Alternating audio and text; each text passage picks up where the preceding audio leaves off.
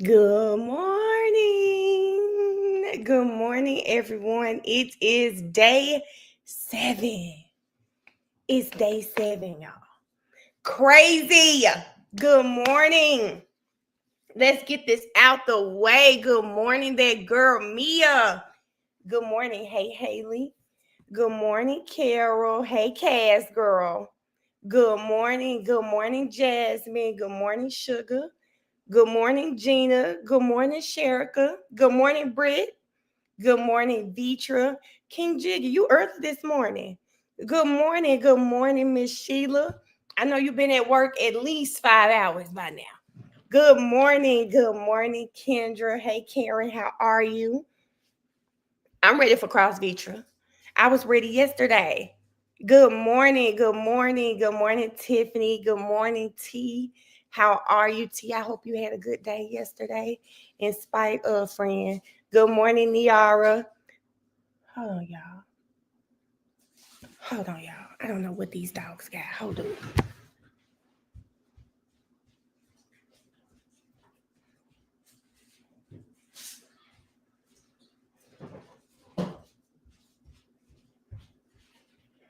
Okay, my bad. I dropped a piece of paper, and I guess they thought it was something.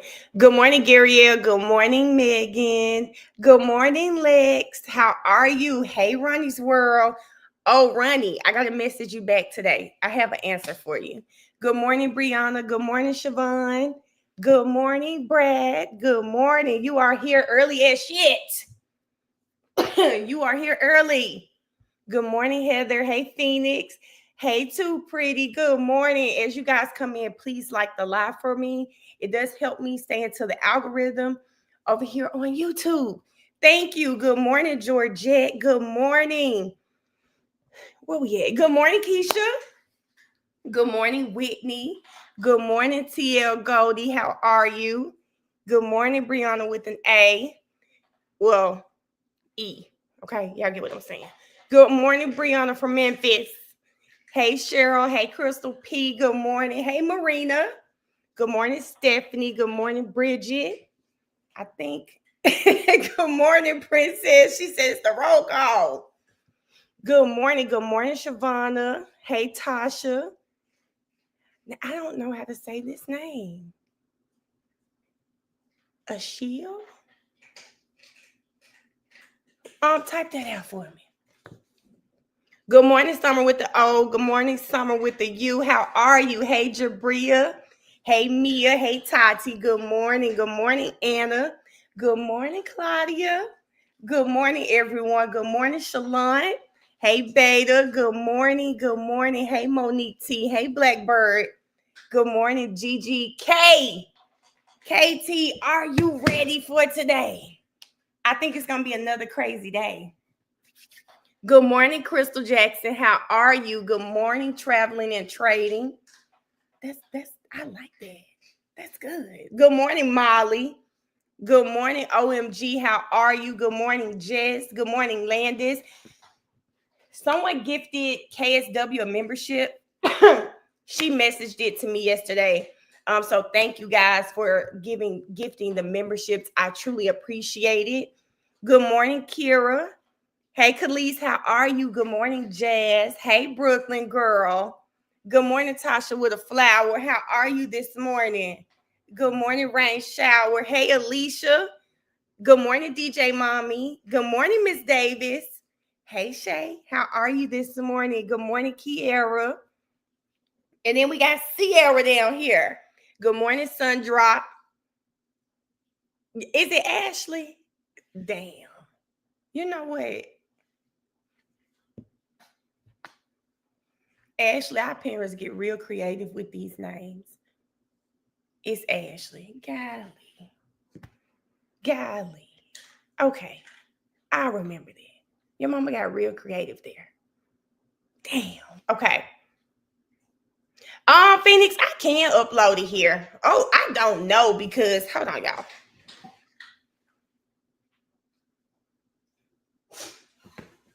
I'm a little nervous to upload it. You know, they like to use the F word. And I don't like to use the F word. I don't think it'll be a problem. I think I've said the F word before on here on accident and it wasn't a problem. But I can't upload it. It was a long, pretty good one until Hallie said, "Good morning, Wendy. Hey, Tracy."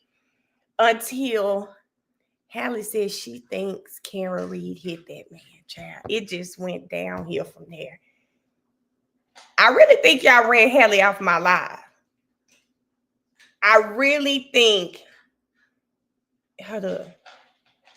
Turtle Boy has a hearing regarding the affidavit. Wow, this is crazy.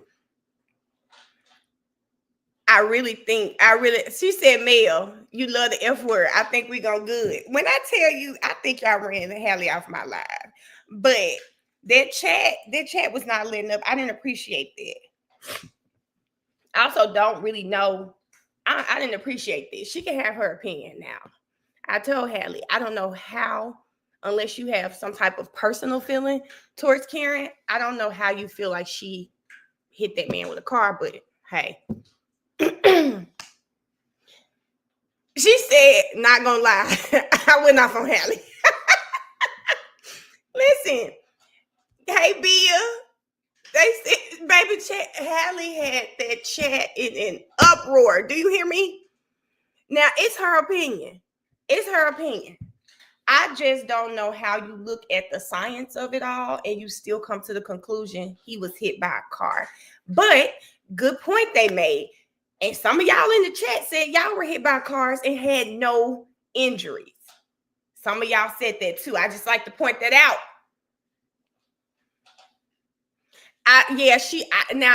Pretty, I felt the same way. I said, well, why do you feel like that? She could never give me an answer. So I think it's just like a good feeling, a good feeling that, hey, she did something to him. But baby, Hallie had my chat turned upside down. Good morning, Rita. Good morning, Nicole. Hey, Amanda. Y'all, she had my chat turned upside down for, I know, at least an hour. And some of y'all were so relentless. I said, y'all persistent as hell. I know y'all get what you want out of life. Okay, I don't know. I can't speak for Hallie. And I will say I don't think any of Hallie's feelings come from the science or the actual evidence. It's like a good feeling. She just feels like she did something. But then she's like, well, I think she did it. But if she did it, why would you? I don't know. But her consensus, she can't be found guilty. She can't be found guilty. Bia said, she said, I don't know. I just feel it. Listen, it was given Trooper Paul. Trooper Paul said the crime scene spoke to him. How? But I think she was playing too, y'all. This is a lawyer who's been practicing a very long time, and she couldn't give us like any information. That's why I said, why y'all let Hallie upset you? I know how I am. I have peeped Hallie was playing. I think she was playing, y'all. I think she was. And I just said, oh, okay. I'm not about to have my pressure up and she in here playing. I think she was playing because she couldn't give us the logical explanation on why she felt how she felt. And that's the first problem for me. Need to release the whole interview. They keep showing snippets. Karen says she called Karen Reed crazy because they couldn't see John on the lawn, but Karen Reed could. Well, let me say, T, I wouldn't look at Carrie as bad if that's why she said crazy.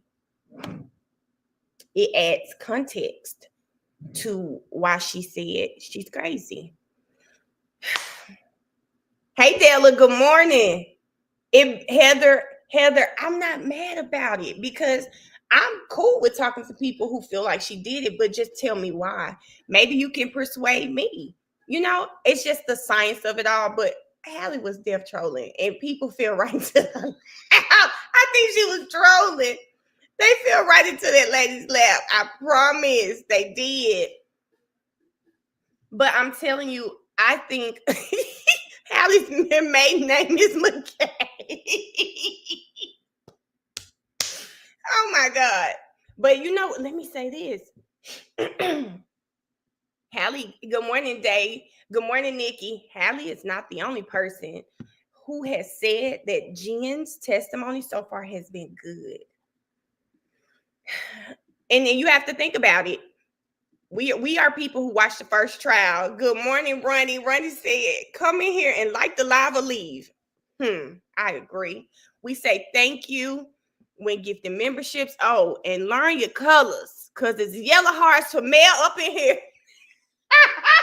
Ronnie said she got to give y'all some house rules. Good morning, Val. Good morning, Sonia. Good morning, Lena. She said Miss J was quiet. I think she was playing around. But yes, people have said online, I've seen it. Thank you for the super chat, Ronnie, that they feel like Jen is doing well. Now, I think Jen did well starting out on last year's well. Last year's well, she did well. She said Hallie was for real. But backtrack when you told Miss J exactly what she said. She had me stressed for about 2 minutes. I realized she actually couldn't tell us any evidence. Yeah, so what are we mad for? What are we mad for? Listen. I think Hallie, if she was serious, one, she's entitled to her own opinion, right? Okay.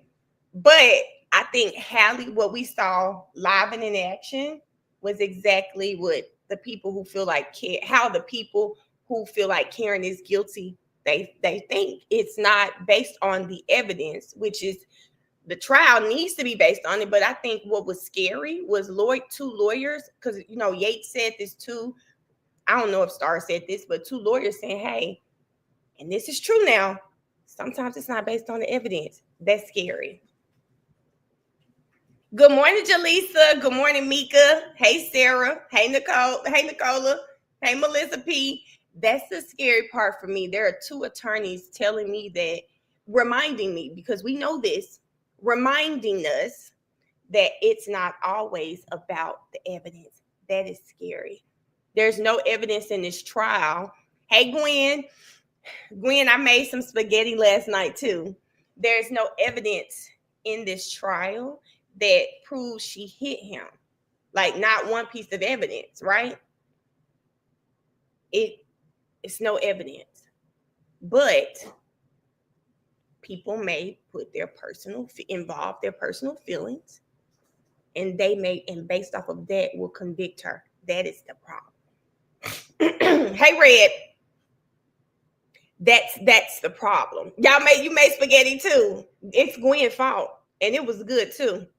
Good morning, OLM. Two different personalities are coming out with Jen. Jen, you're correct. Wait till cross. It was you are lying on me, Melanie. For me, I said, oops, not Bia. Hallie did all that. But here's the thing. What did she say? I said, well, what did you say? Y'all remember Alan Jackson had to do this with with Mr. Nuttall. She said she did something to him. What did she do? She wouldn't say it. But you can't say she did something to him. We all know what she's been accused of. You gotta say it with your whole chest. So it was really good to hear it. Yes, it's safe. It's always safe over here. Good morning. It's always safe, but I do think yesterday we really did get what I feel like you're doing on Twitter all day. She did it. How'd she do it? Where's the evidence that she did it? It's always like there's nothing to support it in the evidence, which is why we go back to she can't be found not guilty. I mean, she can't be found guilty, but people just feel like she did it. I'm just not one of those people. Yates always good over here. She said, Yates, girl, you was on the fence yesterday for sure. I think she was trolling. Look, I think Hallie was trolling Mia. I think she was trolling too, but I enjoyed it because it made for a good conversation. I wasn't mad at the trolling. They'll change their mind about Jim. Hey there, Karen Reed trial watchers. You know what a lot of the trials we cover remind me of? Y'all, why is B King scared in my mentions? I tried to get the instrumental yesterday and was not having any luck. Why did she say yesterday? She read. Let's talk about it. She not only said that it was an ambush, she also, I expect a brutal cross-examination. Like, Bev, that's not something a neutral party would say. Baby, tell May she always good here. Hold on, I missed it. Girl, Shanny talking about Yates. I don't think anyone's safe. Wait a minute, Shanny. I think we are used to you asking us to be reasonable. Wait, Tasha. She was reasonable because Hallie said there's no way she could be found guilty. She was very reasonable in that aspect. Very reasonable. She was very reasonable. She said she can't be found guilty. It's like you got to remember that part of Hallie's combo. She can't be found not guilty. I really do think she was messing with us, but I agree there. People can have their personal feelings, right? But I think what she's saying is, personally, I feel like she did something. But if we're going by the law, I could never find her guilty. I just said, take the law out of it. I want to know why the hell you think she's guilty. I want to know why you think she's guilty. That's all. I'm like, I want to know personally, right? Because that's interesting to me. I haven't seen anything that makes me personally believe she hit him. And that's based on when I'm looking at the evidence. I haven't seen any evidence that makes her look bad. Like Star says she sees things that's not good for Karen. I don't see it. She was drinking and driving. Good morning, Fim. I don't know if I told you yesterday good morning, but when I got off, I saw that I missed. I don't know if I put it up. I don't know, but thank you so much for gifting the memberships yesterday. I appreciate it. I was so mad I had ended that stream and then I saw it. I don't know. Maybe I put it up during testimony, but I wanted to make sure today when I saw you come in this chat that I told you thank you for those memberships yesterday. And if y'all know the drill, if you got a membership from FIM, make sure you say thank you. And I stand on the fact that she cannot be found guilty on the state's case. Hallie said the same thing. Mel, that question never got answered because I think it's just a personal feeling of Hallie's, because who else could have done it? Not y'all got quotes. Not y'all got quotes for Hallie. Y'all out here quoting Hallie like she done gave a speech yesterday. Y'all out here, I don't really understand why they are laying out the case the way they are. Me either, Whitney. Don't get it right now. I don't get it. I don't know what's going on, Whitney. I don't know why they're doing it this way. Hold on. Somebody said, I thank FIM for my membership. Thank you so much. Yes. Good morning, Ashley. There's a man in the snow. Good morning, Renee. How are you, Miss Renee? Everyone was drinking and driving, which is why would Karen be the only person that you want to hold nail to the cross for drinking and driving? They were all doing that. Plus, hell, she got home safely. And who are you to say she couldn't handle what she was drinking? It seems like she was fine, but it does seem like it hit her the next morning. She's probably dramatic anyway. Hell, I'm dramatic. I'm dramatic. Y'all, I was when they FaceTimed me about my mom, I sat on the phone, I was praying and crying like, okay, she's going to be okay. But when my sister put me on speaker for the doctors to come in, I screamed so damn loud. It was 5 o'clock in the morning. I'm in my cousin's home in Ohio. I didn't give a damn about waking them up or anything. I cried the whole day. So you can't tell me how to react. And I feel like there are so many people trying to tell this woman how to react when she thought her man was missing. I think that is insane. Oh, she didn't take her shoes off. What does that mean? What does that mean, Kat? Hold on, Kat. Tell me what that means. Hold on, y'all. I don't know what Kat talking about. What the hell does that mean? I want to celebrate, but I want to.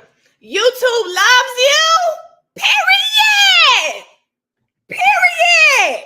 Hold on, y'all. I gotta do something real quick then. Hold up. I had to do something real quick because my nephew was being messy this weekend, putting you on. Oh, that's so dope! That's so dope, y'all. Hold on, it's early too. Let me see if he answered the phone, y'all, because now I got to call my nephew and show him. Oh, I'm FaceTiming Yates. My bad, Yates. I got to call my nephew because he was being messy with me over the weekend. I had to call him. What? Y'all, why my nephew don't have FaceTime on? Thank you, Heather. How do I see the feature thing? Because I need to text it to him. Y'all, what's my nephew? My nephew got FaceTime. Let me tell him FaceTime me, y'all. Because I know he at work. So I can tell him. Somebody just told me that I'm on a YouTube feature. Let me tell y'all what he did this weekend for everybody that's watching. He told me YouTube loves you is crazy. Bro, thank you for telling me that, Kat. Here you go, y'all. Hold up.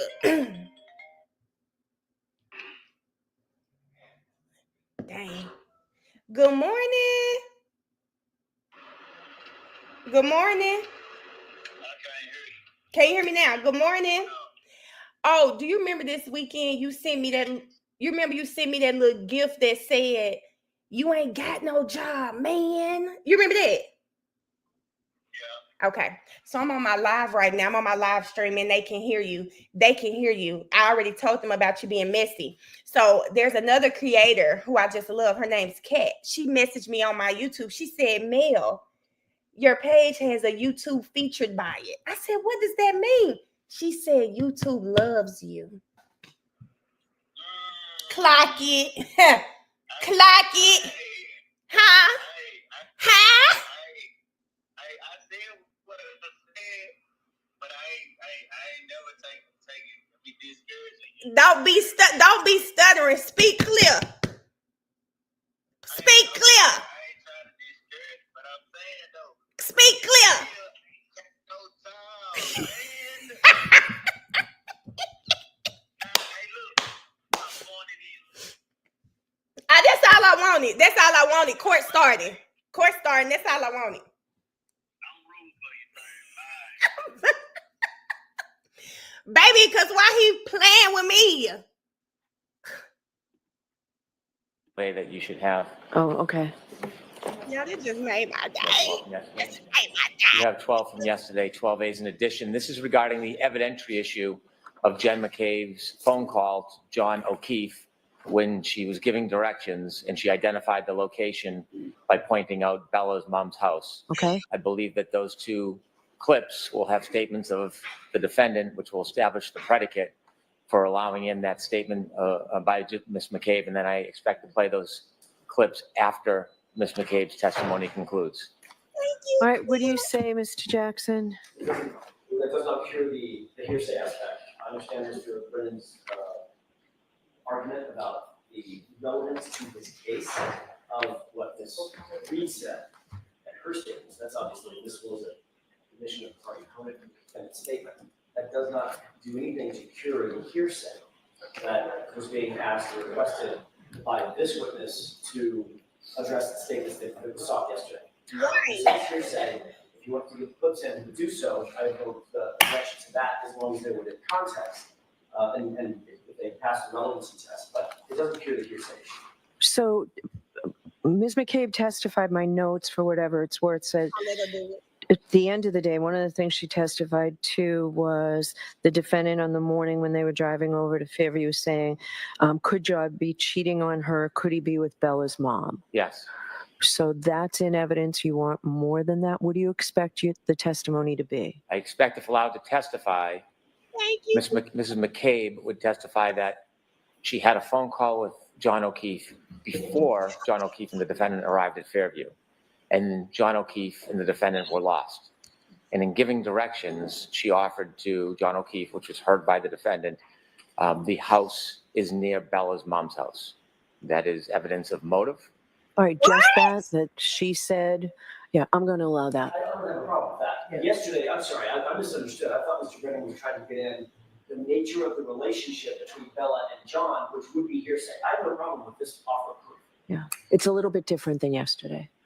Okay. All right, and I understand the loop you'll make eventually, but this is all you intend to get through Ms. McCabe now, right? Yes. Okay. Yes, because I don't think from what I heard, she knows of that relationship at that time. Okay. So I don't think I should ask that. Okay. Just that she was giving directions and. Yeah, that's fine. That's fine. And then those clips can come in. Great, fantastic, thank you. All right, so we'll bring the jurors over. The only thing I would ask is let's not be played with Ms. McCabe on the stand. Agreed. Okay. All right, let's bring the jurors over. Do you need me to take a recess? Okay. Line up, bring one. Why not? Yes. Yes. You are Kat, thank you so much. You have made my day today. Oh my God, y'all. Y'all just do not understand how like little things like that for me, like on this journey, they matter so much to me because you know, my nephew, he definitely supports me. He sends people to my page all the time. They think it's funny what I do, but it's not like a traditional job. It is not. I got it. It is not a traditional job, y'all. And it is so, it's amazing to wake up and do something that you love. It is amazing to get up and come and talk to y'all. Like, it's amazing to be here. And so, like, YouTube is so big. And I'm just somebody out here trying to probably scared to get a real job at this point. But somebody just really trying to make my way and really, really reach my goals of having a talk show. And every day I get closer and closer to it. So I didn't even know. Kat just made my day. She just made my day. I'm about to put it in the group chat. Nikki said, y'all, you had me at hello. Oh, friend, I like that. Love it here. Keep up the good job. Thank you. I love being here. I love every last one of y'all. We are our, listen, y'all, just that right there that really just made my day. It really made my day. I haven't even talked to my YouTube partner, man. I haven't even, yes, Key, I just moved the date. I don't know if I told y'all that. I moved the date. And then I moved it to August, but child, I don't know if I can go in August because Melly is going to be starting around that time. So I really just keep praying about it, girl. I really just keep praying about it. I'm happy I was able to move the date. I moved it to August just and feel it. And then I said, but damn, another case has come up. So we'll see. Jason, I just put him on hold, girl.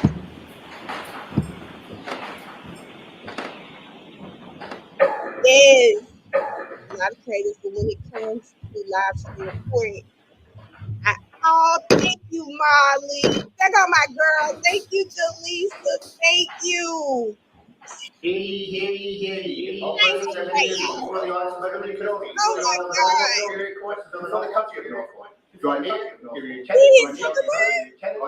God. Massachusetts. This court is now open. You may be seated. Yes, don't make me cry here today, y'all.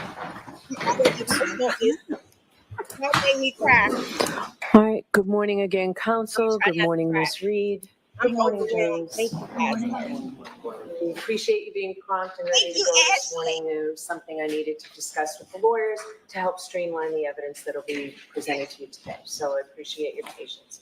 I do have to ask you those questions. Were you all able to follow my instructions and refrain from discussing this case with anyone since we left yesterday? Everyone said yes or nodded affirmatively. Were you also able to follow my instructions and refrain from doing any independent research or investigation into this case? Everyone said yes affirmatively. Did anyone happen to see, hear, or read anything about this case since we left yesterday? No. Everyone said no or shook their heads. Thank you very much. Could we have Ms. McCabe back, please?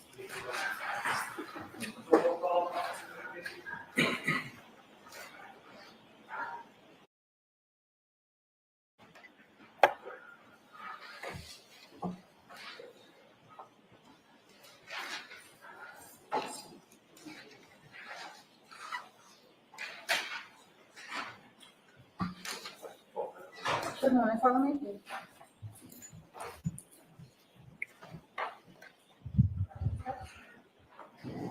Mr. Keith, I'll remind you, you're still under oath. Thank you. May I proceed? Good morning, Ms. McCabe. Good morning. Yes, you would. I said blouse. Okay. Good morning. Good morning. Before you take us back to Fairview Road, I want to ask you a couple of questions about John's house at Meadows. Are you familiar with his house? Yes. Have you seen the front of his house before? Yes, I have. Are you familiar with his driveway? Yes. Are you familiar with whether there's any surveillance system at Mr. O'Keefe's house? Yes. May I approach, Your Honor? Yes.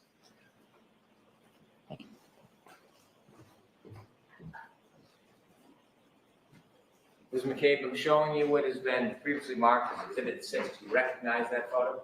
Yes, I do. And what is it? That's John O'Keefe's house. Could we provide Exhibit 6 for the jury, please? On that screen, is that Mr. O'Keefe's home? Yes. I'm showing you what's been marked as Exhibit 8. Do you recognize that? Yes. And what is it? That is the side of Mr. O'Keefe's house, the two garage doors. Is there any indication of surveillance? Is this a Ring camera right here? Looks, Is that what John O'Keefe's side of his house looks like? yes. I want to show you Exhibit 10. Do you recognize what's in that photo? Yes. What is it? It is the driveway at John O'Keefe's. See a car to the left? Yes. Do you know whose car that is? Yes, that's Miss Reed's. Is that where you left it the night before? Those early morning hours when you drove to Mr. O'Keefe's house? Yes. I want to show you it's been marked as Exhibit 11. Do you recognize what's in that photo? Yes, Miss Reed's vehicle. Is that the vehicle that Ms. Reed showed you with the broken missing taillight that morning? Yes, it is.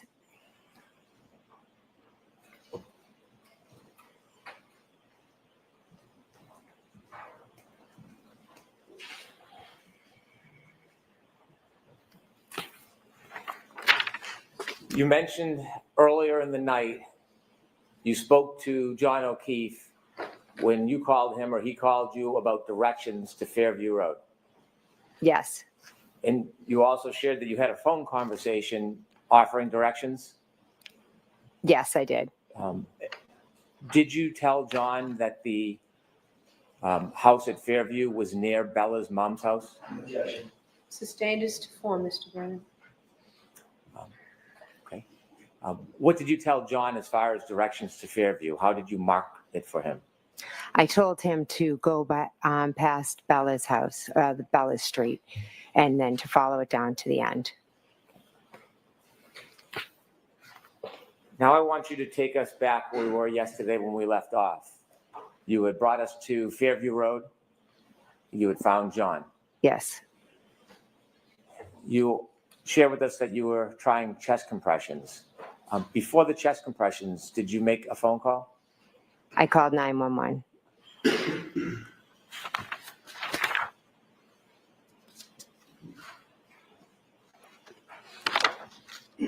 I'd like to move to introduce a copy of that 911 call. Okay. Do you have something physically to? Thank you. Ms. McLaughlin does. Thank you. With, 45. Thank you. with the court's permission, I'd like to play Exhibit 45. Yes. No, this is for what we're Yes, I need someone from the third cell can 34 Familial Road in Canton, Mass. The van passed out in the snow. You can't hold up, because you can't let you go. You connected to the okay? Yeah, I don't know why I did that. You have to tell us about that line. I'm 15 days. Like, we got that area in 15, okay? I'm trying to tell line, because it's. Okay. I know. I mean, the one that, I don't keep going to Harry. 911, what's your emergency? I need someone to come immediately to 34 Familial Road, Canton, Mass. What's going on? There's a guy unresponsive in the snow. In the snow, 34? Yes, 34, the Albert resident, yes. I just pulled up and found it. Okay, 34 Fairview? 34 Familial, Canton, Mass, yes.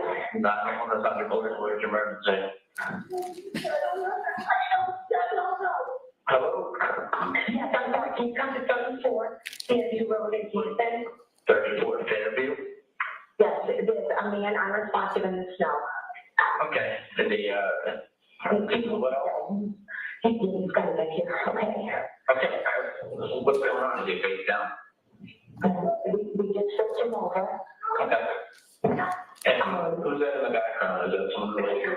That's his girlfriend, his name is John O'Keefe. Okay, how old is he? John is 46 years old. 46, how long has he been outside? I don't know.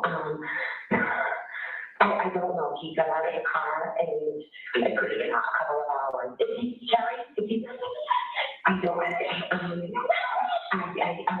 I don't know if he's women. There are two women trying to. It could be party and then hysterical. Okay, can you just try asking? I know it's tough, but we have to get the side apartment going. I just gotta know. Okay. Is he breathing? It doesn't seem to be breathing. Okay, do they know how to do CPR? Do they want to attempt CPR? He's got to do CPR. No, I guess he's gone. Okay, they don't feel comfortable doing so? No, I think he's passed away. Okay. All right, we have the fire department and the police department on the way. If everyone's declining CPR, then I'll hang up with you, and if anything changes, you can give us a call back. Where are you guys upset? I'm right up front. I know, I'm on the phone with the interviewers. I know, honey, I know. Carrie, you gotta get off of me. Carrie, you gotta get off of him. You know if there's any alcohol or drugs involved? He has been out. They've been out drinking? Yes, I'm talking hours about maybe, and I don't know how he's been. Okay, is there any bleeding or anything? Maybe his head out? Yes, possibly, I think he's bleeding in the face. Okay, bleeding from the face, all right. Yeah. And how big the pool of blood is, if there is any? Something's coming out of the nose, and one of the ones that is doing CPR. Okay, one of them is doing CPR? Yes, I'm working on him. All right, if you want CPR, and just give us a call back if he becomes responsive, right, but we're on the way. Okay, thank you. That's it.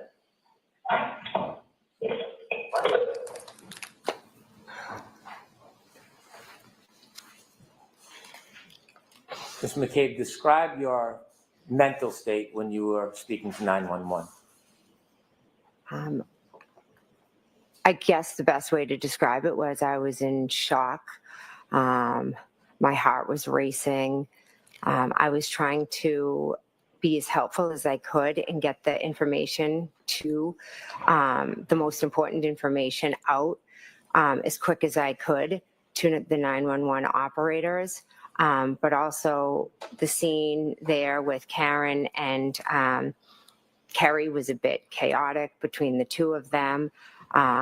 So I was just trying my best to be as calm as I could, to get help there as fast as I could, and to answer their questions the best that I could.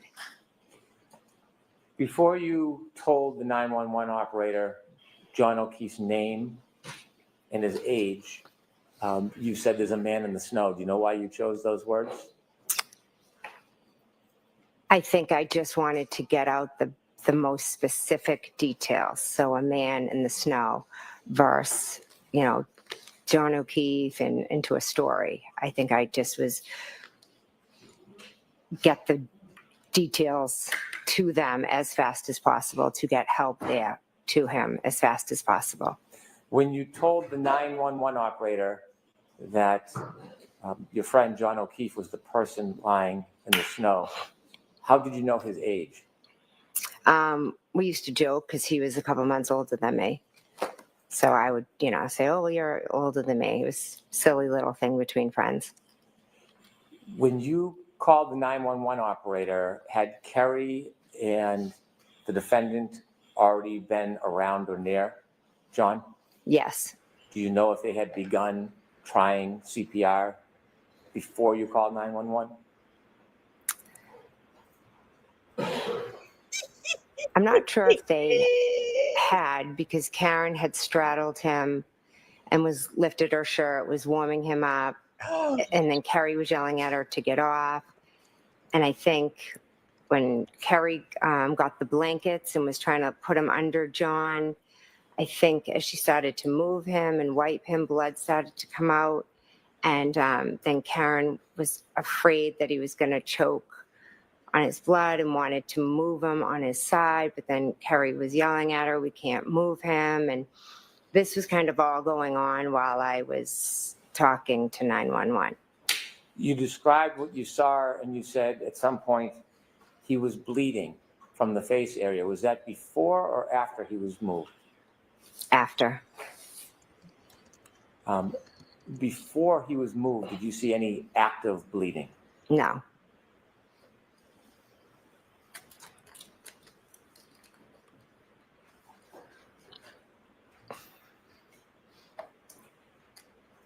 After you called 911, what do you do next? I don't get it, Dee. I think I called my sister and she didn't answer. And then I think I called her as I was walking over to John and she didn't answer. And then I immediately got down on the ground and Kerry Roberts asked me to take over. How long did you try to help John for? I'm not sure. I'm not sure. How long were you and the defendant and Miss Roberts there before someone else arrived? Alan Jackson got the Police officer was the first to arrive. In the moments, it seemed like a long time, but I think it was fairly quick that they arrived. Any point during the time when you tried to help Mr. O'Keefe and the first police officer arrived, at any point did you see any signs of life from Mr. O'Keefe? No. Yep, TL. When the police officer first arrived, do you remember what happened next? I remember it was very chaotic, but there was talk about a spotlight. And I remember, I think I got up and ran to kind of wave the, to get the police officer's attention so he could see where we were. And then what happens? The police officer, not sure specific, I do remember him asking about John. I think he said, is he a drug user? He was just asking some basic questions. And what's the environment? What's going on around you? Karen's just running around crazy, like just yelling, screaming, kind of like a ping pong. What are you trying to do? I was just trying to talk to the officer. I guess I just went into this like type of mode of, all right, I have to just talk to him, get the information out, figure out like how we can best help John and like what happened to him and try to save him ultimately. And what happens next? More officers begin to come, fire and EMT. So the scene becomes active with a lot of different presence. John, I think they lift John onto a board at one point. The officers are asking us questions. Karen's kind of coming over, talking to the questions, and then kind of just running away. And then she just runs back over. She's doing a lot of screaming, a lot of repetitive, is he dead? Is he dead? Is he dead? Could I have hit him? Did I hit him? Kerry, I think, Kerry's off kind of making phone calls, I believe, to John's family. Do you know what time the first responders lifted John from the ground and put him on that bed? I don't know a time, but it was Okay, that's the only question. okay. Look at it. He like you doing too much. You heard your 911 Question call. only. Do you know the time of that 911 call? Not off the top of my head, no. At some point, did you talk to a number of different people at the scene? Yes. And who were you talking to? The first officer was Officer Saraf. I know I spoke with him. I spoke with an Officer Lank, an Officer Good. There were other officers. I don't remember their names. There were EMTs. I don't remember their names either. You have lived in this area for a long time? Yes. You're active in the community? Yes. Did you know Sergeant Good from before that night? I knew of him. I didn't know him No, personally. everybody. Did you know Detective Lank? Yes, I knew him. How did you know We were friendly. him? Your children ever associate with each other? Not until recently. After you had a chance to speak to some of the officers, did you move around at all yourself? Yes, I kind of, the officers would talk to us here and then a little bit over to the side. I tried to comfort Miss Reed. At one point, Miss Reed was very upset.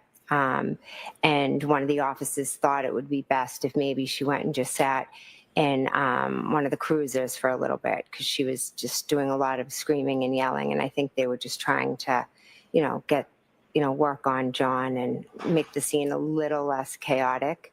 So I went into the back of the car with her, and Kerry Roberts came over.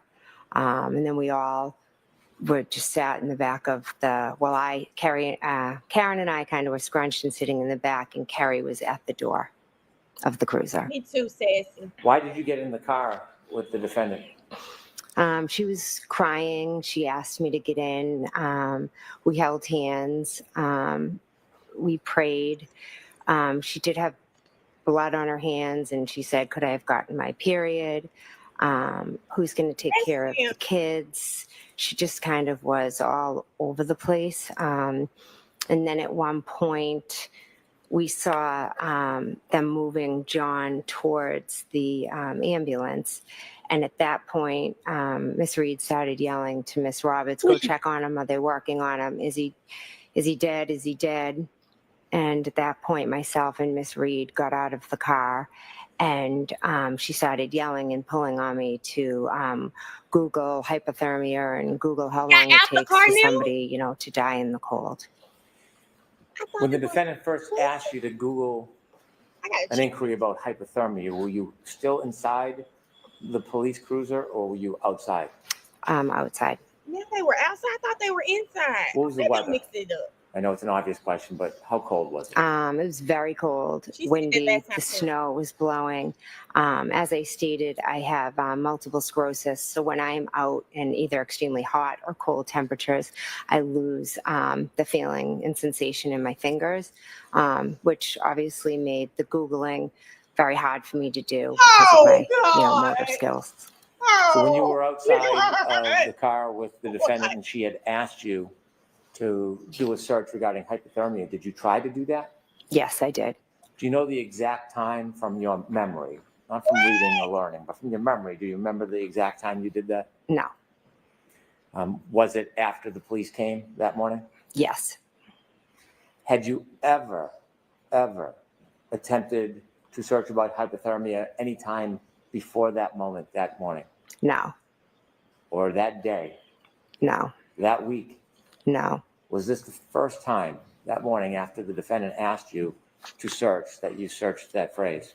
Yes, it was. And did you complete your search and get a result?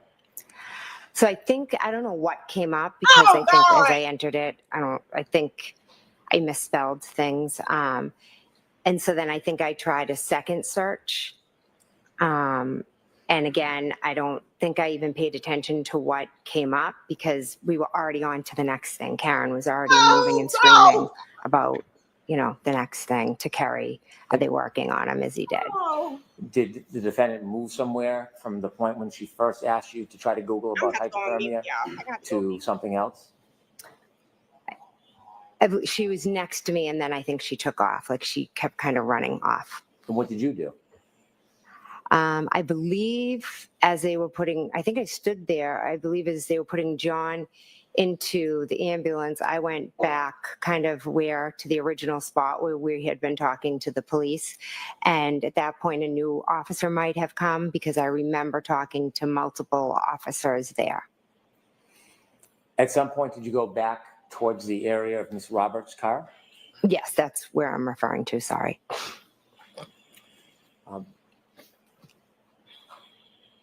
At some point,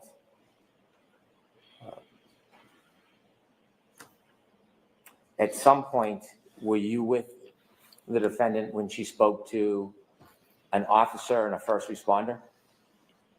Yes. Do you remember if the first responder was a man or a woman?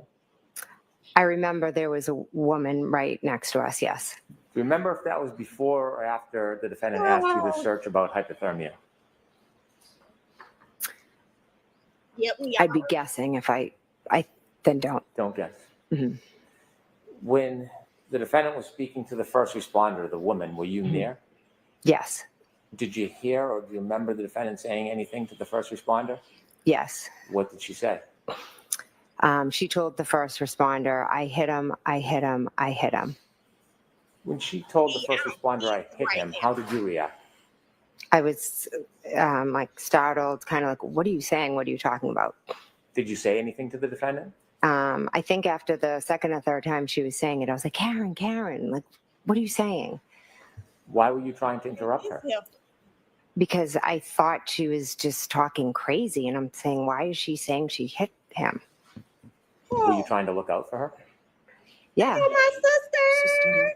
Good morning, Hope. I'll strike it. You can ask it differently. What was your motivation for trying to interrupt the defendant making the statements to the first responder? Karen was hysterical, irrational. Hey, can Kind you of- slow the chat down? I'm lost. I'll move on. Oh, okay. I'm going to see counsel at Sidebar for just a minute, please. Okay, break. What the entire? I don't want to say it. Y'all know when Glorilla, that song is going on this stand right now. What's going on? Shout out to my sister in the chat, Hope Elizabeth. My sister has a YouTube channel. She has TikToks too, guys. If she does stay-at-home mom content, super cute. It's definitely, you can tell my sister putting some time in that content, okay? So if that's the content you like, y'all go subscribe. I promise you will not be let down. But shout out to my sister in the chat. That's my little sister, okay? The one whose wedding I went to, that's on my page. Anyway, how in the hell? Oh, God, I'm ready for Cross already because she is such a liar, and we're going to catch her in her lie. Oh, I'm ready for Cross. I'm ready for Cross at this point. Thank you, Missy. Thank you, Missy. Please like the live, guys. If we can get those likes to 300, that would be great. After you made the search at the defendant's request for an inquiry regarding hypothermia, did you have a chance to speak to the officers further? Yes. She's a lie. She's Did a they lie. ask you to do anything or go anywhere? Yes. Officer Lank asked me to go into my sister's house and to wake them up. And your sister's name again? My sister, Nicole. And that is the house you were in the night before? Yes. And after you spoke to the officer, they requested you go in to speak to your sister, did you? Yes. Was there any directive on what you should speak to your sister about? No. After the officers asked you to go into the house, did you? Yes, I did. Do you remember what door you went through? Yes, I went through the front door. Was the door locked? Yes. How did you get in? Oh, I'm sorry. I thought you said, was it unlocked? No, I asked if it was locked. Oh, sorry. It was unlocked. As you're approaching the house, were there any lights on? No. Was it dark? Yes. Any sign of any movement inside the house before you went in? No. Take us through walking through the front door. What happens? So I went in the front door. I opened the door. I walked up the stairs into their hallway, and then I think I knocked on their door. Bedroom door? Their bedroom door. And then I opened the door. I went in and I walked over to the bed and I was like, Brian, Nicole, because I was like, I was in a position where I felt like the world was going on around me. So much was happening, but I also was aware that I was just about to wake up two people that are sound asleep, and they're going to see me standing over their bed and be startled, wondering, what am I doing here? So what happens? So it took a minute or two, and then Brian woke up and he immediately was like startled and was like, Jennifer, what's going on? What are you doing? And then I believe I tried the best I could to say what was going on. I think I said, we found John. You don't need to describe again, but I want to know Look, he's cutting their her off. reaction and He's your cutting her interaction off. with your sister and Brian Albert. They woke up startled and confused. Did you have a conversation with them? Yes. How long was that conversation? Brief. They got up, got dressed. I spoke to them. And where did you go and where did they go? Then all three of us went down the stairs. The upstairs to the downstairs? Upstairs to downstairs, And yes. upstairs is the second level, is downstairs the first level? Yes. As you come down the stairs, can you see the front door? Yes. Is there anybody in the house at that point? I saw Officer Lank. In the house? Yes. Do you know if he had been invited in? I have no idea. When you came down the stairs and saw Officer Lank, where was your sister and Brian Albert? They were walking with me down the stairs. So Lank was Did you already see in whether there? or not Who let him the in? officer spoke with your sister and your brother? He did. Brother-in-law? I'm sorry. He did, yes. Were you there during that conversation? No, How long was that conversation? Do you know? not sure. Where did you go when the officer was speaking to your sister and your brother-in-law inside their home? I was standing at the front doorway, and then my husband, Matt, had just arrived. What happened next? I started talking to Matt, and almost immediately Officer Lang came, got Matt, and asked if he could talk to him outside. Okay. At this point, I want to go back and show you some video. Have you seen video in this case before? Yes. I'd like to ask the court's permission to display Exhibit 4, and I would like to walk through some of the video. Okay. Ms. Gilman, if you kindly put on Exhibit 4. I'd like to start at 6:09:57.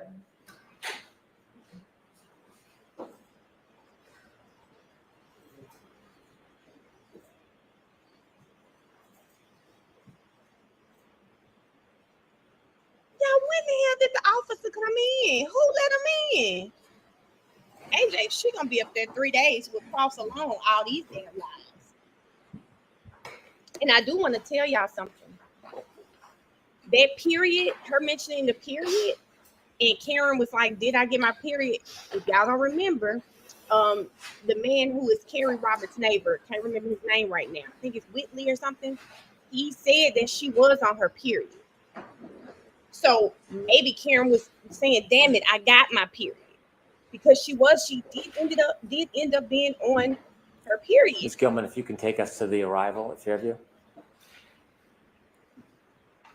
She did end up being on her period. So what if Karen's like, "Damn it, I got my period"? He know. I don't know how he know. Maybe they told him in the hospital. I don't know, Key. But her lawyers asked. So it's not like they told Yannetti asked about it. Thank you, Kay. Thank you so much for the super chat. Y'all just wait till I get my sound machine. Cash app sign. Bing, bing. Yep, that's why she didn't want to take the urine test. I remember that.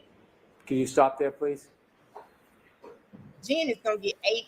Ms. McCabe, do you recognize this scene? Yes. Is that morning? Yes. The car directly in front of this dash cam, do you know whose vehicle that is? Carrie Roberts. On the left, we see somebody with a blue parka or jacket. Do you know who that is?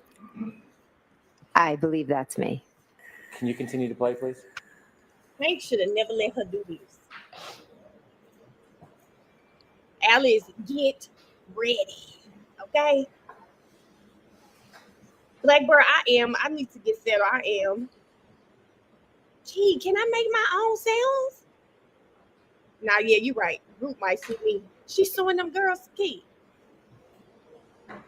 Dang. I don't want to play with her. But Fim, I do think I thought she was trying to make her look really drunk. Like she was so drunk out of her mind. She just done CPR, been around here with blood, and thinks she's on her period. I think they're trying to make her seem like she was really, really drunk. But what if she was just saying, damn, I got my period, you know? Like, fuck, what else could go wrong today? Can you stop there, please? Does that fairly depict your first interaction with law enforcement? Yes. Do you see the flagpole in that video? Yes. And is that the area where you found John? Yes. I'd like to move forward in the video. If we can move forward to 6:14:45, please.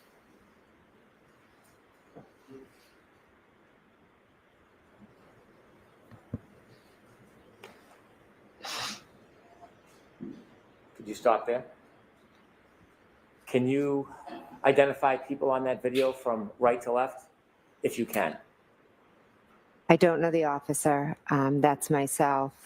I believe behind me, that's Miss Reed. And this is about, let me get the time correctly. 6:14:47. And do you know where John is at this point?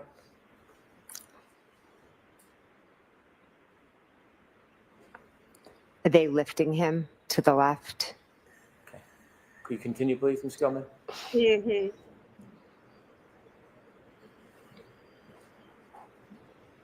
Nikki, I think she started her cycle that day. It could have been stress induced. I don't know, but I think she was just saying, Could you like, stop there? damn, you know? The person all the way to the left near the flagpole. Do you know who that is? I believe Carrie Roberts. And is that the area where John was found? Yes. And that's at I believe so, 6:15 a.m.? If you don't know, that's okay. Do you know what Ms. Roberts was doing at 6:15 a.m.? My guess is I that, don't want you to guess, just if you know. I don't know. Okay. Now, you're over to the right. Is that you? Yes. Okay. Continue, please.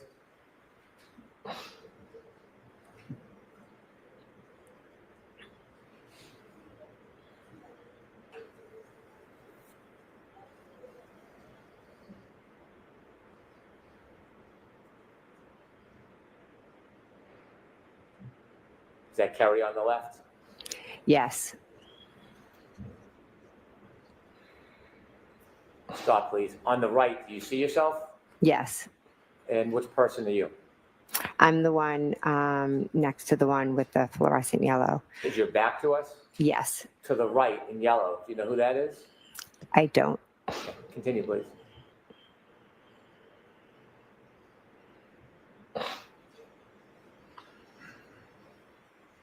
Continue.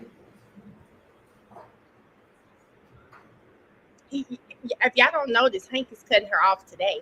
He said, you ain't gonna do all that bullshit you did last trial. Shut your mouth. Only if you don't know, don't do it. I don't want you to think.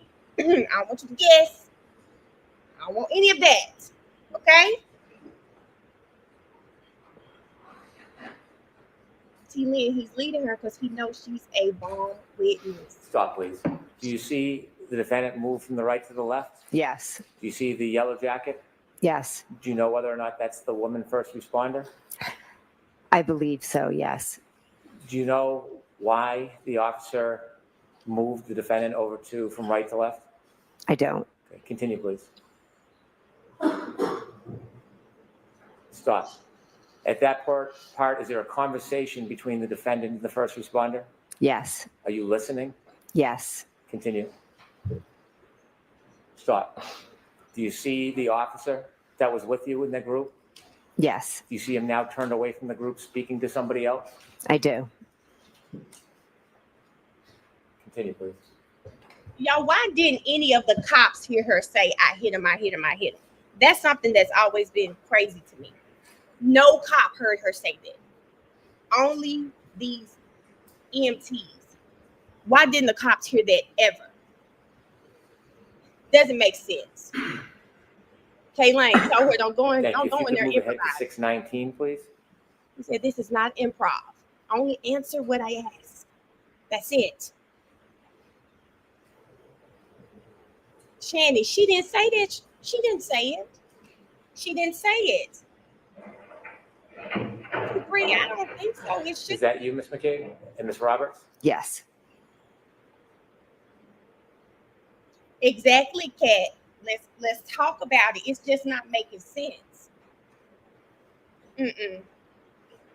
Not one EMT told the cops. Not one EMT put it in their reports. I can't buy it. I can't trust it. Okay, we got a new member. Thank you, Tasha, for becoming a YouTube member. Tasha with the flower, my girl.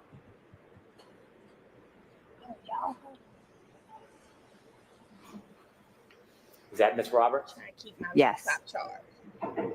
Stop for a moment. Do you know at which point you went to the officer's car and sat in the back with Ms. Reed? I believe it's right after this. Can you continue, please?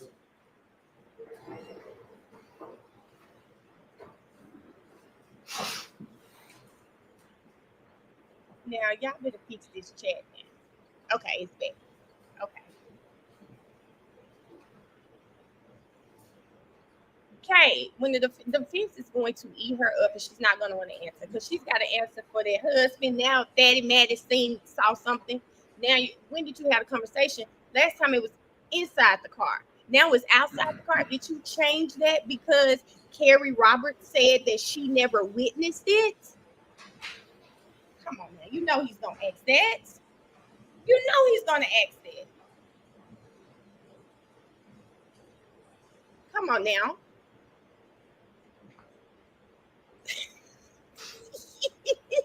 Nicole, I don't even know what happened. I can't tell when stuff happens to the chat unless y'all tell me. I think Hank's going to have her up all day so AJ can't get momentum. I think you're probably right. That's it, Kat. That's going to be every question. Shout out to you guys. It's about 400 of us in here. Thank you guys for coming. Please make sure you like the live if you have not done so yet. We appreciate you over here. I happen to believe this is one of the best chats on YouTube. And I hope you guys have a great time. Like the live and subscribe to the channel Roberts? if you're not. Yes. Subscribe. Thank you, T. Start snitching for Stop, me because I please. didn't know. Was it before or after that moment that you sat with the defendant and Ms. Roberts stood outside the car and you prayed?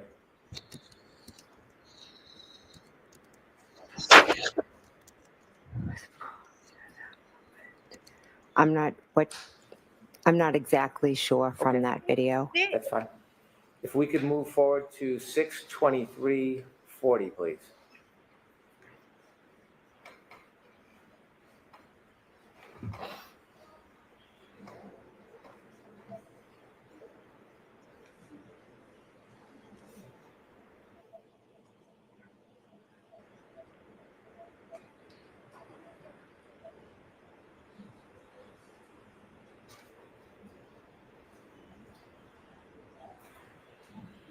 At this time, are you still with the defendant behind this car in some spot? Yes, I am.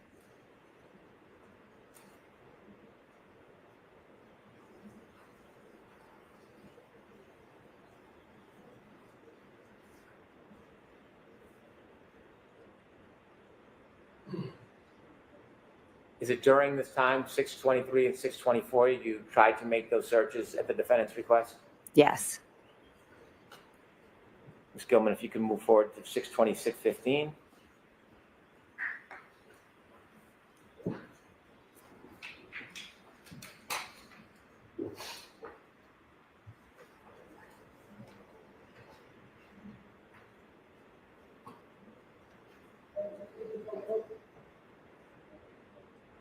I want to know why we didn't hear her tell you that.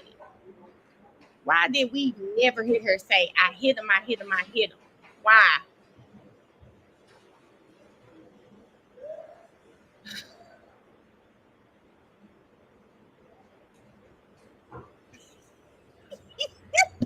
Y'all are so creative. Listen, thank you for being here. Please leave your her DNA on the Pause, please. subscriber. Ms. McCabe, do you see anybody returning to Ms. Roberts' car in that area? Yes. And who did you see? I saw myself, and I'm standing outside of the car speaking to Officer Lang. I saw Kerry go up and near her car. I'm not sure if she went into it. And I saw someone walk Miss Reed into the car. Is it around this time you have a conversation with Mr. Lank? Yes. And what does he tell you again around this time? He's at this point, I think, asking me questions about what had happened.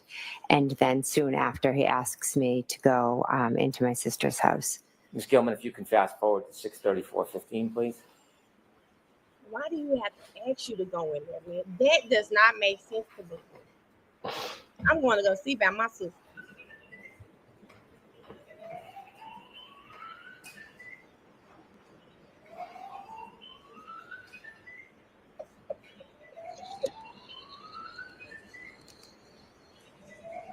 There must have been somebody's phone in the car ringing.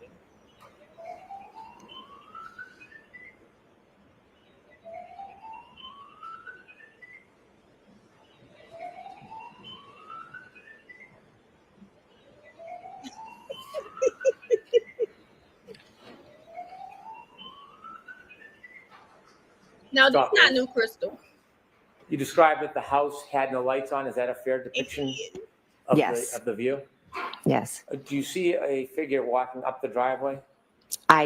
Not on this pause clip, but I did see it. Yes. Let's play it and see if you can identify. Yes. I can see myself walking up. It's 6.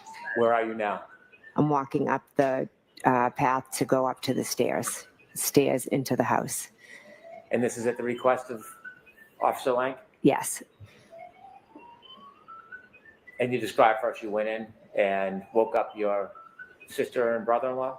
Yes. Could we move forward to 6:39, please?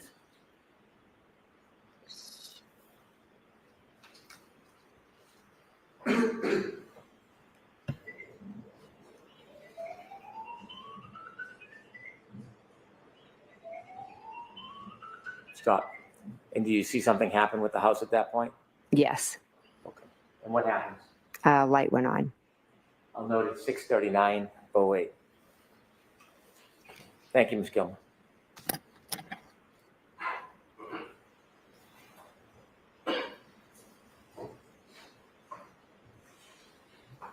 After first responders took John and you had gone in your sister's house, what did you do next?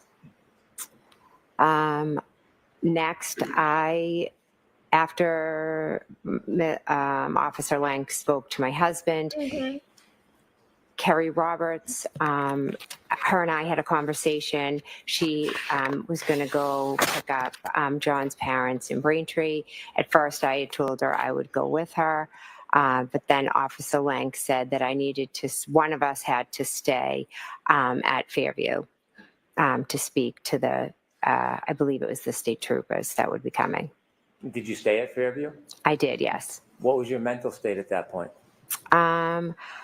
Again, I was in shock. The best way I can describe it is the feeling of I'm present and everything's going on around me, and I'm just trying to process and make sense of everything.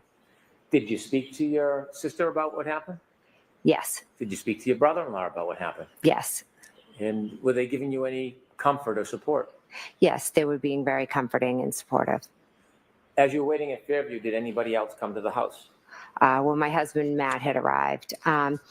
A little while later, Julie Albert had arrived. She was dropping something off, and then Brian Sr. called her in.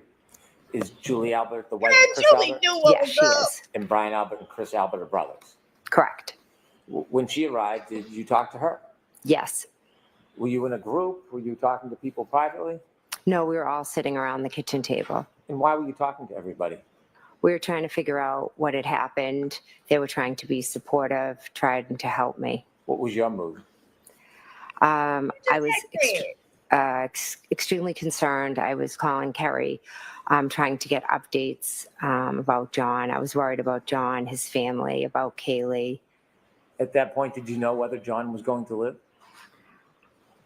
I had a very strong, I think deep down I knew that John was gone. But said- there's until you hear it, I think She said as soon as she saw him, she knew he was dead because he was frozen. there was that little bit of hope, maybe. Did you speak to anybody but Kerry who was not at the home that morning? I believe I spoke. Yeah, Miss Reed. You had a conversation? Yes, I spoke to her when she was in the ambulance. You sure did. Did you speak to her again later that day? No, I think I texted her asking her for Carrie's number because I didn't have it. Why didn't Did you hear want back? to her? No, Did you ever speak to Miss Reed again? no, I've never spoken to her again. Why? When you were trying to get information from Kerry and you were in Fairview, did anybody else other than the people you've described arrive at Fairview? Chris Albert. Oh, Brian Higgins showed up and Chris Albert. Did you know Brian Higgins? I knew him as a friend of Brian's. Did you see him at the waterfall that night before? Yes, I did. And after you arrived at Fairview that night, after leaving the waterfall, was Brian Higgins one of the people there? Yes. And did you talk about what had happened in front of Brian Higgins as well? Yes. Was there a group discussion? Yep. I wouldn't say discussion. I would just say, like, for instance, someone would ask me a question That's a because everybody discussion. this didn't make sense to anybody. It's a discussion. No one knew what had happened. Agreed. So just move on. And so was there a lot of questions about what you saw and heard? Yes. You mentioned earlier that you felt like you were in a state of shock. Did you feel like you were still in that state, or were things changing mentally? Little by little, as I sat there, I started things started coming back to me that had been said to me earlier. Did something significant come back to you about what happened earlier, or what you heard? Yes. And what is that? When Miss Reed stated to myself and the female, I hit him, I hit him, I hit him. And did anything else over the course of that morning come back to you about that moment? Throughout when I was still at Fairview or throughout the day? Still at Fairview. I believe that was maybe the main thing. I can't be sure what time, what memories came back. When you remembered the defendant's statements to the first responder, That's did you decide crazy. to do something with that information? Yes, Officer Lang had said if I, remembered anything or needed anything before the state, the state police came to give him a call. Did you? I did, yes. And you knew Officer Lang? I did, yes. Were you comfortable calling him? Yes, I was. Did you tell him the information that you had remembered? I just asked him to come back to Fairview. Why Did you he? just tell me? He did, yes. When he came back, did you speak to him? Yes, I did. Were you with the group, or were you alone? No, I was with the group. And did you tell him what you had remembered? I did, yes. How long did you stay at Fairview for? I believe somewhere between 11:30. I'm being approximate with my times. 4 or 5 hours. Officer Proctor called me from the state police. Do you know how he got your number? No. Did you have a discussion with him? He said he would like to come by and question me. And Yep. I'm not sure if he said at your house or if I said I need to go home because I had 4 kids at home that were still sleeping. Maybe you had an older And, child. I knew that I had to go home to them and eventually break this, news to them and comfort them. And I knew that was going to be a whole nother situation to deal with. Did you speak to him on the phone before you went home, or A quick phone call. I'll see you at my house. at that point, did you share any information with him? No, not on the phone. Did you return home? I did, yes. Do you remember about what time that was? I'm going to say 11:30 or after. that a- Approximate. General? General, yeah. When you got back home, did you have a meeting or speak with Mr. Proctor? I did, yes. Was it a phone call or an in-person conversation? He came into my house with Officer Buchanan. Okay, him and Trooper Buchanan came in? Yes. Was there anybody else at your home? My husband was home, and my brother-in-law, Brian Albert, came over. Did you speak to them? Why her brother Yes. come over there? Did you tell them any additional information at that point? The troopers or, The troopers? yes, I No, know I it's had her said what pauses. Karen had said to me, and then It's her she had pauses. said I hit him. Could I have hit him? I told them how she showed up at my house. I just basically gave them the events of that morning. At that point, did you mention anything about the defendant's broken taillight? At that conversation, no. Did they leave? They did leave, yes. At some point, did they reach out to you again, or did you reach out to them?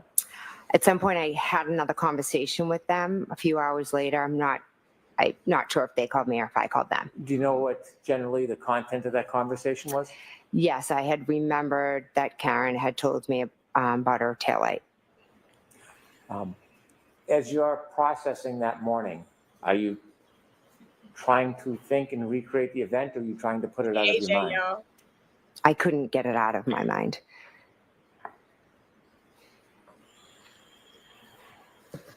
While you were at home, did you receive any updates from anybody, Kerry Roberts or anybody, about John? Yes, when I was still at the Alberts, Kerry had given me word that John had passed. Fred, I don't know about Fred, Then but once she I was got there. home, I know different friends who were starting to hear. Without content, were you receiving contacts, calls, text Yes. messages from other people? Yes, And were you reaching back out to other people? some, yes. At some point, did you go over to Meadows Road? On Sunday, I did, yes. Was Sunday the next day? Yes, it was. Why did you go over to Meadows? Carrie and I went over with my daughter and her daughter to see the family and to offer support You and said our you- sympathy. You said you and Kerry. How did you get there? Carrie picked me up. Prior to that evening, you and Kerry, you described, weren't friends or familiar. Correct. Were things changing? Yes, rapidly. When she picked you up, who else did she pick up with you? My daughter, who is Kaylee's friend. And was anybody else, or any of Miss Roberts' family in the car? Yes, her daughter was in the car as well. So it was you, Miss Yes, Roberts, and Kay. your two daughters? Yes. You said you went to Meadows. Yes. Why did you go there? To offer our condolences, sympathy, support, Now, to why be with she the gotta family. repeat I love them. that? Girl, shit. Were they staying at Meadows? They were at Meadows, yes. When you went there that next day, can you describe the traffic and the people that were there? There was a house full of family, friends, coworkers, loved ones. The car repairman, like Talking to anyone and me. everyone. Did you ever see the defendant? No. While you're at the house, did you have a chance to speak to Miss O'Keefe? Yes, I did. At some point that day, did you leave the house? Yes. Who did you leave with? Kerry and my daughter stayed to be with Kaylee, and we left with her daughter. Where did you go? We were heading home, but then we ended up dropping off her daughter at Where her you friend's go? house. Now, who's her daughter? Don't give me a name. Kerry's daughter? Carrie's daughter, yes. And was Kerry's daughter friends with any of the Lanks? Yes, Carrie's daughter's There you good go. friends with Mike Lank's daughter. When Miss Roberts drove over to Mr. and Mrs. Lank's house, did you meet anybody? Yes, her daughter, Carrie's daughter, went in the house, and Mrs. Lank came out. Her and Carrie are very good friends, so she came out to offer support and condolences. Was it still cold outside? Yes, it was freezing. When she was offering her support, was she inside or outside of the car? She jumped into the back seat. During that time you spent They with making this sound so Officer casual. Lank's wife, did you ever go into the house? I have a faint memory. I think I went in and used the bathroom at one point. Oh, When you were having a conversation with Mr. Lank's wife, were you talking about what had happened? Yes, Carrie was just explaining the morning, the phone calls, the scene, things like that. Were you trying to get any type of inside information or push the investigation in any Never been particular with Carrie direction? before. No, I didn't speak much. It was mostly Kerry and Trish was just being a supportive friend to Kerry. At some point, did you get together with Ms. Roberts and try to memorialize what you had saw or thought that morning? Yes. Why did you do that? Peg had asked Kerry to do a timeline. So Kerry came over and we were sitting down talking about it. And so my sister was there and she said that she would jot it down for us. And so when you got together, it was at the request of Mrs. O'Keefe? Yes. When she made that request, did you ask you to do that? Did you question why? No, she wanted us to do it, so I did it. Why? She wanted us to remember Very and try to jot down everything we remembered so we wouldn't forget. I'm going to sustain this twitch. There is disregard. Did you speak to officers further in the future? Yes. Can you count how many times you spoke with police or the interviews you had? There were a lot, or a good amount, I should say. At some point, did any of the police officers ask if they could take your phone and copy everything on it? Yes. Did you have any hesitation about that? Objection. Ask it differently. Were you cooperative? Yes. Why? I wanted to help in any way I could. May I approach? Yes.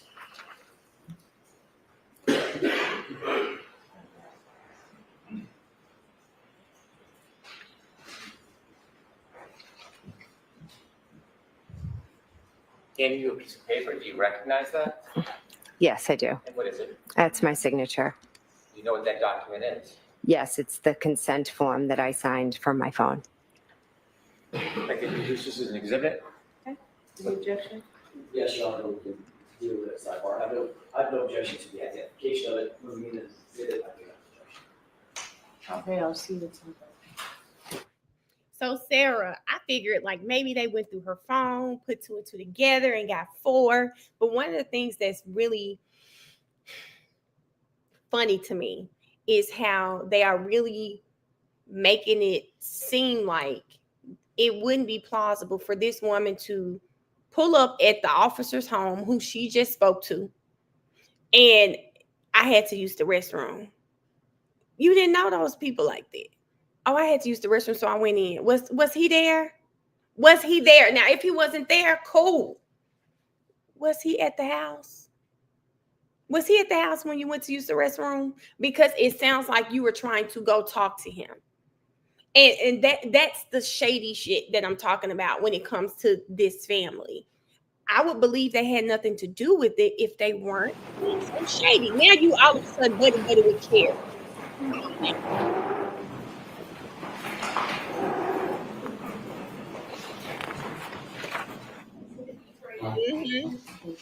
Hate memory of going to the restroom. Come on now.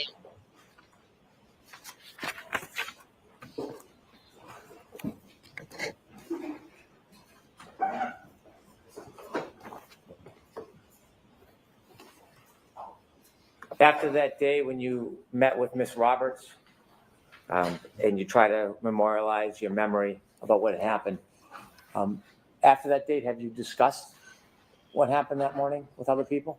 Yes. And have you discussed it with police over time? Yes. Mm-hmm.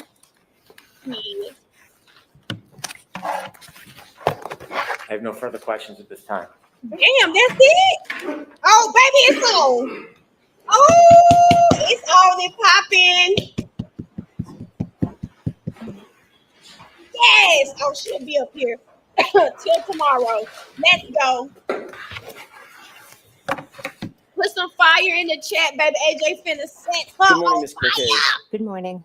When was the last time you spoke with Carrie Roberts before your testimony today? Yesterday. She called me last night. Yep. What did y'all discuss? You know She ain't asked no if my objection. daughters were going to be staying home from school today because her daughter would possibly join them. Did you discuss anything having to do with your testimony? Right. Not my testimony, no. Did you discuss anything in that conversation with her prior testimony? No. Are you aware that she testified last week? Yes. Did you discuss anything after that, after she testified with her about her testimony? No. We know that through her testimony that you had a conversation with her the morning that she testified. Yep. Yes. Did you discuss what you anticipated to be her testimony in that conversation before she testified? No. Have you and Ms. Roberts ever discussed anything about either one of your testimonies, either in the last proceeding or in anticipation of this proceeding? No. Lying. So for the entirety of the last year, Lioness. even though you both went through a proceeding last year where you both testified under oath and it was highly, highly publicized, neither one of you, Ever. your good friend Carrie Roberts and you, have ever discussed either of your testimonies between that time and this time. No, we've discussed the case and we've discussed what happened that moment, the moments of the morning, but we have not discussed testimony. Okay, so let's break that down for a second. I'm talking about, because the timing matters. I'm just asking at this point, if you'll bear with me, just the year from last year at a different proceeding to this year. You have discussed this case Yes. with Ms. Roberts. Many times, yes. And you've discussed the specifics of her memory, which would be reflected in her testimony, correct? We talked about what happened that morning. So you were talking about what she remembers happening that morning, correct? No, what happened that morning. Okay, so not to put too fine a point on it, Ms. McCabe, but if you ask me what I had for dinner last night, it's my memory of what I had for dinner last night. Would you agree with that? Sustained. Did you talk about her perception of what happened that morning during the last year? Yeah. We've talked about what has happened, yes. Okay, so I'm trying to break it down between you and Ms. Roberts. You've discussed her perceptions and her memory of what happened, as well as, and separate and apart from, your memory and your perceptions, correct? Correct. So there have been circumstances in which you and Ms. Roberts have compared, by definition, what she remembers versus what you remember, correct? I wouldn't say compare. Now let's move to what would you say in terms of what you've discussed and why? Since you want to talk. I would say that we've both talked about what we've discussed, but it wasn't like a comparison. We weren't comparing anything. You've talked about what you discussed. What does that mean? Talked about your testimony? No, we've discussed what happened that moment, Right. and in those moments. So, when I got a phone call, and that's my story. I got a phone call in the morning, and then Carrie can say, "Yeah, I got a phone call as well." As you said, that's your story, Not correct? my story. Those It's the were truth. yours. It's the truth. Okay. So for instance, when you got a phone call at 4:53 in the morning, Carrie Roberts wasn't there, correct? Correct. But you've discussed that with her. Correct. And you've told her what your perception of that, your memory of that phone call was, even though she was not recipient to and did not witness that phone call, correct? I've told her about the phone call. Correct. As well as many other details that she was not privy to personally, correct? Correct. Conversations that you've had, for instance, conversations that you claim you've had with Ms. Reed, correct? Correct. And you've told her what your perception is of those conversations, or your memory was or is of those conversations with Ms. Reed, correct? Which conversations with Miss Any Reed? conversation, just anything that she wasn't privy to. You've discussed that with her. Some things, yes. Okay. Absolutely. And conversely, Ms. McCabe, obviously, she's also discussed certain perceptions and memories that she has about this case, and the facts of this case that she recalls them, that you were not necessarily privy to, correct? Yes. Things that may have taken place outside your presence, correct? Correct. And you've talked about things, she's talked to you about things, now I'm getting myself confused. Y'all have talked about things that were outside of her perception and outside of your perception. And you've shared those with each other. We've shared our experiences. We've become very close. We both lived through a traumatic experience. How many times would you say you and Ms. Roberts have discussed your Experience. individual perceptions of what you remember happening on the 28th or the 29th of January 2022? How many times? It would be hard to put a number on that. We talk about, it's hard. We're bonded. We talk about the trauma that we relive every day. Karen called us for help and we both answered the phone. And that bonding is the glue that holds you two together. Is this case, correct? Yes. So that probably, by definition, is the foundation of many of your conversations. Yeah. Agree? We've grown into friends where we talk about many other things besides the case. Sure, the movie you saw last weekend and what the kids are doing next week. Yes, and yes, absolutely. We talk many different things, just like girlfriends do. I'm just concerned with and asking you about the subject matter of this case and the details and the facts of this case. You two have probably talked hundreds of times, that's fair to say, about your individual perceptions, your respective perceptions of this case, correct? This happened 3 years ago, and we've talked about it time and time again. This case has traumatized us, so And it's a talking huge part about- about lives. I'm sorry, I didn't mean to interrupt you. Oh, I'm sorry. I believe it just traumatized our lives. Okay. It would be impossible for you two to have had so many conversations about your respective perceptions of the details of that day without that influencing the other person, correct? You've somehow been influenced by Miss Roberts's perceptions and her memories, correct? I don't think I would say influenced. Would you say that she's been influenced by your perceptions and your memories? Objection. Would you say that, Ms. McCabe? No, I wouldn't. Next question. How many times have you met with anybody from the DA's office? And I'm just going to limit the time frame right now in anticipation of your appearance in this trial, yesterday and today. I'd say roughly 4 or 5. About 4 or 5 Can you give me a times. time frame when those 4 or 5 meetings were? I don't have dates. I do remember at one point I met with Mr. Brennan. He was new to the case. So I went in and he introduced himself. How long ago was that? Weeks or months? 4 to 5 times. And maybe I can't give you a time frame. I'm sorry. Do you think it was last summer? No. Do you think it was? No, it was more recent. Okay. Yeah, It sorry. wasn't in the fall of last year. No, It was in 2025 sometime? I believe so, yes. You think it might have been 4 to February, 5 January? Again, I can't give you an exact. I'm sorry. All right. I want to talk about the time frames of those conversations, then I'll ask you a little bit more about those conversations. So that was the first meeting that you had was with Mr. Brennan in anticipation of your testimony. What were the subsequent 4 meetings or so that you've had? With whom and approximately what time? Okay, so another meeting with Mr. Brennan. Are you looking for who was Sure. there? Who else I- was there? I mean, can I give you a general answer? I didn't write down like every meeting who was there, Of but course. generally, okay. Was Mr. Lally there? During 1 or 2 of the meetings, he was, yes. Was Ms. McLaughlin there? Yes. Was there anybody else from the DA's office there? The officer, or Trooper Tully was there at 1. Trooper Buchanan was there at 1. The witness advocates were there.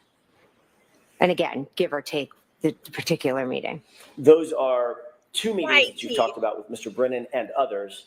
What about the 3rd meeting? No, I'm sorry. I was lumping a few of them together. Sure, I understood. apologize. How many meetings would you have? Let's just start there. How many meetings have you had with Mr. Brennan and either staff or colleagues? So after the first initial meeting, I Right. would say, again, I didn't write them down. Off the top of my head, I can think of 2 or 3 more after that. Okay, Excuse me, first initial one.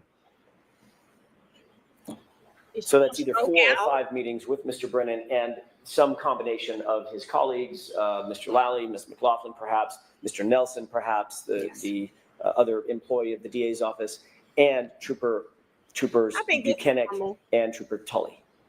Correct. Were You asked questions about at any of these meetings. I'm just going to lump them all together. Any Okay. of these 5 meetings. By the way, when was the most recent? Last night, I had a Zoom call. Damn. In regards, I think the court asked them to. Yes, I'm going to Yeah, stop you right there. Oh, okay. I'm going to ask a different question, and if you don't Okay. mind, I'm just going to lead you through this question. Okay. You had a conversation last night. I'm not interested in that particular conversation. That was for a very specific purpose. I'm asking you about everything leading up to, but not including last night's conversation, okay? Okay. So let's just leave that one out. You've had, I think you mentioned either 4 or 5 other meetings with Mr. Brennan and some combination of his colleagues and or law enforcement. Yeah, and I might have, in the 5, included that one from last night. Okay, fair enough. Were you asked questions in those, we're just going to call them 4 meetings. Were you asked questions during those 4 meetings about your testimony at the first proceeding last year? Yep. I reviewed I did review some of my testimony, yes. In what format? I watched. Paper transcript or No, we just watched a little bit of it. do you watch your direct examination? A little bit, yes. Did you watch your cross-examination? A little, yes. Who cross-examined you? You did, That was me. yes. And did you watch the redirect or any part of it? No, Did you watch any part of any subsequent version of recross or additional questions that you were asked? I don't believe so, no. Was there a specific area that Mr. Brennan asked you to look at and review in terms of your direct or your cross-examination? No, Did you watch the entirety of the direct examination and the entirety of the cross-examination? I do not believe so, no. Were you questioned by Mr. Brennan following your review of that direct and cross-examination? No. So he didn't ask you any questions about any of your answers? He showed me a dash cam and would ask me to point out who's this, who's that, a waterfall video, is this you, is this somebody? Those were the type of questions that he asked me. Stop it. What about any discussion about your demeanor and how you performed in the last? Time out. For those of you who said Jen looks different this go around, y'all mad at Hallie, but Hallie said something is different. Maybe they hired someone to train her or something. Here you go. Proceeding. AJ thinks the same thing. Objection. AJ thinks the I'll same ask it a thing. different way. What about your demeanor? I'm using probably a poor word, perform. How you came across your demeanor in the last. AJ thinks it too. Sustained. Did you discuss changing your demeanor in any way, shape, form, or fashion from the last trial to, the last proceeding to this trial, my mistake. From the last proceeding to this trial, was your demeanor ever discussed? No, I was just told to slow down, answer the question, and, answer it to the best of my memory. Was there any discussion about talking about your background, for instance, Yep. your family and your children and being a sports mom, as you talked about in your direct Yep. examination? No, I believe I did that in the Ooh. previous one as well. Was there any discussion about crafting your testimony in any way to suggest a softer approach? Yep. No, Was there any discussion about how to develop your testimony from beginning to end? Object. Sustained. Did Mr. Brennan ask you about, or let me ask it a different way. Did Mr. Brennan take you through a series of questions, for instance, as almost a test run of questions that you might be asked either on direct examination or cross-examination? no, Did you practice your testimony with any member of the DA's office? no, Were there any sessions where you sat and was subjected to a cross-examination, like a fake cross-examination or a fake direct examination? no, there Anything wasn't. like that? No. What were the things that stand out in your mind? You said you had at least 4 meetings. How long was each meeting, by the way, ish? The first meeting I think was fairly quick. It was just the introduction. 30 yeah, minutes, less than 30 minutes? Right. I don't want to give a time because I'm not sure, Okay. but it was fairly quick, yes. Okay. What about the second meeting? Again, I don't know specific meetings, but I can tell you that there was a longer one where I did watch some dash cam video, look at different pictures, things like that. What kind of pictures did you look at? other than the dash cam video? The pictures of John's house. Okay, the same photos that we saw today? Yes. How long in total would you say all of those meetings were? Just taking them all together. I really can't give you I want to give you a time. I really can't give you an estimate. I think the first one was fairly quick.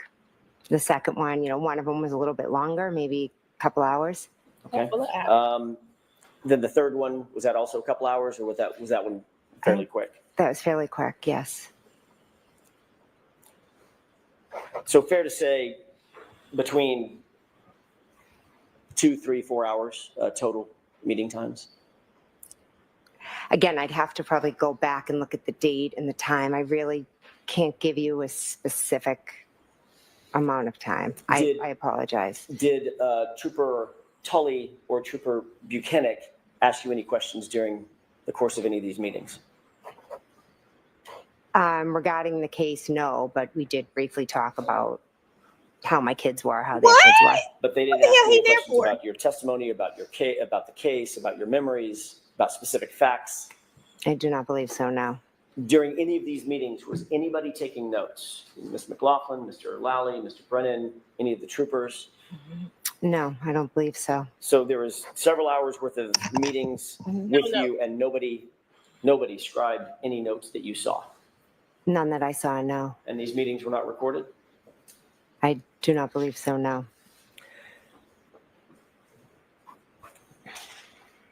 Yeah, Mia. Ms. McCabe, I'm going to ask you a series of questions about your family because I just want to make sure it's crystal clear who's who. You're married to Matt McCabe, correct? Yes. Your sister is Nicole Albert. Yes. Nicole is married to Brian Albert. Yes. It was Brian Albert's home that you were at, 34 Fairview, that you arrived at where John's body was found, correct?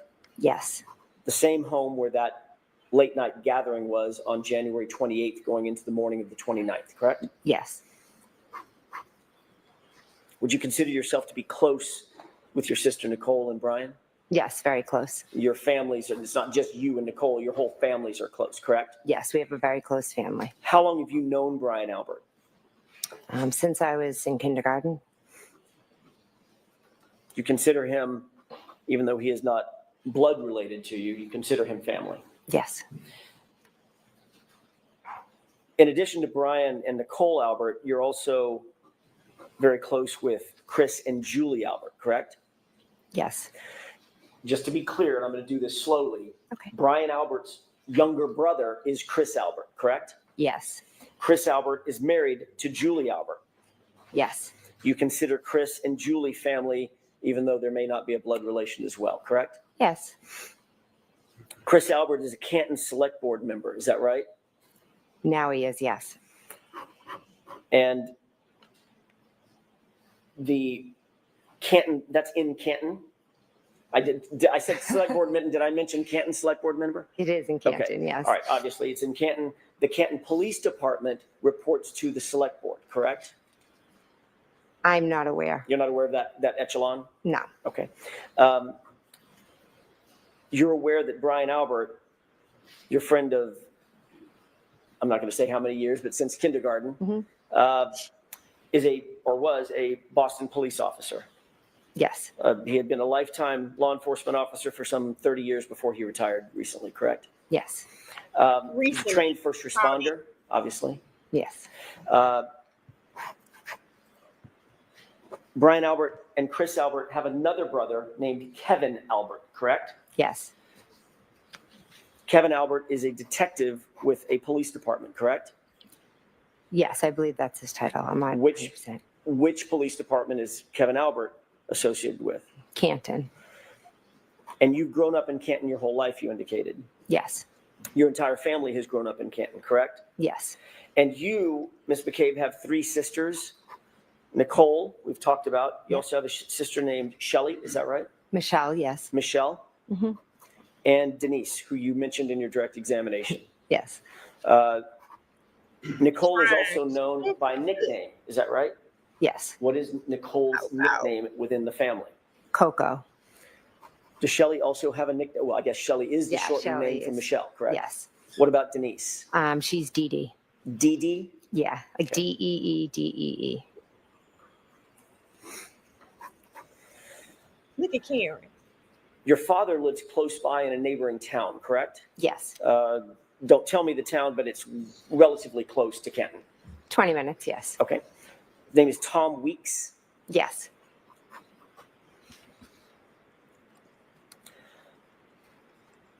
There are, I'm not going to go through all of them right now because the family tree is getting large, but there are children, cousins, second cousins, nephews, aunts, uncles. There's a combination of familial relations within that set of folks that I just talked about, Chris and Brian and Nicole and you and Matt and Y'all see how he the did folks that? that we've just talked about. Y'all see how he Yes. did that? AJ brought that That family, that out. large family celebrates holidays together, I'm guessing. We don't typically, celebrate with Kevin and Chris, but my family does, yes. Along with Brian, Albert, and Nicole. Yes, of course. Birthdays are celebrated within that family. Yes.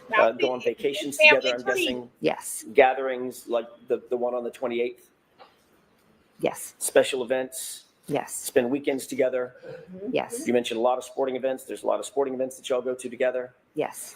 So it is very, very easy to see that it's an extremely close-knit family. Yes. And naturally, you're very protective of your family, as anybody would be. Yes, I love my family.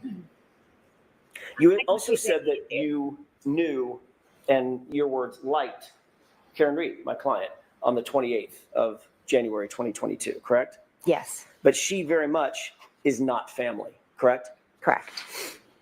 She certainly was not as important to you as your actual family, the Alberts, the McCabes, the folks associated with them. Is that right?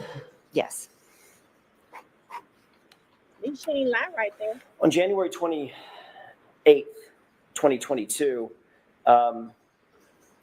members of the Albert family and the McCabe family all went to a bar together, had drinks together that night.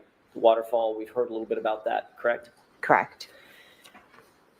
Ultimately, you went back to your sister's house for the after party that we've heard so much about. That was at Brian Albert's house, is that right? Yes. You've been interviewed, I think you indicated multiple times. You didn't even give a number of how many times you've been interviewed by police in this case. Is that right? Yes. Your family is connected to people at Boston Police Department. We've just talked about that. Brian Albert, is that right? Well, Brian was a Boston police officer. Right. So when I say connected, there is some familial or family or friendly connection to that police agency, Boston Police Department. It'd be Brian Albert in this case, correct? The objection sustained. Look at she don't want to answer that. Look at her. There's also a connection to the Massachusetts State Police through your family. Is that right? Objection. Look at her, y'all. So define connection. Look at her, y'all. Julie and Chris Albert are very, very close to you, correct? I'm close with Julie and Chris, yes. You're aware that Michael Proctor's sister, Courtney, is basically best friends with Julie. No, I'm not aware of that. She's What? best friends with Julie's sister, Jillian. Okay, so Courtney's best friends with Jillian, who's sisters to Julie, Yes. who's married to Chris, who's an Albert, who's the little brother of Brian Albert. Yes. Okay, and Canton Police Department, there's also some connections there as well, Kevin Albert being the most obvious of them. Objection. I'm going to allow that. Do you have a connection with the Canton Police Department? Not with the department, but with Kevin Albert. Right, who's a member of the department. Yes, but my relationship's with him. Look at her. Understood. Look at her. You've indicated that you've been interviewed by law enforcement agents associated with Massachusetts State, with Canton Police Department. That'd be Officer Lank. Yes. Can I and stop Officer you for a Good. second and see counsel at sidebar, please? Sure. What Bev bothered for? What is Bev bothered for? Hell, she done let Hank Brennan get up there and ask this damn lady what was the score of the kids' basketball game in 2009.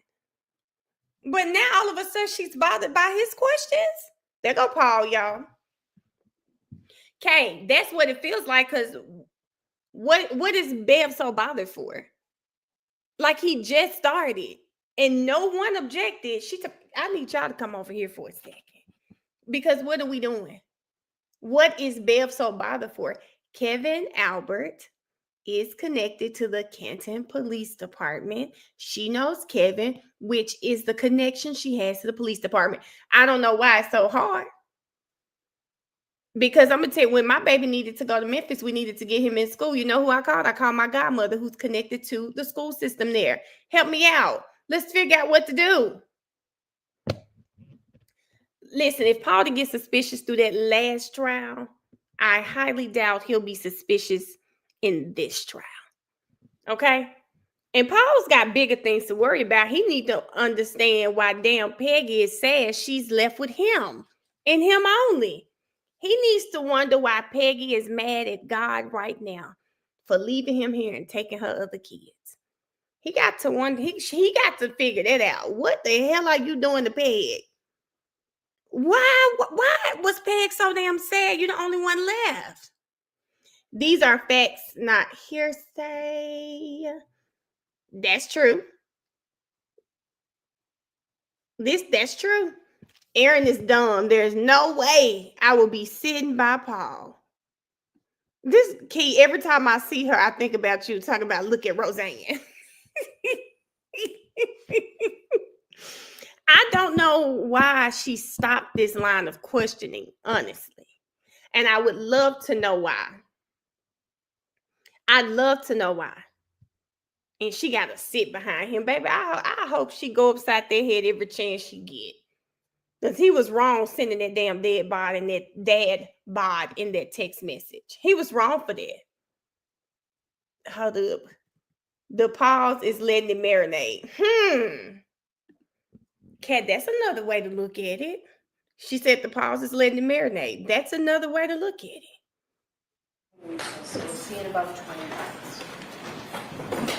Please rise for the jury. Jurors, right this way. Please leave your notebooks on the chairs. Why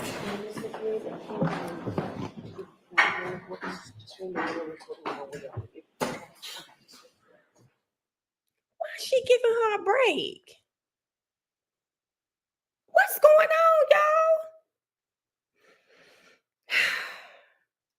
It's 10:40. We normally don't take a break till about 11:30ish or something, and then we prepare for lunch. But then we prepare for... It's crazy. Let me call my girl. This is crazy. Hold on, y'all.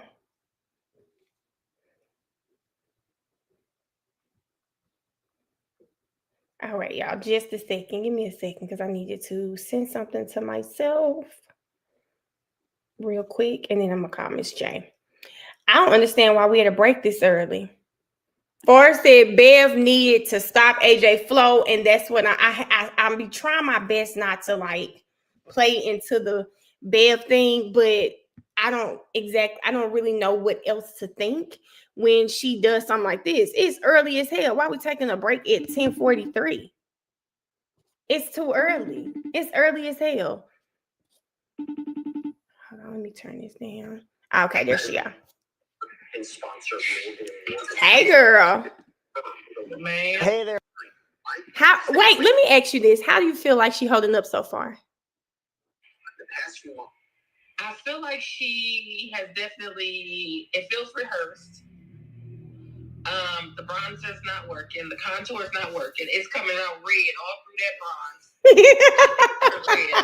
And I was wondering why she had like that, why that contour was so.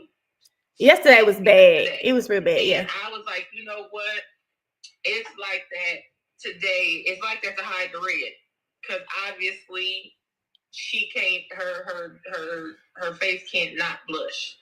Yeah, I feel like we were saying this in the chat. She's holding up pretty well in here, but they haven't really got to the meat and potatoes of everything that Jen has done. But how did you feel about them saying she's met with them 4 to 5 times this year alone? It looked like it. This year alone. Why do you have to meet with Jen? If I'm the jury, I'm asking, Why the hell did I hear her name so much? Why are they spending so much time to defend this woman? Then she gets on the stand. Why on earth are they talking to this lady 4 to 5 times? Why? Because you can tell. Like I said, I didn't. Of course, I did not watch her first testimony, so I have nothing to put that to. But what you're saying and your actions don't match up, so I'm left with nothing to go by but what's missing. And honestly, you got to show me what's missing before you get your ass off the stand. Whether it's you liking to blow up, get smart, do something like that. You got to show me something, because what she's showing me now is polar opposites. You start and not a tear falling. But you didn't even call him friend. It was a guy passed out. On the lawn. And the man that had fell out, and then it was a man that was unresponsive. There was never my friend. And he was all three of those things before he was John. At no point is that my friend is laid out in my sister-in-law. Like, it was never a friend. And even when but then you turn around and say in front of my face, the scene became very active with the presence of other officers. So you can have seen active presence officers, but at no time was that man that was unresponsive a police officer. At no time was there an officer down. At no time were you ever on the scene. At no time were you ever going to be active. And then, and then you mean to tell me that Cujo out here taking a bite out of crime, but your ass walked into a police officer's unlocked door, and not only did he not feel lights around him, but you got all the way up to his bed and had to wake him up. Well, let's stop there. What does that make you think about the dog? What does it make me think about the dog? That dog was locked up. Or he was already dead. I wasn't saying dead. He was gone. The dog was not in that room. The dog was not in that room. The dog was not there. They were probably trying to figure out what to do with the dog. That dog was not there.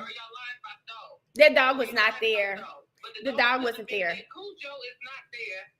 And for anybody who has owned dogs or seen dogs or been around dogs, you know that that dog is never really the same once they taste blood.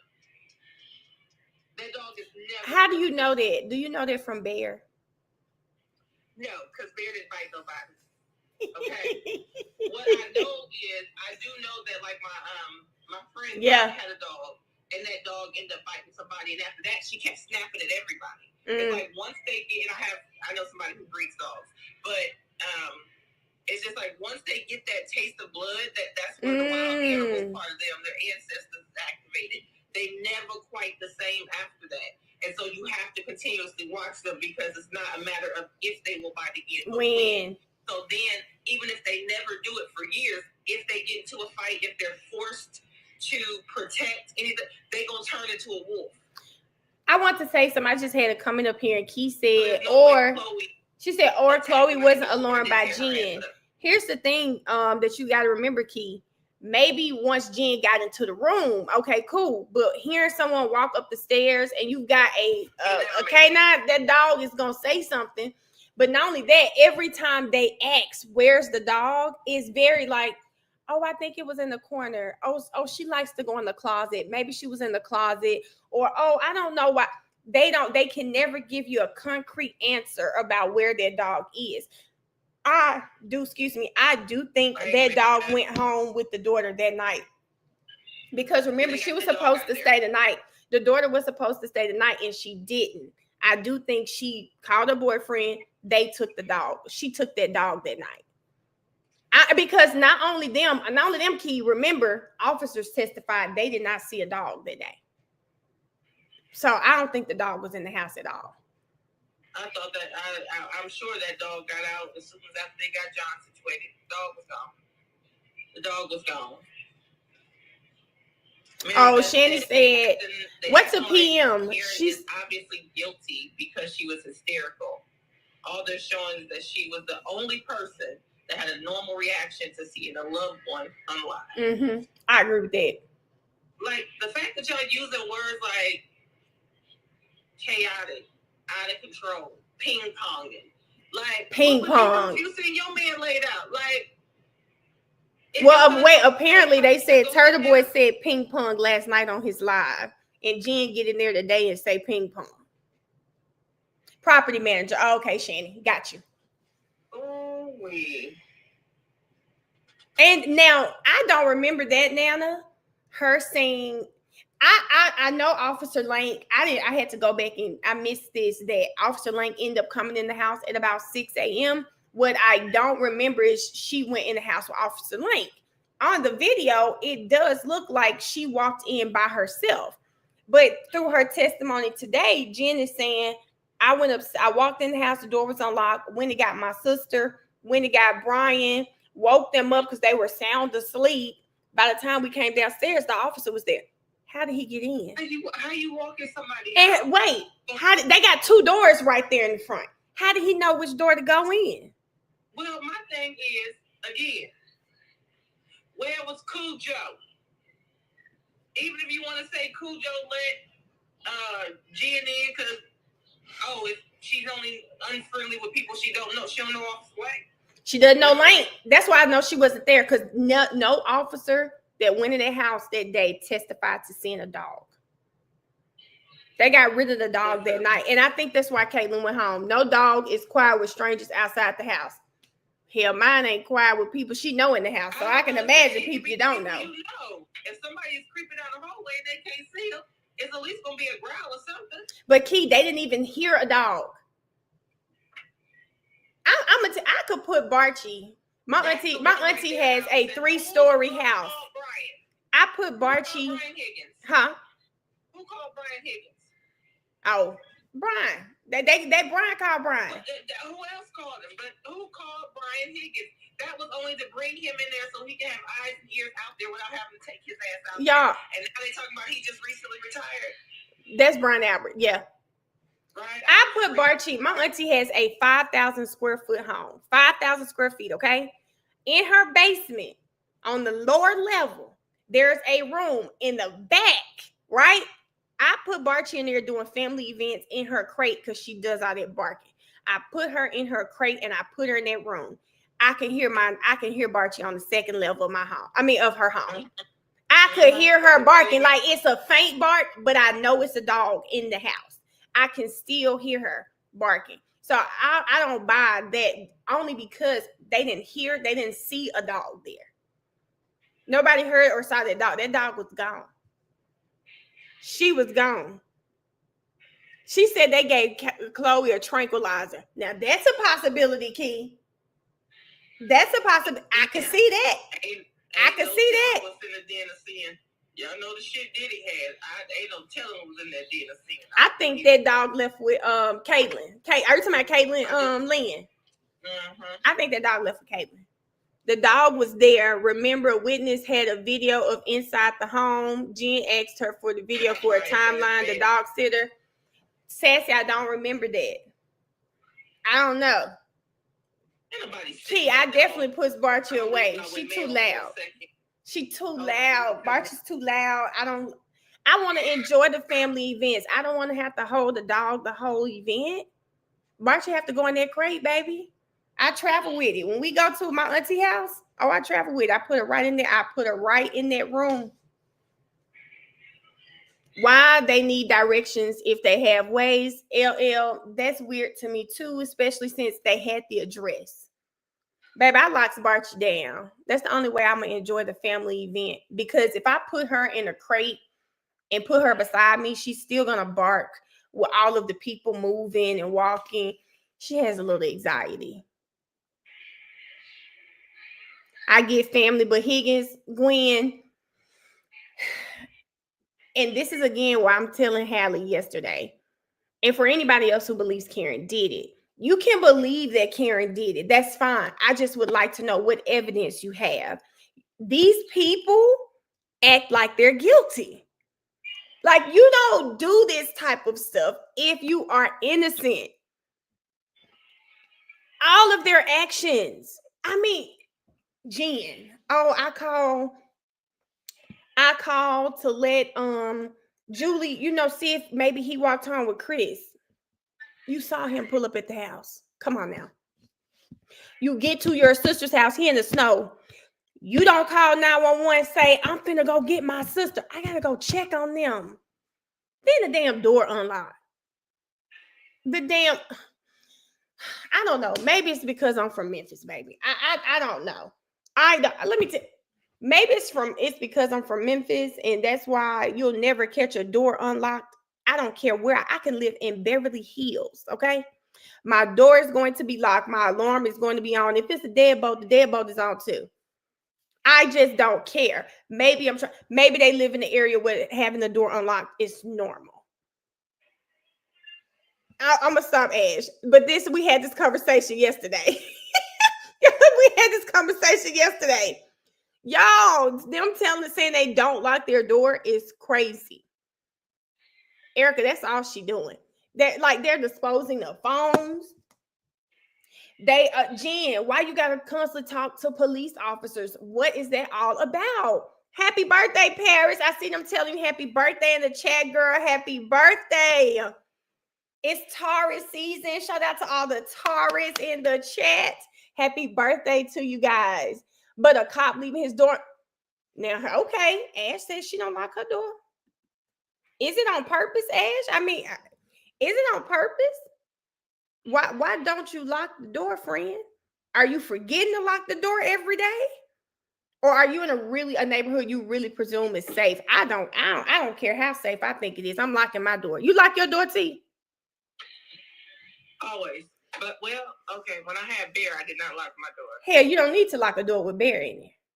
I didn't feel the need to lock the door. You don't need to lock a door with Bear there, but I don't care. Bear's still there. I'm going to lock the door. I will say, I do live in a neighborhood, thank God, where now, the neighborhood I live in, it's just me. I just don't think I'll ever be that comfortable, but these people fall asleep with their garage doors open. They ride their little golf carts to Walmart. No. You know, and stuff like that. Like, and while they living like that, I got an alarm system, okay, and cameras. I have accidentally locked my door unlocked. Just because of where I'm from, I don't think I'll ever be that comfortable, but I just won't. So I lock all doors. I got cameras everywhere. I got an alarm system.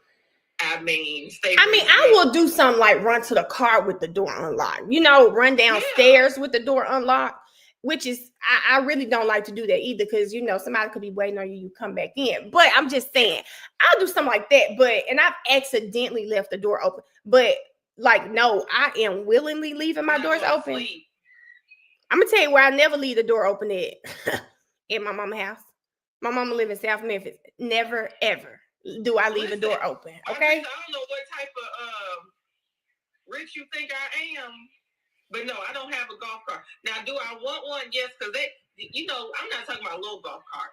I'm talking about they golf carts got doors and windows and air. What the hell you need a golf cart for? You riding around your neighborhood a lot?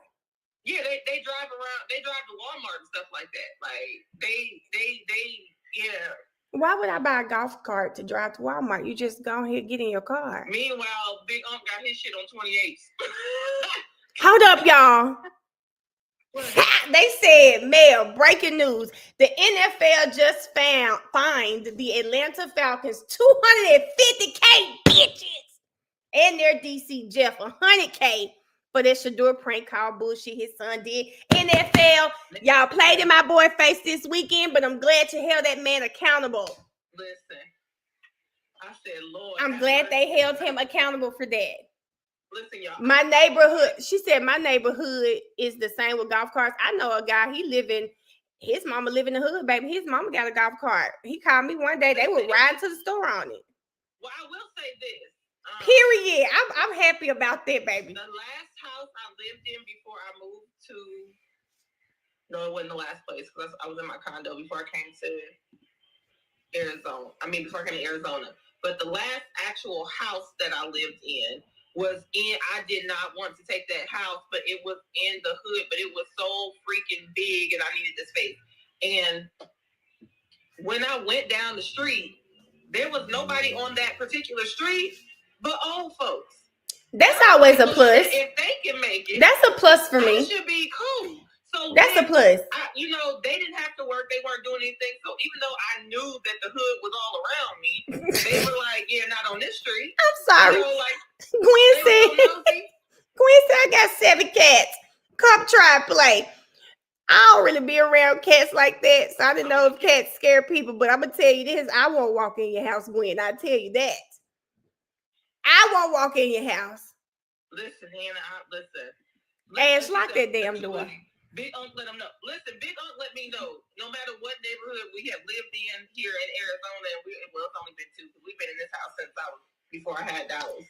But Big Unc always let me know 2 things ain't gonna change about him, and that's his wheels, like his car, and his J's. He said he don't give a damn where he go. He gonna be on big wheels and in J with J's. Oh my God! Wait, I was about to say, Big Unc give me he got 26s, but you said 30s. No, the 26s was mine. I got 26s. You riding around the 26s right now? No, they're not on my car right now. But the truck we actually just showed, we called it Big Black. But yes, Miss J pulled up to Morgan Stanley every morning. Is crazy.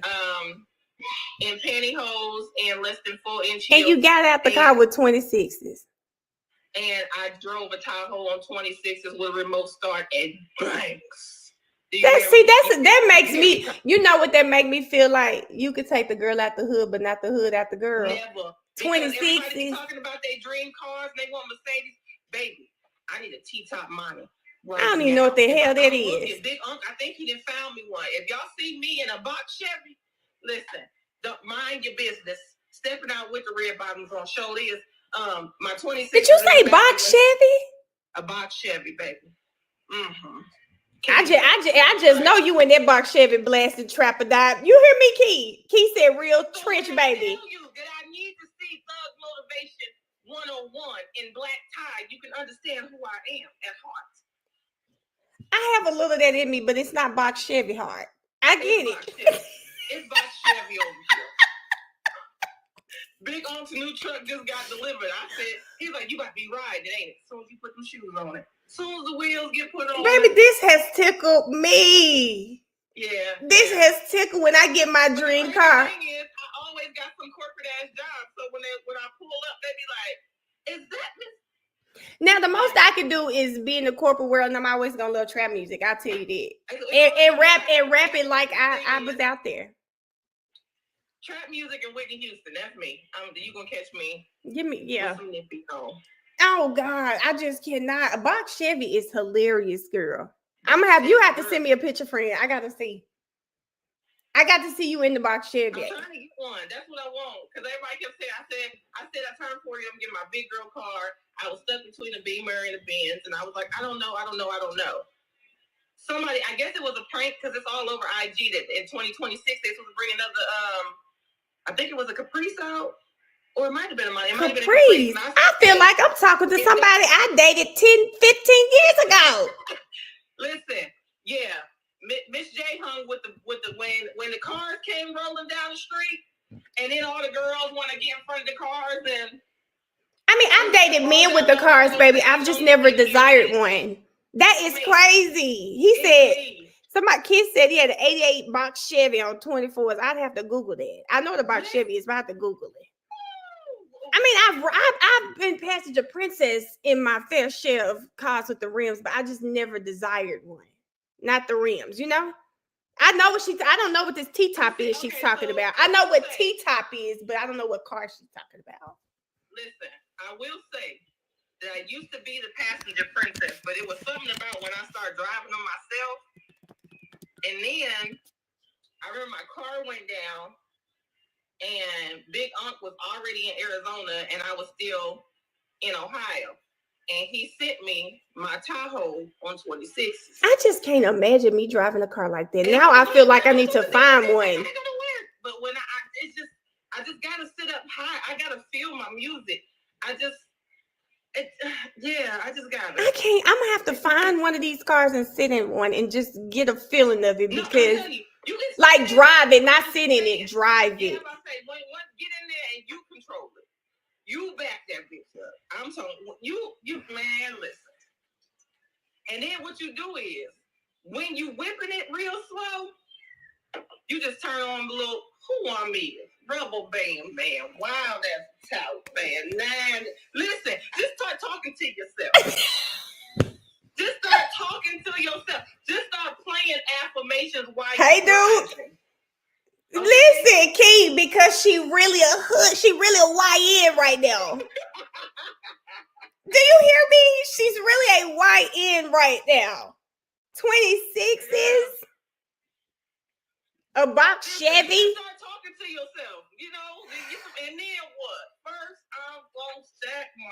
Listen, And then what? Okay. Then you gotta turn on Big Neck Gucci, okay? Keep your little in mind. Okay, listen, I'm saying. Big neck Gucci is crazy. Big neck Gucci is insane. Yeah, I don't know about the skinny one. You know, let me tell you something on some real. I haven't listened to Gucci in so long. Listen. Hey, Caitlin. She said, now, Mel, you know what? This is my favorite ad lib that you do. I just love hearing him say that. Have you ever? I can't say it like him. He be saying like "wazam" with some shit like that. I just love it. But it's all of the people. That's like my favorite ad lib. It be the ad lib. It's another one. It's another one that he does. Like love it. I like to hear, you know, something perk up in me when OJ say, "Okay." Oh yeah. Yeah, it's just. Yeah. Sometimes that's why I liked Quavo. He was my favorite Migo. I feel like he had the best ad lib. Listen, if you don't want to start with the ad libs when you ride in the car, just start with the affirmations. You a paper chaser. You got the block on 5, remain the G until the moment you expire. This is affirmation. Just listen to it. Oh, Nay, who you talking about? OJ? Call a friend out. Oh, that used to be my song. Listen, get me in the car. Get me in the car. Oh my God. You know what? I hate Key and Ash. I really can't stand y'all. My phone died on her. Hold up, y'all. Is it gone? Let me see if it'll do it while I'm out here. Oh, it will. Hold on, y'all. I forgot my phone was dead. She gonna be like, Mel, I'm sick of you. Can y'all hear this?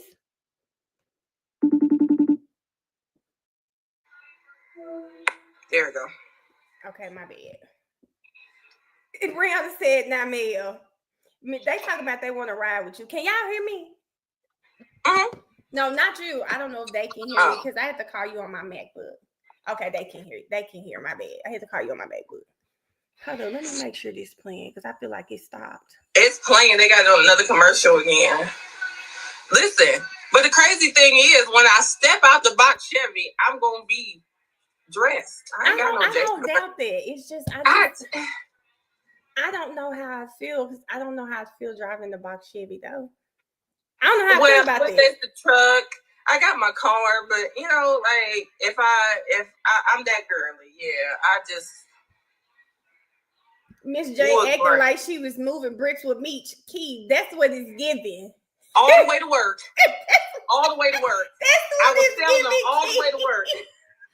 Once I got to work, I walked in and had some sense. I was on the trading floor. But after I got finished with the stocks, I left. They said they can ride with you, baby. Listen. I just can't see it. I don't know. I feel like I'd be just, oh God. I like them. I've seen them before. We used to, they've been to car shows and stuff, but I don't know. I think it just, because I wasn't like that as like when I was real young. I just wanted my music, so I always had something in my trunk. First car and all, always had something in my trunk. But I think I've always been the type of person where Passenger Princess was cute, but baby, I can have one too. So you got yours, I got mine too. You want skunk stripes, mine gonna be pink. Why you got rims and I'm on factory? Like, okay, I know how to drive. Now most of them say, okay, girls can't have them because they don't know how to drive. You be scraping up your rims. Baby, when I tell you them rims would be messed up playing with me. Oh, you have big ump screaming. No. Not me. I'm talking about potholes. I try to avoid the potholes and stuff, but yeah, no. No. Yeah, out here it really ain't no potholes, and because of the weather, you can ride them all year. Now back home, after a certain time, you gotta take them off because the weather get bad, and they put all that salt down. That salt they put down mess up the paint on your rims and stuff like that. So you gotta be careful. He said he got 212s. He said he got 212s on the big truck. Child. He gotta feel it. He gotta feel it. We just unwrapped the new amps for the new truck. I can't wait.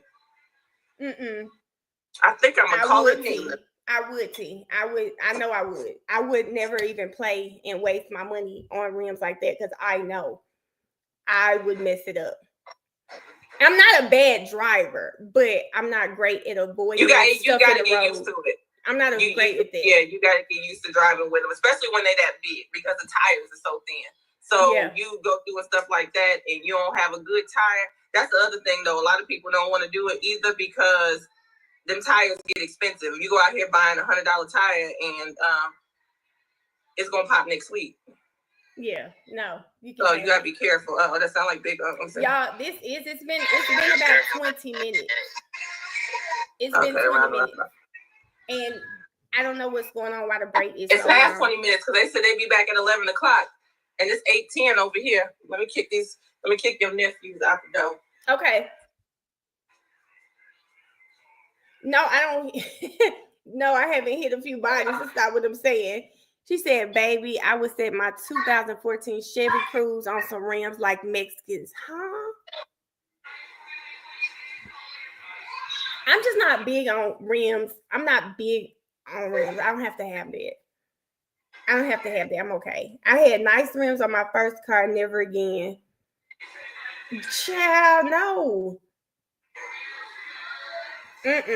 Child, no. Erica, I do. Good morning, Erica. I love the questioning that AJ is doing, but I just hate that Bev stepped in and kind of messed up his flow of things. And I think she's going to continue to do that through the trial. She has a habit of doing that. But so far, Jen been doing good. So far, Jen's been doing really, really good. She's been doing really. No, Duke, don't do it yet because we got the other stuff coming. So don't do it. Don't do it. Y'all leave Duke alone because we got something else coming. He talking about becoming a member, but Erica, we have the other stuff coming up, so I don't want him to do that. Because I don't want him to do it. So don't teach him how to do it. He'll be okay. Rams don't stand a chance in Houston, Memphis either. I was in Memphis over the weekend and the roads are terrible. They are just so bad. They're really bad. So if people in Memphis have rims on their car, I don't even know how. I don't even know how anyone is like driving their cars or anything.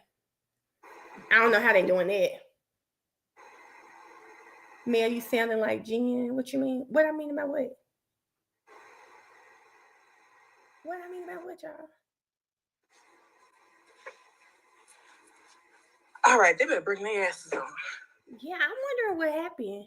Hey, BG, good morning. She did her internship today. So I hope you're keeping me entertained when I do rewatch. BG, so far it's been crazy, friend. I think what happened was Bev stopped this like the next connection they was gonna have was her at the pool party or something. Like, why did we stop? Bev, but I think you're going to see that Bev makes it a habit. She does shit like this, like, oh, nobody will object. Can I see counsel at the bench? Like, it's like she doesn't like the way the question is going or something. That's what I'm saying. It looked like she was about to bring out some old pictures. Yeah. Some freak ink or something. Yeah. Like, why did we stop? I could make him a temp mod. He's okay. I don't think he needs to be a mod or anything. I think he doesn't need to be a mod or anything. He's not even in here enough to he don't need the member benefits. He doesn't need all that. Lord. Okay. He's okay, y'all. Leave Duke alone. He good. Yeah, it's like she did. It's like, girl, you know where this is going. But you know where it's going, and you know why it's going there. Just let it be what it's going to be. she So won't, though. She won't do that, and that's the problem. That's the problem. That's the crazy part to me. Let it be what it's going to be. You already know it's crazy. You already know it's complicated. Dude gonna say, if I'm a member, do I get to block people? He say trying to block somebody. Ain't gonna block nobody but himself. Baby, because who he trying to block over here? He said he gonna block somebody. Ain't gonna block nobody but himself. Pretty sad. Dude couldn't even get his camera to work, and y'all trying to make him a mod. Listen, I was at the time he spent all that day. He spent about 4 minutes trying to block somebody. Just count your days. Like, sir, how long it's gonna take you? How many days we gotta count? That's okay. As soon as I How find many it, days like, we sir, that was gotta 5 count? minutes ago. Hey, Mika. She said, BG said, I be cracking up rewatching. Auntie Bev is in the family tree. Yeah, I think you're about right, because I'm not understanding. Like, you already know where this is going. You already know how deep it's going to go. There's hella documentaries, docuseries. Mm-hmm. There's so much out there about all of these ties. Just let it be what it's going to be, because what you don't want to do is keep stopping it. You look like you part of the family ties. Yeah. Hey, Thelonious, how are you? She said, I lived in Murfreesboro for a bit. They took care of the roads. Murfreesboro is a small town, and I could agree with that. Anytime I've gone through their city, their roads have been fine, but baby, Memphis is terrible. Yeah, Columbus was terrible. You had to take your shit off. Memphis. You had to take your shit off. Columbus was terrible, but that was one thing I could appreciate out here. I couldn't find a pothole in Arizona. Now, when I was there, the roads were pretty good. They are, but the one thing that I saw was real different is, like, in Ohio, every 4 years you had to, pay for your registration. Dude said, say less. He said, say less. You got jokes today, huh? I don't want no smoke. He was taking forever. He took forever today to turn that camera on months ago.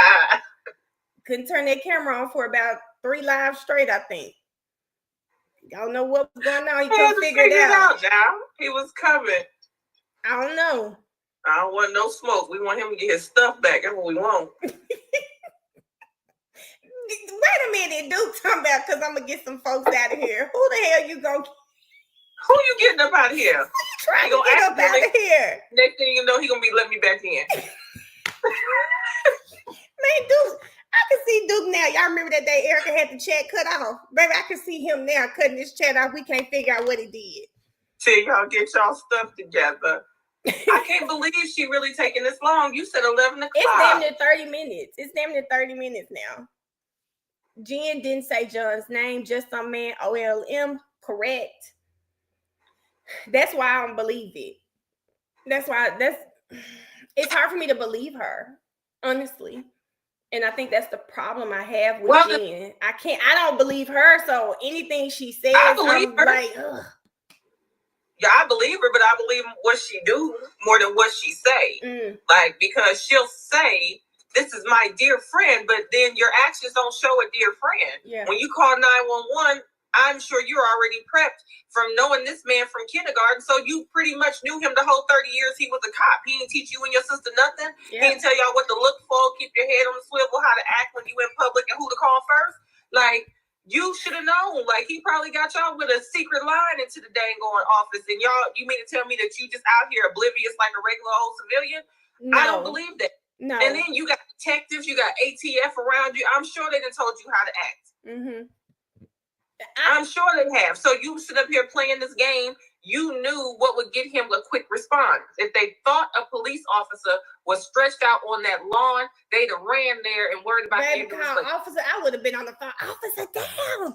You know that's what's going to make him come. I tell them, if I get pulled over, anything happen, my auntie is not like a lawyer I have on retainer, but I'm going to say I'm going to call my lawyer, and I'm going to be on the phone. I got to call my lawyer. I'm going to say that quick. I'm going to say that quick, and we'll figure the rest out later. The other thing that really tripped me out is, like, she's trying to play like she's smarter than everybody, and that shit pisses me off. Talk to me like you got some respect for my brain. Don't talk to me like you just already assumed that I'm stupid, because when she said shit Millsy, we're still on break right now. It was supposed to be a 15 or 20 minute break. We went to break at like 10:40. somewhere up in there. And right now we're still on break.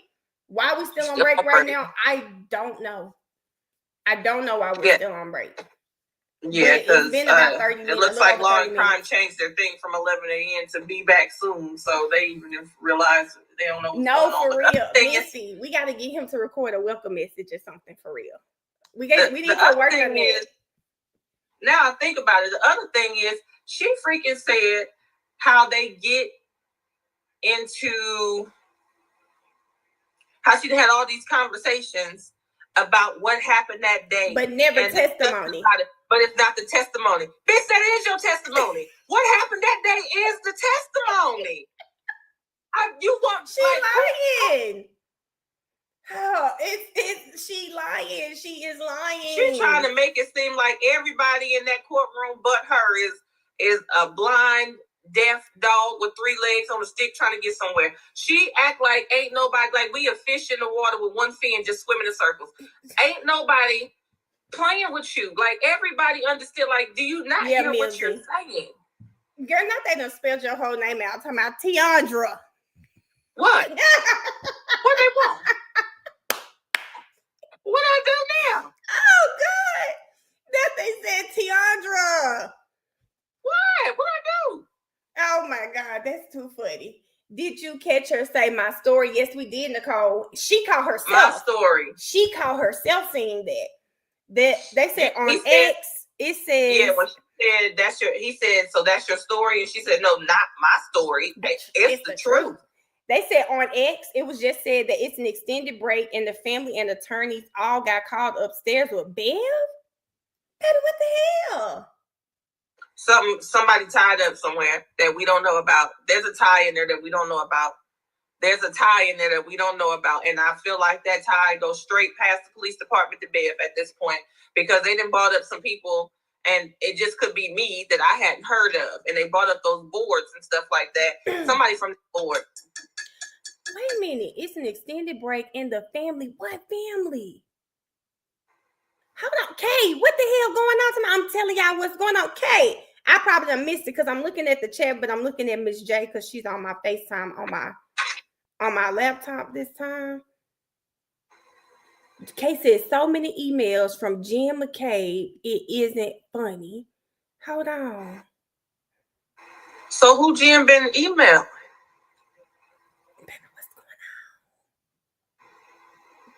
Jen and Hank fucking. I'm just playing. At this point, that's where it's at.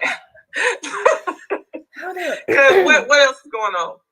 What's in these emails? Yes, Mia. That's what they said. Bev's brother represented Kevin Albert when he unalived someone and only got like 6 months for it at that. What family? Huh? The detectives? No, Kevin Albert, which is Brian Albert's brother, represented him, and he had a DUI where he unalived someone or he murdered someone, and her brother represented him, got him off. He got 6 months for it. They scared this family. What the hell going on? Yeah, come on. Ain't gonna be no ex partes. I don't do well with ex partes. Okay? Mel Duke in the alley selling cookie cakes. Whenever I do get to see Duke, we're going to have to really have a conversation about him and the cookie cake. It is very unsettling to me that he would accept a cookie cake from someone, especially when I told him we were going to get him one. So that's something that he and I will have to deal with at another, and what did Glanville say? Another date and time. We're going to have to deal with this cookie cake fiasco because I'm not letting it go. I'm not ever letting the cookie cake go. That was such a betrayal. Like, oh my God, I really felt betrayed when I saw the cookie cake. I said, oh, okay. And then he took it. So you really can't even be mad at the person who bought it because that person is just probably like, oh, he likes cookie cakes, right? They don't really know the story behind it. But then he took it though, you know? So the betrayal comes from him. Do y'all get what I'm saying? That's what I meant to tell you. So what? I got my new. You know who got him the cookie cake? Who got him the cookie cake? I'm just fucking with you. Yeah, so listen, I went and got the travel ID yesterday, right? Okay, that's good. You got it. So they gotta send it to me. But even when I looked it up, it still say it don't expire until 2033. Damn, we don't have our license for that long? Well, my license I got now don't expire until 2050, and I didn't have that for 7 years. So they were saying my picture was too old. But now when I went and looked, I was like, so how often do I gotta update this one? And now it say 2033. Oh, this messy. It says 20. What happened? I'm sorry. This man said they thought faster than y'all. I was excited. Oh, you were excited. Oh, okay. He said they found out about the cookie cakes through my chat. Cool. And sent them on. Cool. That's cute. I was excited. It's crazy. How can we ever trust this man again? Oh shit. Like, I'm really trying to evaluate how I feel about him right now. I was excited. Not evaluate, not we over here unpacking. I have to unpack. I need some time. We over here unpacking. Ash, I do too, but I ain't gonna say nothing. I'm not gonna even go there with him. I was excited. That's crazy. That is crazy. He was excited. Wow. I don't know how to feel about that. I don't know how to feel about that word. I'm gonna have to unpack this excitement about. I'm not gonna unpack that one, y'all.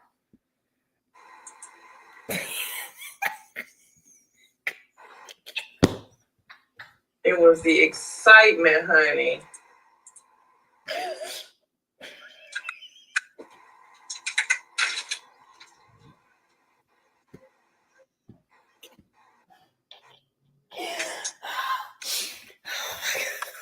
What is you over there laughing about?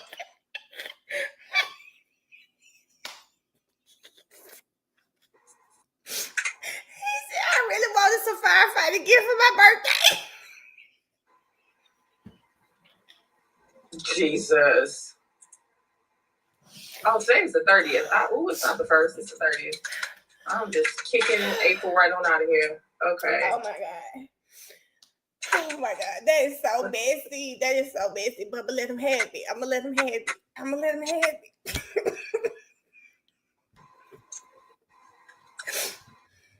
Oh, I'm gonna let him have that one. This meant OLM. Something popping off, baby. Something is popping off this morning. It's going down. They said maybe the feds came in. The feds came in. Y'all, something bad. Somebody finna get arrested. They finna serve somebody. Somebody finna get arrested. Somebody finna get arrested. She said, hypothetically, if you got said gear, are you gonna do a photo shoot? Look at Court Junkie message. Hold on, my head was down because people in here being real messy today. This is wow, something's going down. It better be something. Miss Sheila said that girl that was in the bed that night gave him that cookie cake. Then I'll take that. I'll take it. If it came from his girlfriend, we're gonna take it. They said Duke too loose, just accepting from any and everybody. Damn. Well, Miss Sheila said his girlfriend gave. Now he loose and goose. They say he loose as a goose. Hold up, I'm trying to see the message. That I don't even see it, y'all. I'm gonna have to hop on X real quick. Let me go see if Turtle will update it. Listen. Okay, y'all. I'm trying to find the comment. It's hard to hear. No, she's talking about the betrayal of Duke taking his cookie cake from somebody. Well, it's not a betrayal because Miss Sheila said it came from his girlfriend. Oh, it came from his girlfriend. She was trying to figure out how he was out here accepting cookie cakes. That's they was gonna get one. That was all. But apparently there is a meeting. If y'all can't hear me, there's a meeting going on where they took the family and everybody else upstairs to meet with Bev. And then somebody even mentioned that the feds then walked in. Jessica Mercado. Okay, let me look for it. Baby, I don't open my X. It's just ass shaking everywhere. Where did that come from? Oh, I watch nothing but Colorado Buffaloes and Karen Reed. It's somebody I follow. They retweeted. Okay, y'all. What's the name again? They saying feds in the courtroom. They said the feds that showed up. No. They're saying, what if the feds done showed up? Oh, what if the feds showed up? Okay, so maybe they're not there. Because, I thought you said the feds was there. No. We were saying we wish they were. Somebody about to go. They about to take somebody, but I guess not. Something's going on. Don't do that. Yeah, I don't even see that person out here. Hold on, because I don't want it to pick up music. Hold on, y'all. I want to know what's up with that Zoom meeting. Okay, y'all.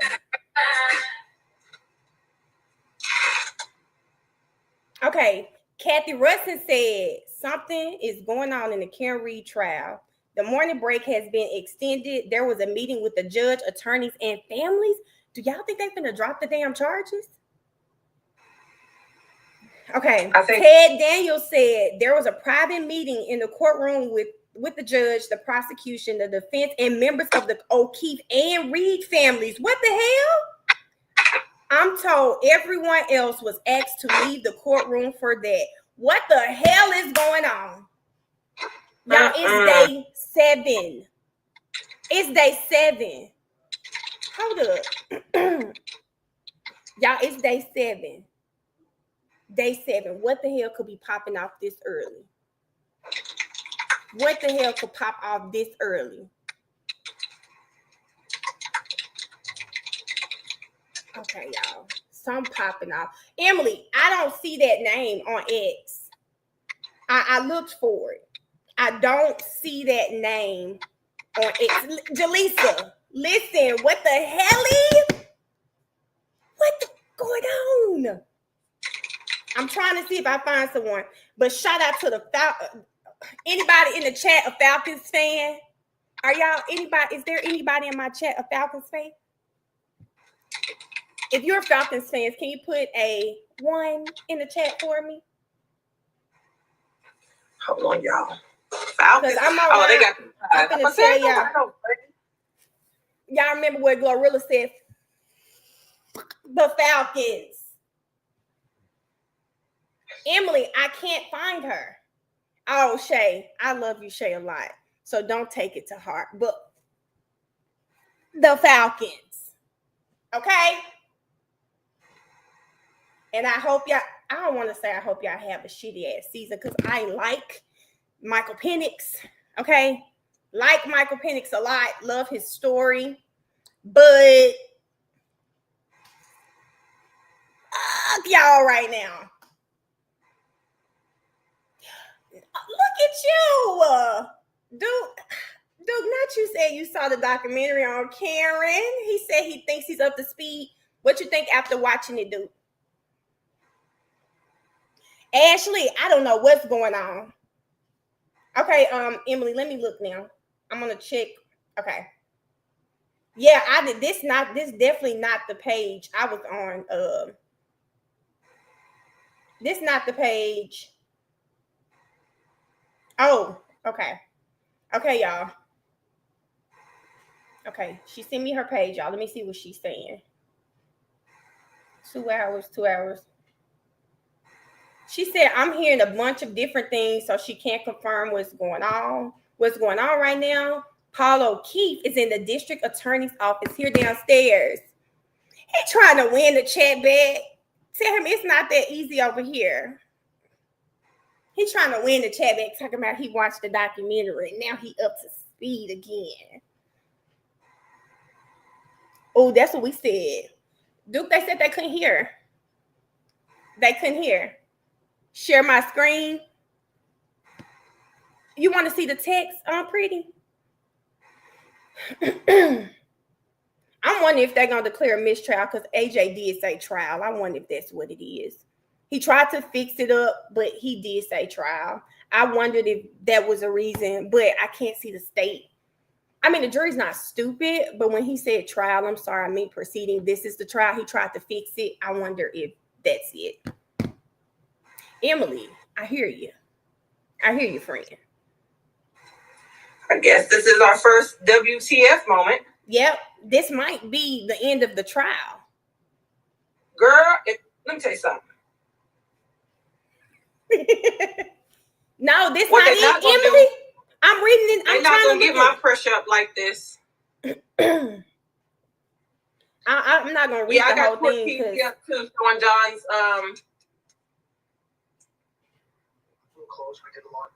are they moving? God, what happened? Okay, we moving.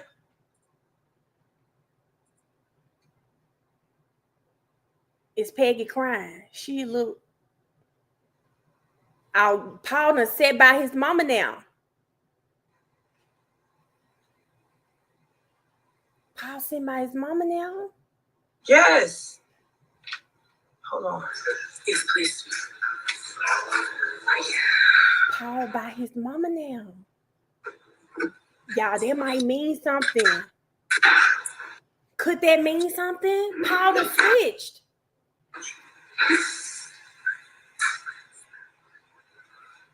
Yanetti's smiling. Karen's smiling. It's probably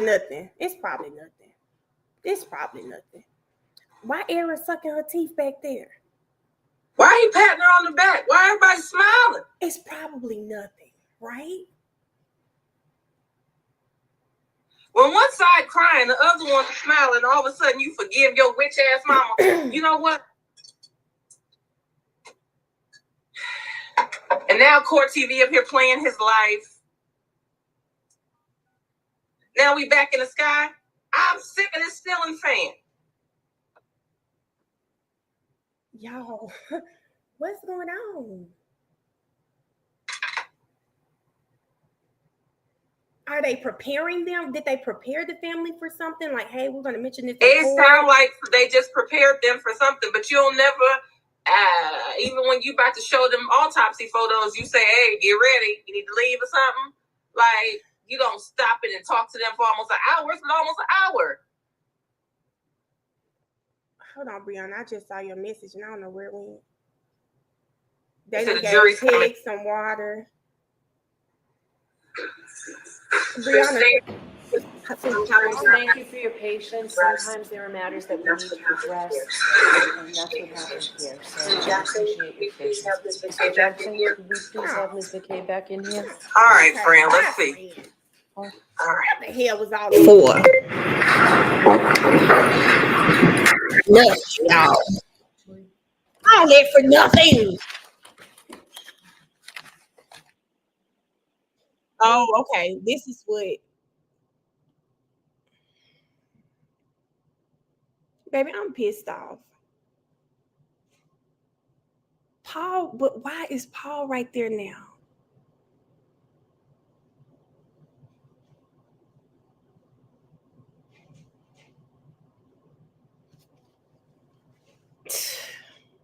All right, Mr. Jackson, go right ahead. Thank you, Your Honor.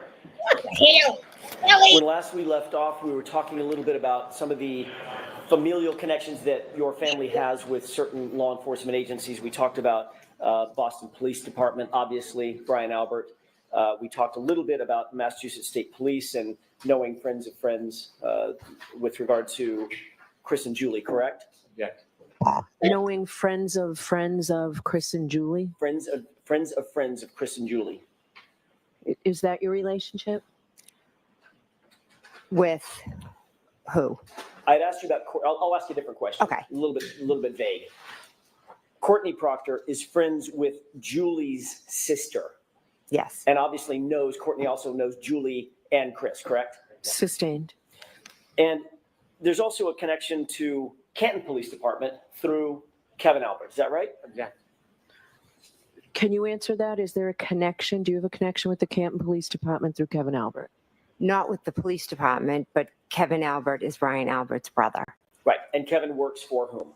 The Canton Police. Thank you. So you've been interviewed many times by different law enforcement agencies, be they Massachusetts State Police, Canton Police, or otherwise, correct? Yes. Okay.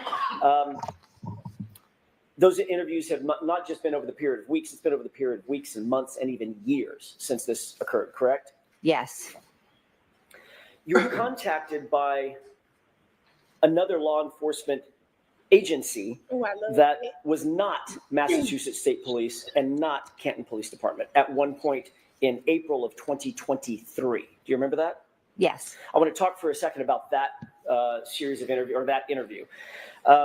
You were contacted at your residence by these members of this law enforcement agency, correct? Yes. All right. Later that same day, you did sit down with those same law enforcement officers for a formal interview. On that, On that same day that you were contacted by them, they also went into your home and actually interviewed you, correct? yes, it was brief. All right. Those law enforcement officers identified themselves as being associated with an agency that is not Massachusetts State Police. You understood that. Yes, And you understood that they were not involved with Canton Police Department either, correct? correct. Completely separate agency, is that right? Yes, During the course of that interview, those officers informed you very specifically, Ms. McCabe, that it is a crime to lie to them, even during an interview, correct? yes, Those law enforcement officers informed you that they were investigating certain circumstances attendant to John O'Keefe's death, correct? they were very vague on what they were. Understood. I don't know what they were investigating. But you did understand that it was having something to do with your involvement at 34 Fairview on January 28th, 29th, 2022, Objection. as a witness or otherwise. Objection. Sustained as to certain terminologies. Sure. Let me see if I can rephrase that, Ms. McCabe. You were aware of the subject matter of their interview, right? They weren't interviewing about a car you bought last year, correct? Right. Correct. They were interviewing you about, basically, about what you're testifying to here, correct? When I first spoke with them, the conversation was pretty vague. Girl, But the subject matter, vague or specific, was about this subject matter. Yes, Okay, fair enough.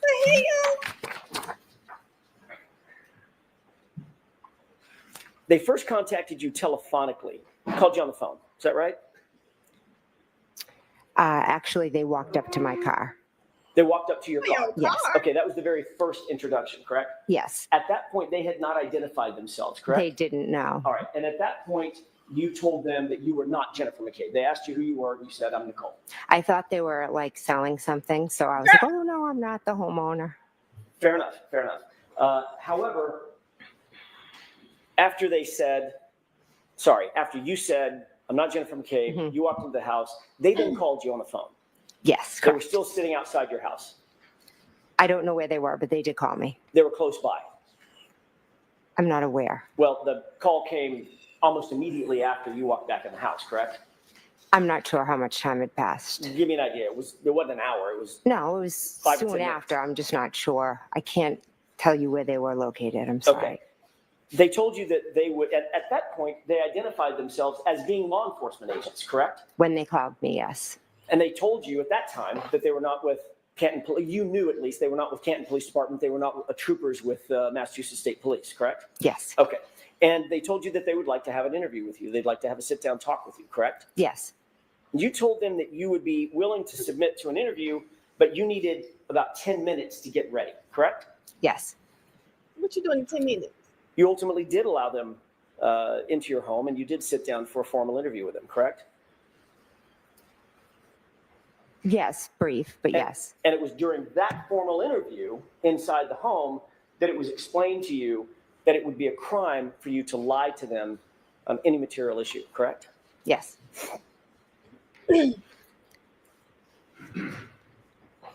During the course of your interview, your husband, Matt McCabe, came home. Is that right? Yes.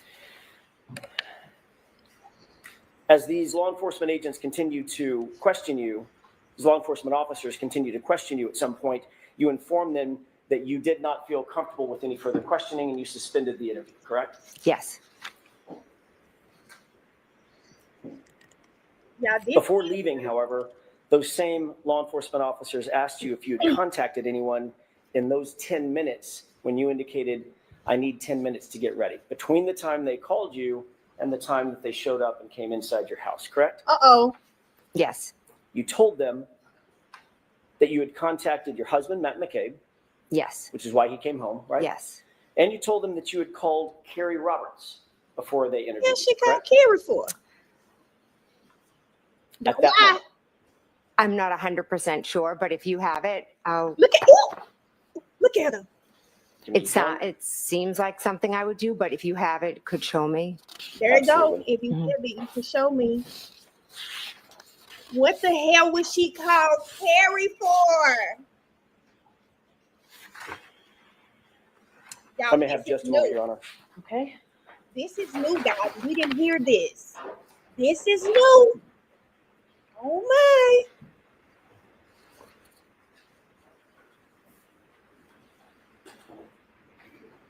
And y'all see her favorite thing. If you have it, you can show me.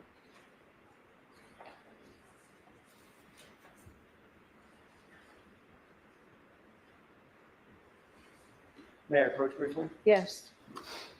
Yeah, she said the fed's coming. First, I'm going to ask you, Mhm. Ms. McCabe, if you recognized that as being a report of that interview, just generally. Yes or no? It appears to be, yes. May I approach the witness stand and stand by the witness stand for a couple of questions? Yes. If I can have that, Sure. I want to direct your attention. Innocent people don't do this shit. And Well, court counsel, I wouldn't call page Carrie. 3 I of call 4, my husband. I wouldn't call starting with the Carrie. second to the last full paragraph, going into page 5, top full. I'm sorry, page 4, top full paragraph. Okay. You could review those 2 paragraphs, read them to yourself, and then look up and let me know when you're finished.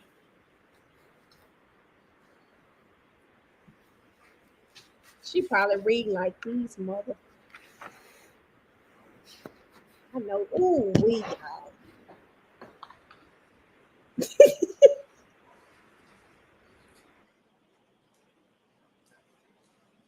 I would have understood if she called Brian. Why would you call Carrie? Why would you call Carrie? Carrie didn't even pop in till the next day. Why would she call Carrie? She needs Carrie to confirm the shit that she's been saying. Carrie is the only person who can confirm the car conversation outside the car. What she said in the ride, what she saying, I hit him. I don't like, come on. Look at her. Look at her. She taking her sweet time, baby. She does not. Hey, Caitlin, I don't know if I spoke today. She does not want to keep this questioning going. Man, bro, you could write a better movie than this. We've never heard this before. This is new. Look at her taking her sweet, precious time. Now she can't read. Okay.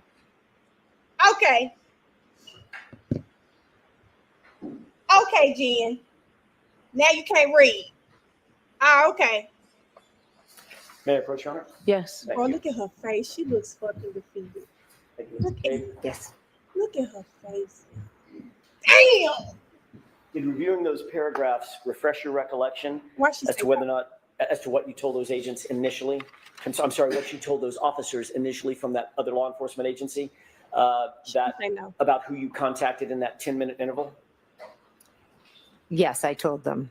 And you told them that you had contacted your husband, Matt McCabe, Yes, and Carrie Roberts. correct. I want to stick with that for just a quick second.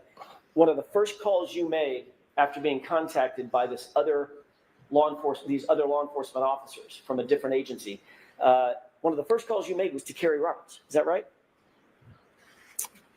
She was the first one. That's what I'm asking. One of the first 2 calls you made, your husband, Right. come home, there's law enforcement outside my door, I'm guessing is what you said, Yeah, you correct? called Carrie for I it. don't remember my exact words now, but I did ask him to come home. Correct. And Yes. Carrie Roberts. Okay. Yes. You wanted to let Ms. Roberts know that you had been contacted by certain officers from a different agency, correct? I was curious if they had already been to her. That was Because- my next question. Yeah. You also wanted to find out had these law enforcement officers from this different agency contacted her, correct? Yes, because typically if I you just enter asked our yes or town, no. she's. Ms. McCabe, yes or no? Oh, sorry. I was just trying to That's explain. okay. No, I'm sorry. Is that why you contacted her, to find out if in fact they had contacted her before you? Yes or no? Yes. And you also wanted to find out what she told them, if she had been contacted by them, correct? That was your motive in calling her. No. So you just wanted to find out, had she been contacted? Yes. But if she had said yes, you weren't going to say, and what the hell did they say? What'd they ask you? Well, I can't say what I would have asked her, but I know I was calling to see if they had been there. Yes, that was correct. That was your intent. I called to ask her if they had been there. Yes. So that was your intent, yes? Yes. Okay.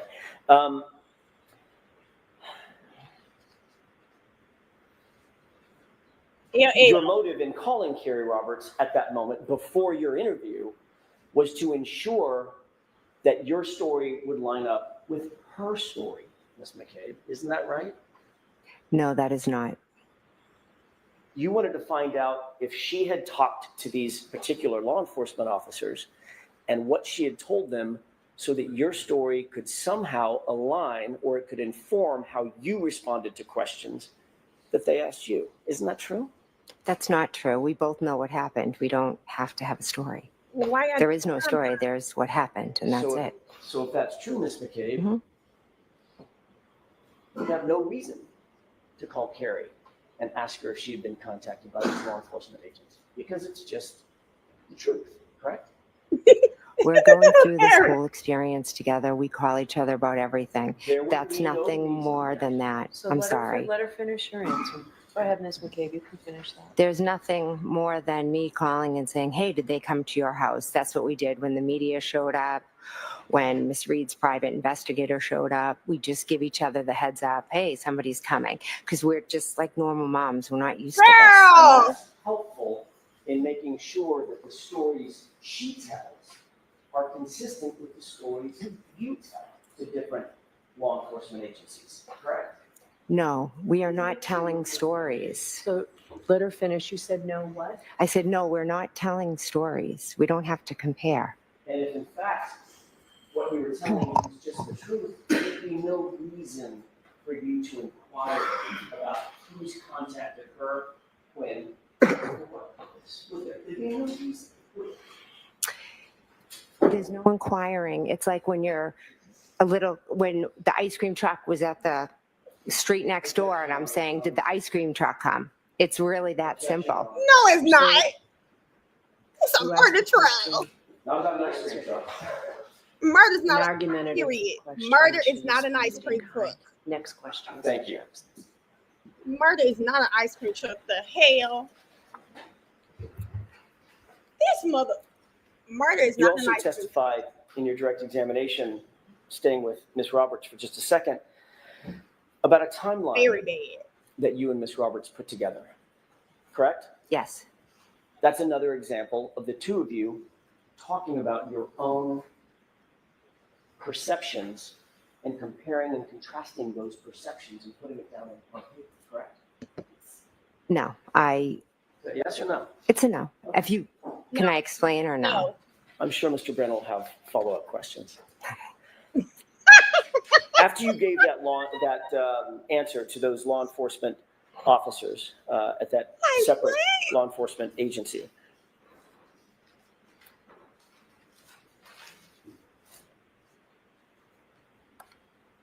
Lynn, they why asked did she you, call her sister? was there anyone else that you contacted in that 10-minute period before we got a chance to talk to you?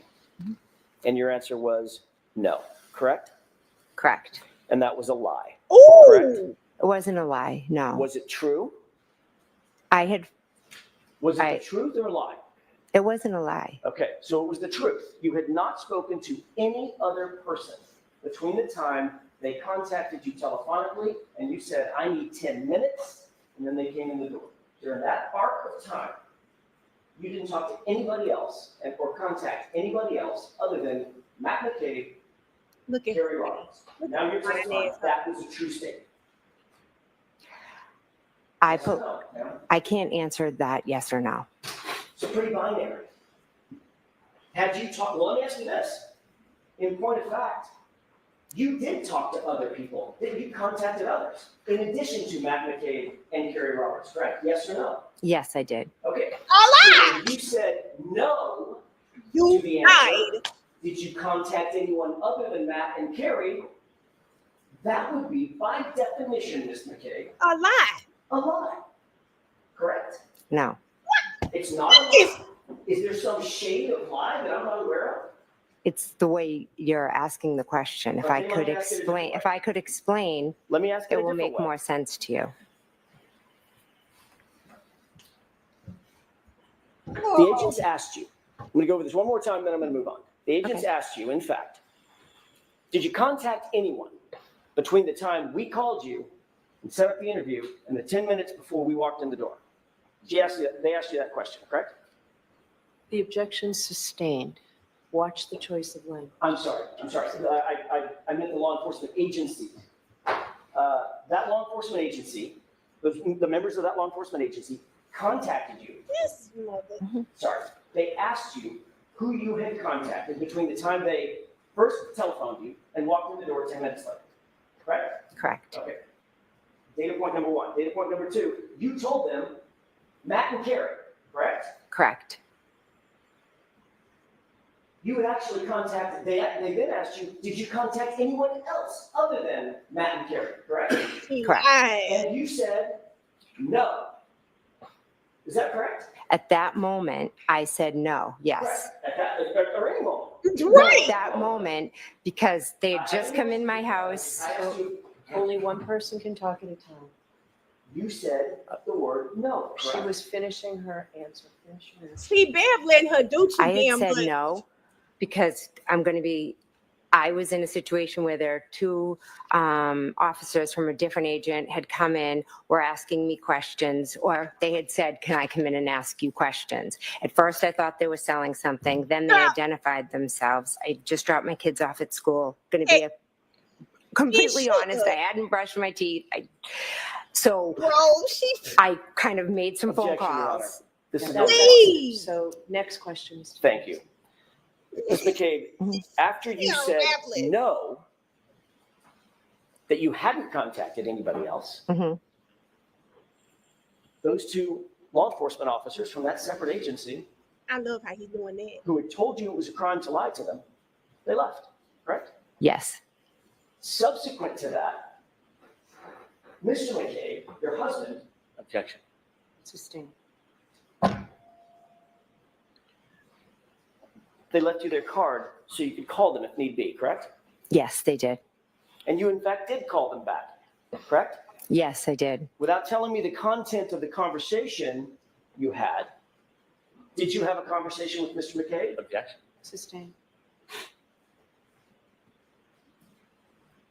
Did you call them back and say, I'm calling you back because my husband told me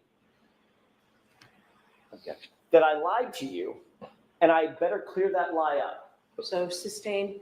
Jurors, remember I told you before that only answers to questions are evidence? Be mindful of that. Next, yes. Bro, look how she looked at the freaking baby. If looks could kill, the whole jury would be dead. Did y'all see how she just looked at the jury? Oh my God. She looked at the jury like they did some shit to her. Baby, Jen been giving them looks like this all day. And what's your name? It's Jennifer McCabe. And where'd you grow up? Ken Mass. John was my friend. I loved him. I called Carrie Roberts. Baby, she just looked over like this. Hold up, y'all. I'll go back real quick. Look at her, y'all. Lied to Remember I told you before. me Look at her, y'all. Objection. that I lied to you and I better clear that lie up. So sustained. Jurors, remember I told you before that only answers to questions are Or evidence? she want to Be cry. mindful of that. May we Next, yes.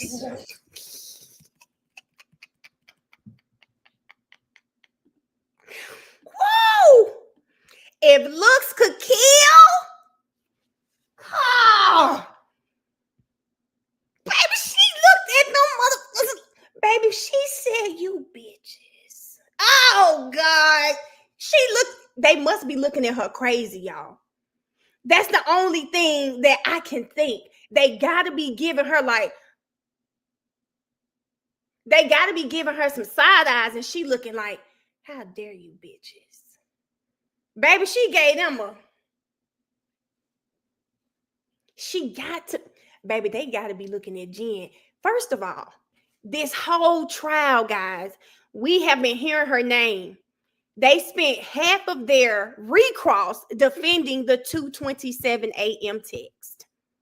Now she lied to the feds. Who y'all think they think the other law enforcement agency is? If I hear that shit, I'm thinking FBI. I'm thinking FBI. Oh God, he eating it. Baby, she looks defeated.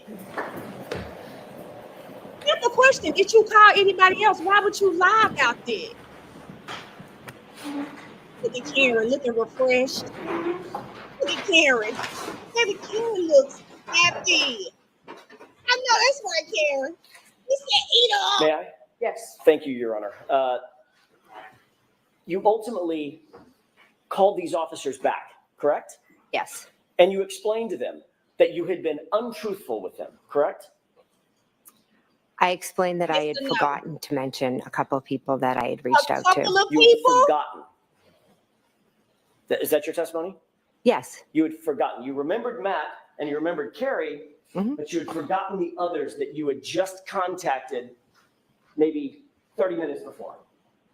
Yes. There were 5 people that you contacted, weren't there? I contacted Matt. Let's go through them. I'm just Yeah. asking yes or no. You know them? I know 4 off the top of my head. Okay, let's go through them. We got 5 Contacted- damn people. Your husband, correct? Yes. You contacted Carrie Roberts, correct? Yes. You contacted Peggy O'Keefe, correct? Yes. Then, Ms. McCabe, you contacted the district attorney's office, correct? My witness advocate. The district attorney's office. My witness advocate who works Miss- for the district attorney's Thank office. you, Ms. McCabe. Yes. And you also left out that you contacted Brian Albert himself, I knew it. correct? I knew it. Yes, my brother-in-law. For some reason, your brother-in-law, who's the 30-year Boston police detective, correct? Yes. And on whose lawn John O'Keefe was found dead or dying, Objection. I'll allow that. correct? Yes. For some reason, you did not want these officers to know that you had communicated specifically with Brian Albert, the homeowner, just before you talked to them, correct? No, incorrect. There was some reason that was important enough for you to lie about that, even though you had been admonished that it's a crime to lie about that to those officers, correct? Incorrect. I didn't lie to them. I had forgotten who I had called. 5 people. And all of a sudden, you had an epiphany right after they walked out the door? Yes. Matt said, who have you spoken to? Objection. I'm going to allow it. It's out and you're not to go any further, Mr. Judge. Ms. McCabe, I want to draw your attention to 10 minutes. January 28th. You had gone out drinking with your family at the Waterfall Bar and Grill, correct? I went with my husband and met my sister, yes. And met the other family, correct? The other family members, meaning My niece. Matt McCabe, Nicole, Chris, Julie, Caitlin, correct? Yes. And I think you mentioned Tristan was there as well. Yes. You were later joined by Nick and Karina Kolakithis, is that right? Yes. Ultimately, Brian Higgins showed up Yes. and Brian Albert showed up. Yes. You previously indicated Why? that Caitlin's boyfriend, Tristan, left early for whatever reason. He had errands to run or had to get to bed early for some reason. Is that right? He left before us, yes. So he didn't stay through the shank of the evening. Through the what? The shank of the evening, through the course of the evening. Oh, okay. Mhm. Is that right? Yes. Okay. And ultimately, at the waterfall, John O'Keefe and Miss Reed showed up as well. Yes. You didn't see any tension at all between John O'Keefe and Karen that night, did you? No, I didn't. They appeared to be getting along, Yes. sort of a normal couple having a nice evening out together. Yes. Nope, Nikki. Neither John nor Karen Reed appeared drunk or inebriated, out of sorts. No, I wouldn't categorize them as drunk or inebriated. And not. But again, I don't know what the definition of drunk is. Well, What? that's a fair statement. I'm Yeah. not asking for their BAC, but they didn't appear to be stumbling around, falling all over themselves and sloppy drunk, correct? No. Out of control, nothing like that? No. Okay. You did see Brian Higgins and Brian Albert at a high top table sort of together through the course of that evening, correct? We were all kind of around like a long high top table. And John O'Keefe, and as you look at I'm going to use the perspective of the video that we've seen, that camera angle that we've seen. John O'Keefe and Miss Reed were sort of further off in the corner, closer to the bar rather than to the tables, correct? Along with the Kolakitases and those, and you, as a matter of fact. Yes, at different times, everyone was kind of moving around. I spent the majority of the time that Karen and John were there speaking with Karen. And that was sort of over toward the bar. We weren't in the bar, we were at the table. So it was one side of the table and the other. It wasn't like far away. Right. Kind of, yeah. I'm using the bar sort of as a landmark for I didn't mean you were sidled up to the bar, but just sort of as a landmark. You were closer to the bar than, for instance, in the foreground, which would be the high top tables in the foreground, correct? We were just on the other, I'm confused about this. We were just on the other side of the table. Okay. You did see on the opposite side of that high top table, that's where Brian Albert and Brian Higgins were standing, talking and communicating with each other. Is that right? I believe so. I was talking to Miss Reed. I wasn't really paying attention to them. Did you ever see those two men get physical with one another that night? I did not that night. I did not see that. Have you ever seen a full review in all the hours that you've sort of prepped for your testimony? Have you been shown that waterfall video from the time you got there until the time you left? Not the full video, but I have seen a good portion of it, yes. Okay, and you've certainly seen the portion where Brian Albert and Brian Higgins get up from the table and sort of get physical with one another, correct? I would say more like play fighting, and Nick Kolakitis was a little bit like doing it with them as well. Okay, so the physical part is, all I'm asking is, did they touch each other?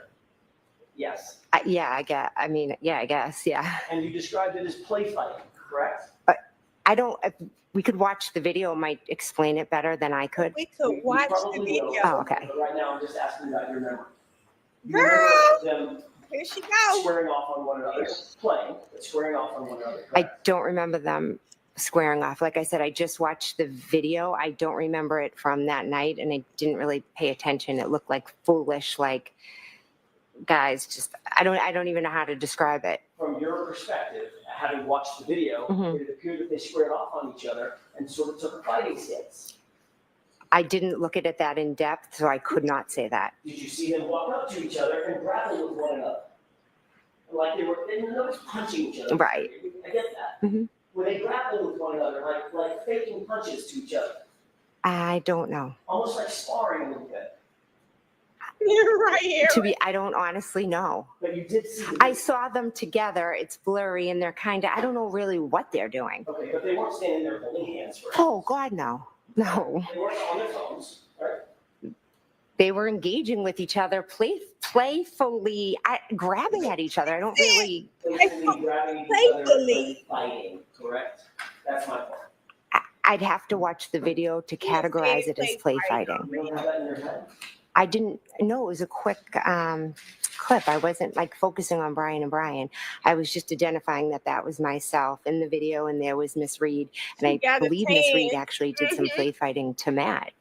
There was, in Playfully fact, was so to Matt. funny. Yeah, I feel like she was about like this to Matt at one point. Yeah, in the video. So let's talk about Brian and Brian Higgins and Brian Albert. Those two men, very large in stature, correct?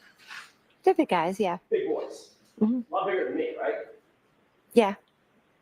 They took a fighting stance with each other and started grappling, playing, coming toward each other as if they were engaging in a fake physical altercation, correct? I did not see that. I'm sorry. Okay. She did get her tooth fixed. You didn't even see it on the video. She got her. I saw them on the video grabbing at each other. I didn't see stances but again, I didn't pay much attention to it. And that's your best memory as you sit here today? She got it fixed. Yes. Okay. She didn't get the underbite fixed. But Eventually, you, your husband, Brian Albert, Brian Higgins, Nicole, Caitlin, everybody went over to 34 Fairview at the end of the night, Yes. correct? The bar closed at, I'm guessing, midnight. Okay. Is that right? I think we were wrapping up around then. I don't know what time it actually closes. When you left Waterfall, the people that were still there included Matt, your husband, and John O'Keefe. Is that right? Yes. You walked out with Karina Kolakithis and Karen Reed. Yes. And you said to Miss Reed something along the lines of, "You're coming with me," correct? I said, why don't you come with me? Okay, fair enough. You were prompting her to join you for the ride over to 34 Fairview. Is that right? Yes. You even went outside and sort of waited in the cold. There's a video. Have you seen the video of you outside? The surveillance video of you outside in the cold? Yes. And you're sort of waiting there, moving from foot to foot like it's freezing out, which I'm sure it was, correct? Yes. In a big puffy coat of some kind, right? So the question was, I moving foot to foot in a coat? Yes. My question is more, did you see yourself waiting outside the cold? I saw myself convert. I believe I was in a conversation at that point when I was standing out there with John and Karen. And that's when you were asking Karen to come with you? No, I had asked Karen previously when we were at the door to come with me because I didn't know how long Matt and John were going to be in the bar because they were in there still. And that would have, by definition, brought Karen to 34 Fairview separate and apart from John O'Keefe if Karen had come with you. Yes. Mm-hmm.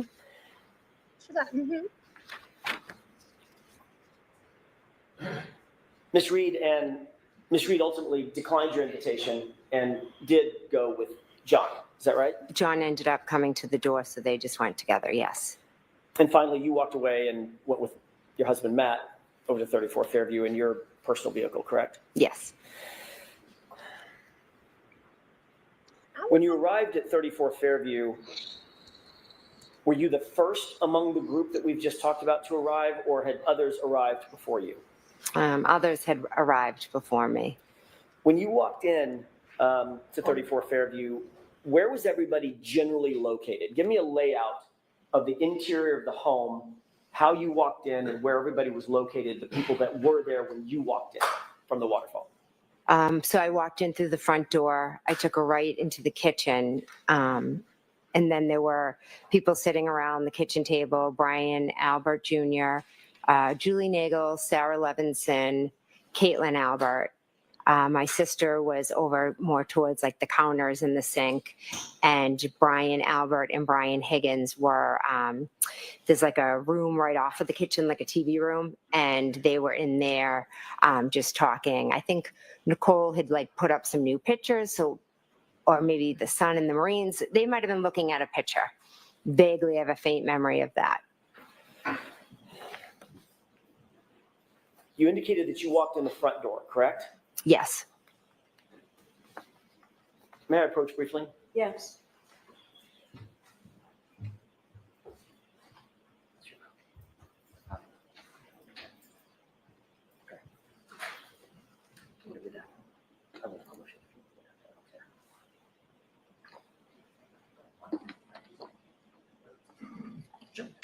Sure. Yeah, this is your copy. I'll take care of that. Can you just take a look at that photograph for just a quick second? Yes. Do you recognize that photograph? Yes. What do you recognize that photograph as being? It's my sister's house. 34 Fairview? Yes, sorry, 34 Fairview. Brian Albert's house as well. Yes. Your Honor, I'd like to mark this as marked for identification. There's a, Identification's fine. thank you. If I may. What would be the next in order?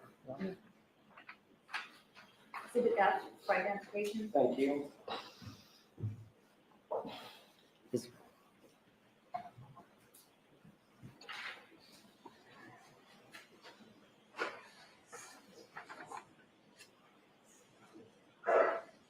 Go ahead, just a moment, Your Honor. Okay.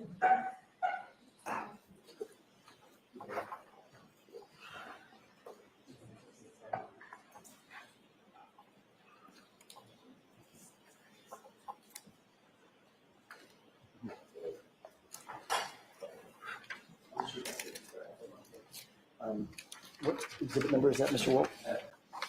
3. Your Honor, with the court's permission, I'm going to show a different exhibit until the other issue can be resolved. With the court's permission, it's Commonwealth Exhibit 3.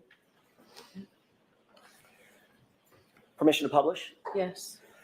Mr. Wolk, could you highlight or enlarge the house as much as you can?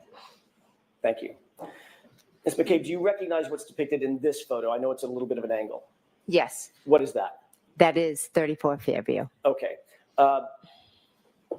Can you, I think this laser will work. May I approach? Yes.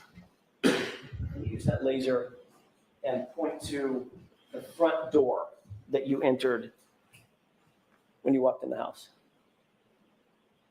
Okay, that's directly in the middle of the just to the left of the flagpole for this purposes of this photograph, correct? Yes.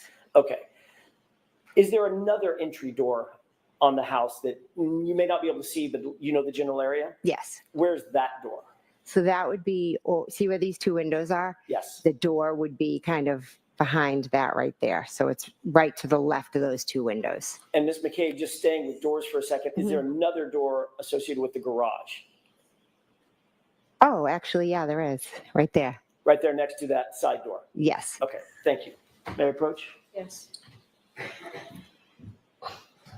Thank you.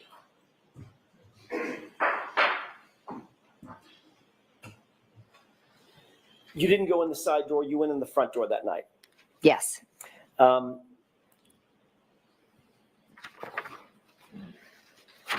You indicated that once inside the house, you were sort of in the kitchen area. Is that right? I was in the kitchen, yes. You weren't paying special attention to Brian Albert or Brian Higgins, what they were doing. As a matter of fact, I think they went into a different room. Is that right?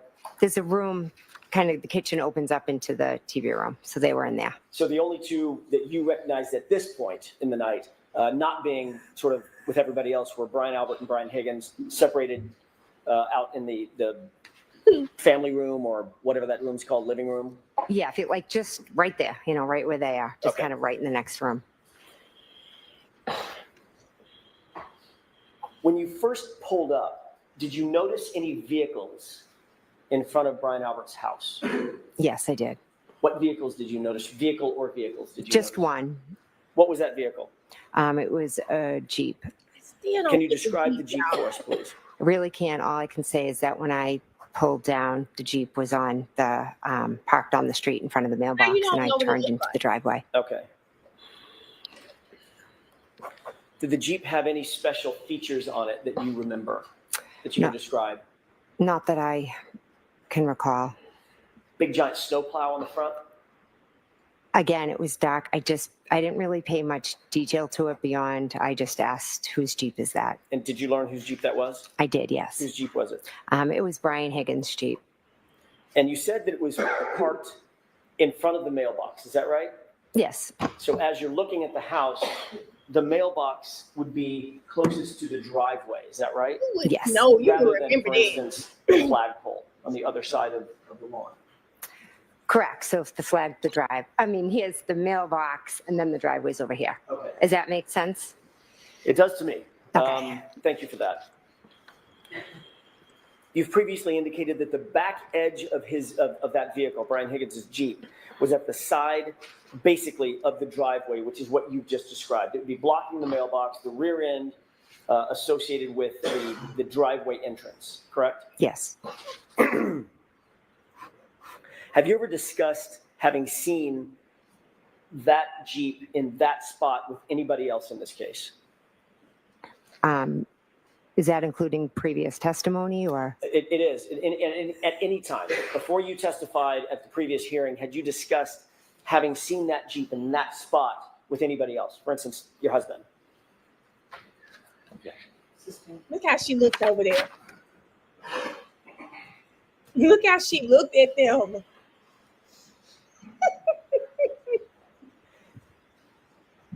I know she can't stand AJ. I just know it. Was there any other car on that curb line, if you will, other than the Jeep when you pulled in?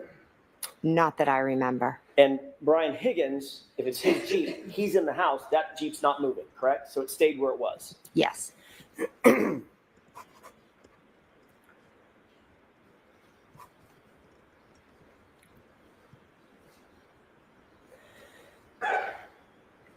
At some point, did you observe Miss Reed's vehicle pull up to the driveway? I'm sorry, pull up to the house. I was told there was a vehicle outside, so I went and looked. Where Yes. was that vehicle? When you looked that first time, where was Miss Reed's SUV? When I went to the front door and looked out, it was straight ahead. So that would be parallel, actually in line with the Jeep, correct? Yes. Directly in front of the Jeep. I don't know the distance, but yes, you're correct. It was in front of the Jeep. So if the Jeep was a normal, it's a full-size Jeep, correct? I don't know what size it is. Certainly the SUV is a full-size SUV. Yes. All right. So that would take up much of the room of the curb area in front of 34 Fairview. Great. Between the Jeep, assuming there's a snowplow, Right. and a full-size SUV, correct? I'm not really sure of the whole area, but there was the Jeep and then there was the car. I just don't know the distance between them. You gave a description of the vehicles that were out in front of 34 Fairview in your January 29, 2022 interview with Trooper Proctor, Agreed. correct? He came to my house and asked me questions, correct? When you gave that interview to Trooper Proctor, you indicated to him that you first observed Miss Reed's vehicle parked on the street by the driveway, correct? I never said by the driveway, no. So if He that's lied. in a report, Trooper Proctor got that fact wrong, got that detail wrong. Sustained. It's always like that, y'all. I never said that. They If in lied fact, to the report. well, let me ask it this way. What did you say to Trooper Proctor about where that vehicle was? Miss Reed's vehicle? Correct. I told him it was straight out front, the window. The straight out front of the front door. Sorry. Trooper Proctor wrote a report about his interview with you, correct? Correct? You've seen that report in other hearings, is that right? Yes. Your interview with him was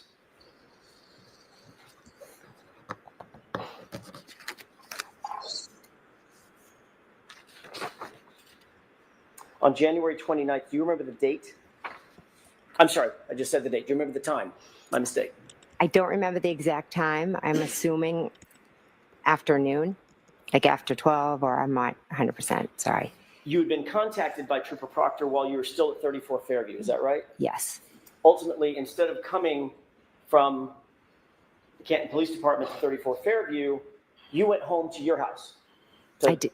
To Yes. the Country Lane address. Yes, I did. And Trooper Proctor ended up She's meeting you smiling there, again. correct? Yes. And in addition to you and Matt being there, hmm Brian Albert showed up, correct? I asked him to come. So you asked your brother-in-law to come to the interview that you were having with Trooper Proctor formally in furtherance of his investigation surrounding the circumstances of this case, correct? No. But Brian Albert did show up at your house. He did. I asked him to come. Yes. And he was inside the house when Trooper Proctor ultimately interviewed you, correct? He was in the house. Yes. And you'd spoken to Brian Albert before Trooper Proctor had interviewed you formally, correct? I believe so. Yes. Matter of fact, several times you had to have spoken to him at 34 Fairview. You've already said that, right? Oh, right. Yeah. We were all there in the kitchen. And then obviously Look how you she spoke to him smile, yeah. about the interview before Trooper Proctor got to your house to interview you on the 29th as well, correct? We were just talking about what happened. It wasn't specifically about Trooper Proctor. Right. Not about Trooper Proctor. You talked to Brian Albert about the circumstances of this case before you spoke with Trooper Proctor. Yes, I had.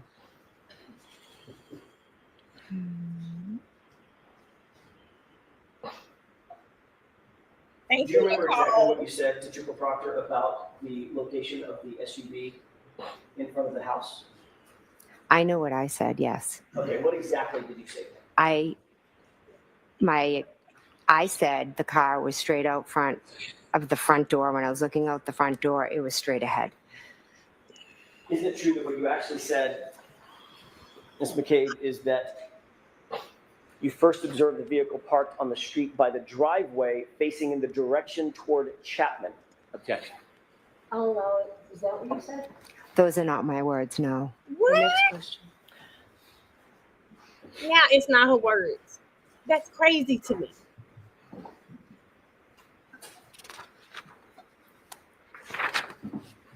Everything not her words. Why would people You've lie already on you? indicated that following the events of January 28th and 29th, you have spoken extensively with your family and your friends, members of your family and your friend group about what happened that night, correct? Yes, And that includes Brian and Nicole Albert, is that right? yes, That includes Matt McCabe, your husband, correct? yes, That includes Chris and Julie Albert. yes. Includes other people that were there that night, including Brian Higgins. I haven't spoken to Brian Higgins since, I believe, John O'Keefe's wake. But you did speak to him that morning at 34 Fairview, is that correct? Yeah. Oh, yes, he was there. Yes. As a matter of fact, he's the one that told you to call Officer Lank back and have Officer Lank come back for the additional statement that you wanted to give Officer Lank. Mm-hmm. Is that right? He may have suggested it. I'm not sure. So in those discussions that you've had with all these folks, you've talked to the details about that night being at the bar, the house, who was where, all of those things, correct? Yes. You've talked about the timing of the night, who arrived, when people arrived at 34 Fairview, when people arrived at Waterfall Bar and Grill, correct? No, those really aren't details we discuss. I mean, everybody kind of knows when they came and when they left.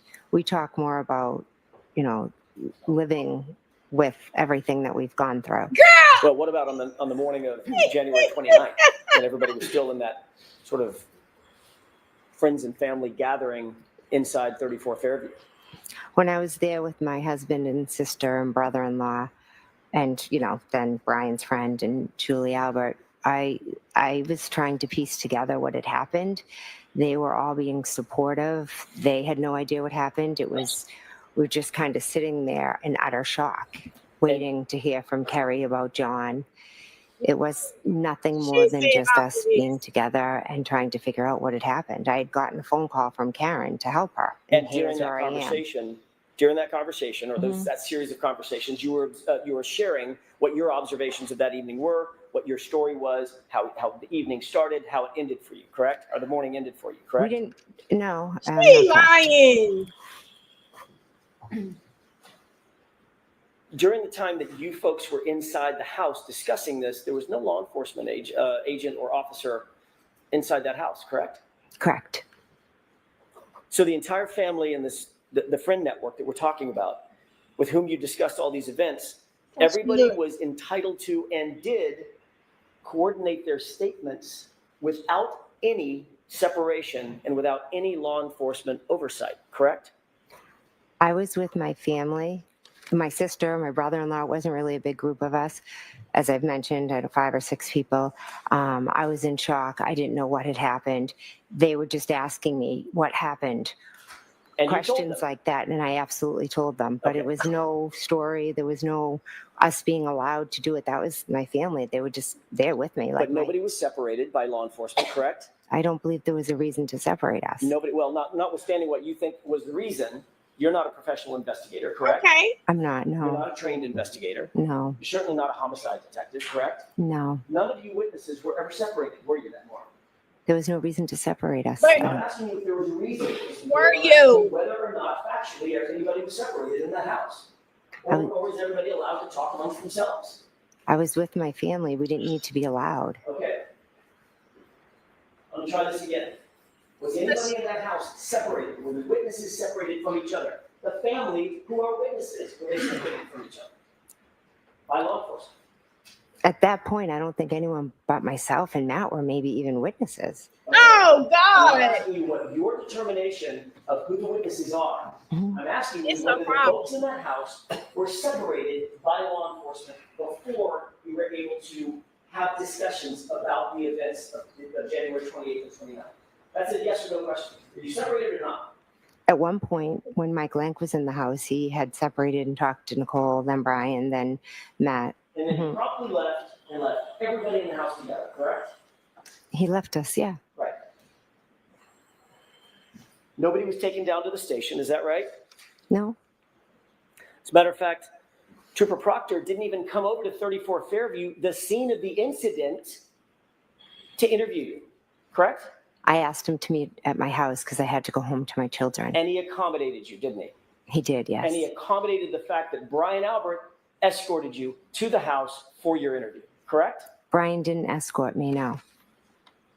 Well, he went to your house at the same time that Trooper Proctor was there to interview you, correct? He came at some point, yes, by But himself. Before Trooper Proctor did the interview. I'm not sure if he was there, if he got there before It's or scratching. when Well, he arrived. You've testified in the past that Yes. Brian Albert came to your house alone. I don't mean you came in the same car. Yes. They followed you over to your house before Trooper Proctor ever got there. And he was in the house while Trooper Proctor conducted his interview, correct? Yes, Brian was All in right. the house for the interview. Thank you. She's trying, baby, but she's no match for AJ.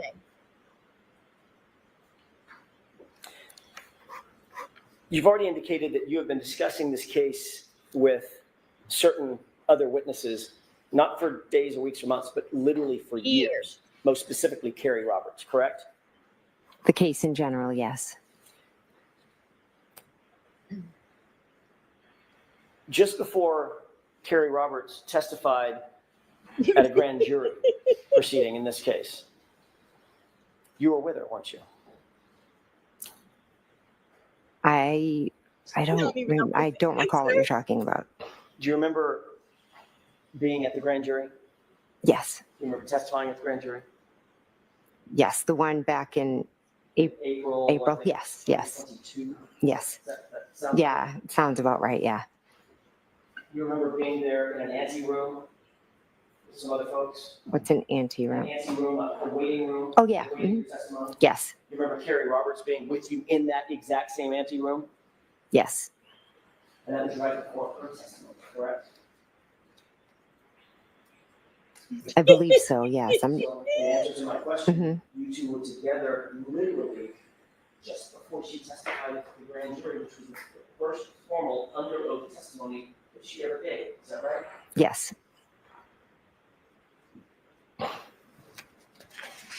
Wow.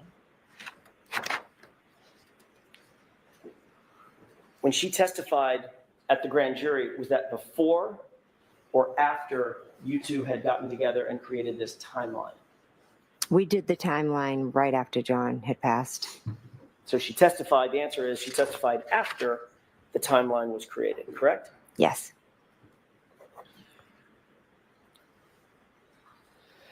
Bro, she Brian Albert and his family had a dog on January 29th, 2022, did they not? yes, they did. What was that dog's name? Chloe, What kind of dog was Chloe? German Shepherd. Was it do you know if it was a purebred German Shepherd or a mix of Malinois and German Shepherd, or do you know? I have no idea. Big dog, Yeah, good sized dog. Yeah, 70-pounder.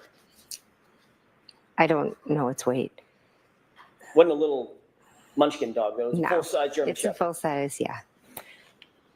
On the morning that you described going into the house, January 29th, 6:40 a.m. or so, Mhm. you indicated that you burst into the bedroom to wake your sister and Brian Albert. Is that right? Yes, I went into the bedroom. It's still dark out, correct? Yes, There had been relative chaos on the lawn for a number of minutes, from about 6:10 until at least 6:40. When we went in, there were still emergency vehicles with lights on and engines running. Chaos, relative chaos, bedlam, as somebody has said, on that front lawn, correct? it was more on their side lawn and down the street, kind of like all the cruises. A lot of them were behind their lot. Right in front of 34th Street, correct? To the side, in the side yard of 34th Fairview. Yes, And on the lawn of 34th Street, yes, where first responders were responding, correct? yes, And you said my client is screaming to the top of her lungs, is that right? yes, she was. And Carrie Roberts was screaming back at her, Yes, shut up or shut the fuck up, right? yes, Then at 6:40 a.m., under the cover of darkness, you walked in the front door of the unlocked front door of Brian Albert's house, correct? I went into my sister's house, correct? It wasn't Brian Albert's house? And Brian Albert. Yes, I'm sorry. Ooh, I I know that's right, climbed the AJ. stairs up toward the bedrooms, correct? Yes. You walked into the bedroom door where Brian Albert and Nicole Albert, according to you, were sleeping. Sound asleep. Is that Yeah. right? Yes. So you would agree that you unexpectedly, in terms of their view, unexpectedly walked into their house basically in the middle of the night, middle of the morning. Yes.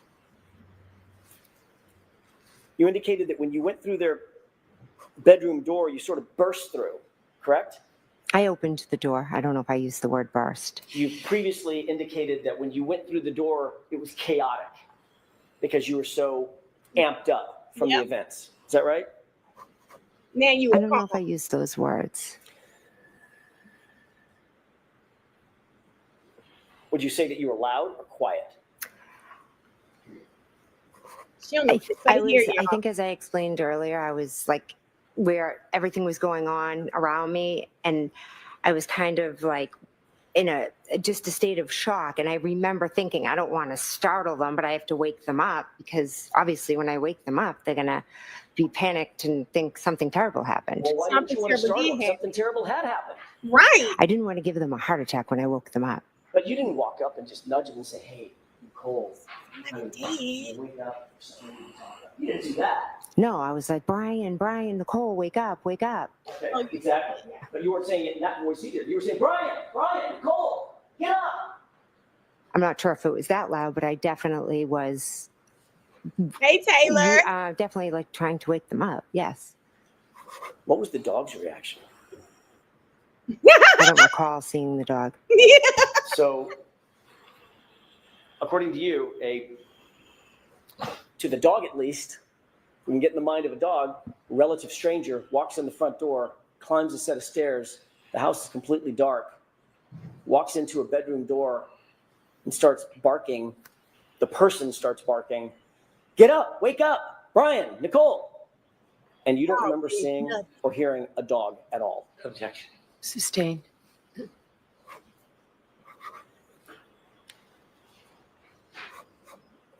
As you indicated, it's not that the dog wasn't reactive, it's that you don't remember the dog even being there, correct? I have no memory of the dog, no. But you do know that that dog sleeps in Brian and Nicole's room, correct? It may, I don't know for sure. Look how she looking over at Hank. The reason you don't remember the dog being there is because the dog wasn't there, was it? I don't remember the dog. Right. So when you walked out of the room, when you walked in the house, didn't see the dog? No, When you walked up the stairs, no dog? no, Walked down the hallway, no dog? no. Walked into Brian and Nicole's bedroom door, no dog? I don't remember seeing the I dog. realize that. Mhm. Dog or no dog? No dog. I don't remember seeing the dog. Doesn't mean it wasn't there or it was there. I just don't remember seeing it. Well, no dog came up to you and barked at you, correct? No, You didn't see or hear a dog whining or howling, did you? no, You didn't hear or see a dog scratching at the door? no. There's no sign of a dog at all in Brian and Nicole Albert's house at 6:41 a.m. when you walked into that house, correct? Or 6:40? I don't remember seeing the dog. And this was a 70-pound German Shepherd, correct? I don't know the weight of the Have you ever dog. heard a description given about that dog by Brian Albert? Anybody else? That dog was not good with strangers. Mm-hmm. Objection. Did you know, as you said, you're very, very dear friends, and obviously dear friends with Brian Albert, relations with Nicole Albert, your sister. Are you aware that that dog was not good with strangers? Object. Do you know that? Yeah. I don't. It wasn't good with other dogs is what I knew, so I could never bring my dog over there. That's all I know about the dog. Right. Had some aggression, correct? At least with other dogs. Possibly. Possibly. You just said it. Yeah. Thank you, Your Honor. If you could remind the jurors, in your memory, who was the last person to leave the house, 34 Fairview, on the early morning hours of January 29th? I believe Caitlin left after us, my niece. Thank you.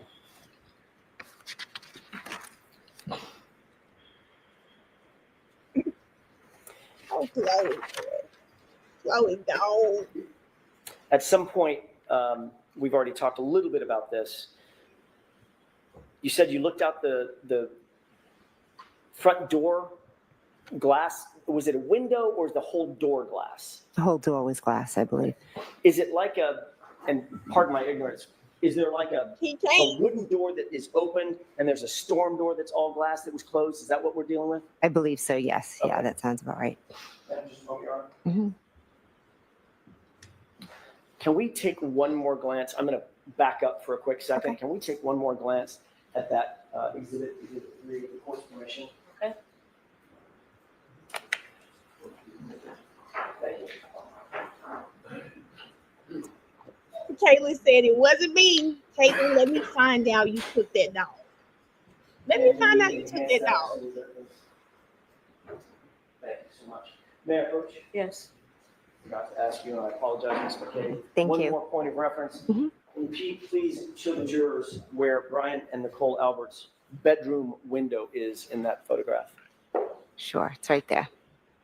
Upper left window. Right uppermost by the left window, correct? Yes. Thank you. Right by all the commotion. May I approach? Yes.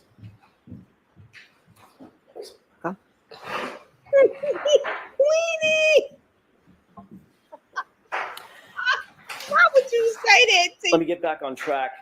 You indicated that you looked out that storm door and saw Miss Reed's vehicle, her SUV, directly in front of you, correct? Yes. That was the first time you noted or clocked that SUV being there?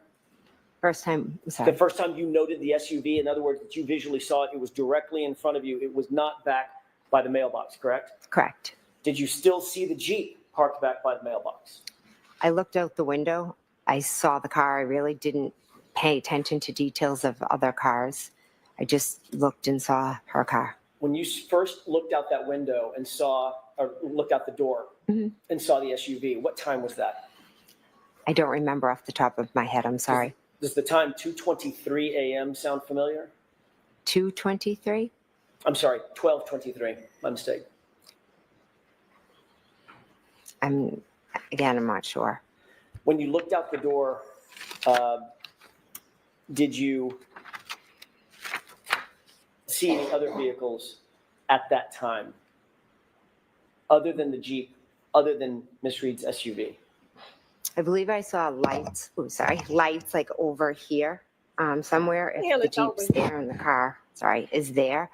Okay, can you describe for the record what you did? The theirs don't come across on the record. Oh, so sorry. to your left Yes. is Straight out would be Miss Reed's vehicle that I looked at. okay. I kind of looked at that. I remember my peripheral vision seeing lights over there to the Yeah. left. Sorry. All right. So the way that you're describing this, and that's lights to a vehicle, correct? Yes, Matter of fact, you know what vehicle that is. I do. Yes. What vehicle is it? Describe it for the jurors, please. It's Ryan Nagel's. Ryan Nagel's what?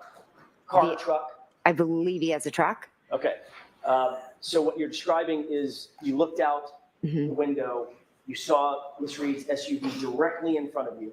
Right behind that, in line, was Brian Higgins' Jeep, and behind that was Ryan Nagel's truck. Is that right? I'm not sure where his truck lines up. I Lisa? just remember seeing lights. I just quickly saw Miss Reed's car and went back into the room. I wasn't, I apologize, paying attention for like specific details about cars. At some point, you did become interested in exactly what time Ryan Nagel's truck arrived, correct? This is after the fact, well after the fact, months after the fact. Yes, I did.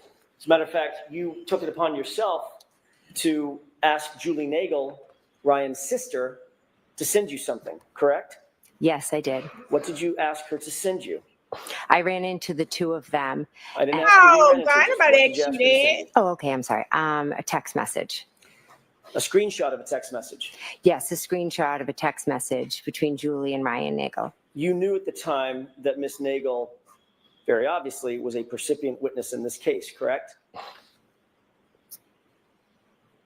I believe so. It was very early on. Well, I mean, she was in the house.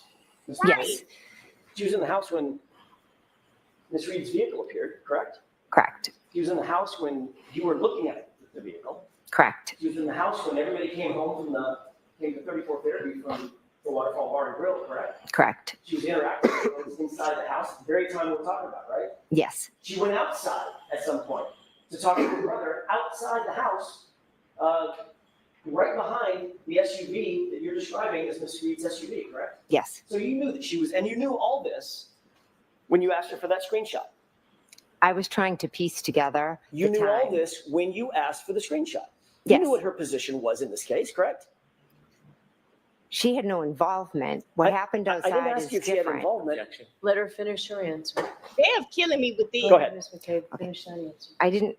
What happened outside was separate from anything that happened inside.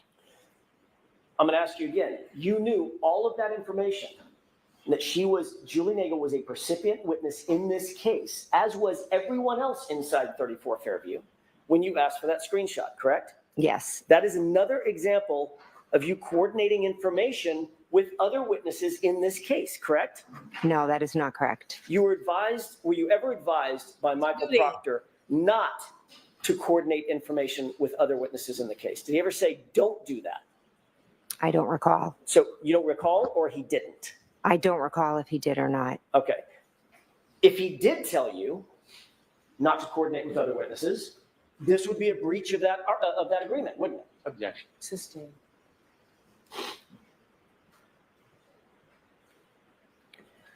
Indeed, once you got that screenshot, we'll talk about that in just a second. When you got the screenshot, did you ever share that with law enforcement? I'm not sure if I did or not. You never provided that to You Michael never Proctor gave it or any other to investigator, did you? baby. I'm not sure if I did or not. As a matter of fact, Ms. McCabe, the only reason we know about that screenshot is because of the extraction on your phone. Isn't that right?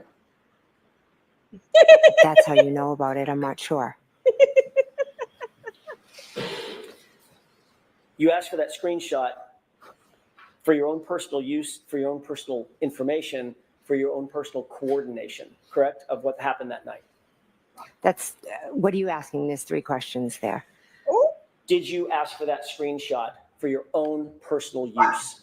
Yes, And indeed, No.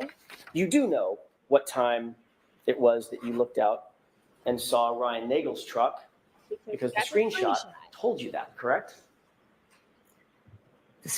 the screenshot told me when Ryan Nagel pulled up. It didn't tell when I Exactly. saw. But And girl, what was the time when Ryan Nagel indicated that he pulled up? I'd have to look at the screenshot. 2:23 a.m., 12:23 a.m., sound right? If you have it and that's what it says, absolutely. so this is hard to watch.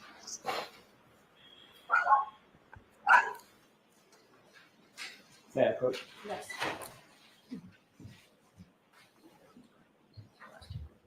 And they want me to believe Chloe went in that house barking. I'm sure. Yeah. Go sit May there. I go?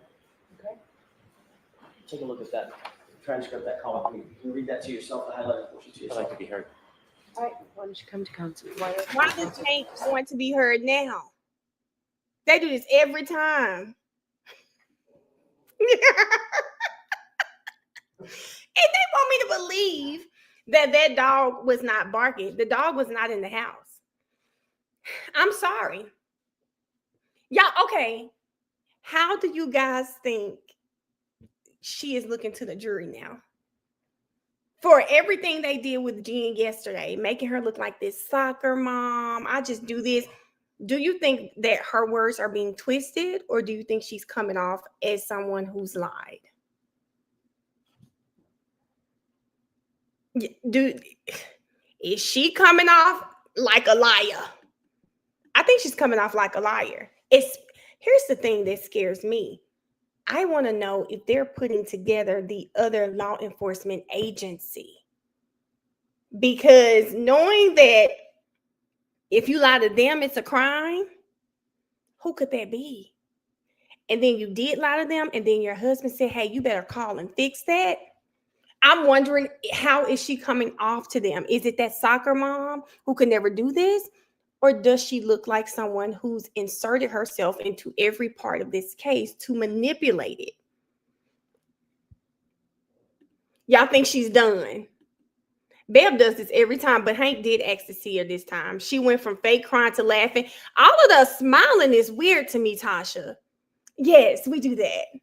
No. So Brian Albert and I, like, all of the smiling to these questions is kind of weird to me. It feels like she's forcing the smiles and the laughs, because what are we doing? What exactly are we doing here? I can't say, because we've heard both of her testimonies. This their first time hearing her, so no telling what they think of her yet. I'm wondering, Key, like, what do you think? Now, I will say, yesterday, I felt like her testimony came off like the first time during direct. I feel like, but it's always on cross when she crumbles. She's crumbling here. I don't know. She's proud she's gotten away with this shit. Yes. But are they catching on though? Alicia, she's already slipping up though. Are they catching on? I see her shoulder pads, Lizard. Are they catching on to her? Her husband has to help her a lot. Okay. He said the jury got the voodoo dolls right now. Tasha. Now listen, Tasha. I feel like this. Think about it, guys. Since the start of this case, we have heard this lady's name. Carrie Roberts gets up there, has a terrible cross-examination. You can clearly see she's been manipulated by Jen, even just if we just go by testimony alone, right? It's like, it's not your friend. All of a sudden, you guys are buddy. She's taking you everywhere. Something is up. But is the jury thinking that? Is the jury thinking she's involved? Are they believing her? Oh, I can't wait to. What does the jury think about this? Jennifer McCabe. Yes. Thank you. May I approach? Yes. Thank You look at the highlighted portion and tell me if that refreshes your recollection about anything we've been discussing.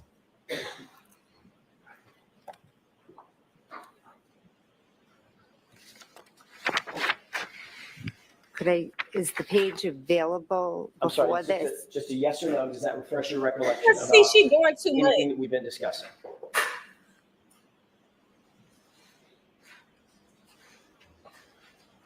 It's just what we've discussed. It doesn't really refresh.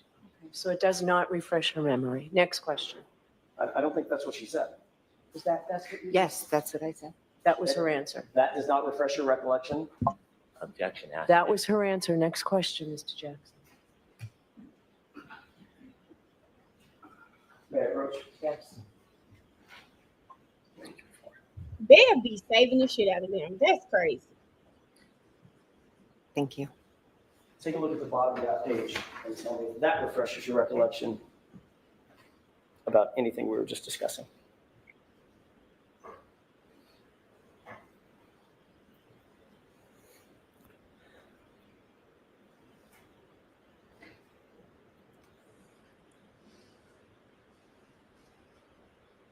I hope they can say, well, in the last trial you remembered it. Why don't you remember it now?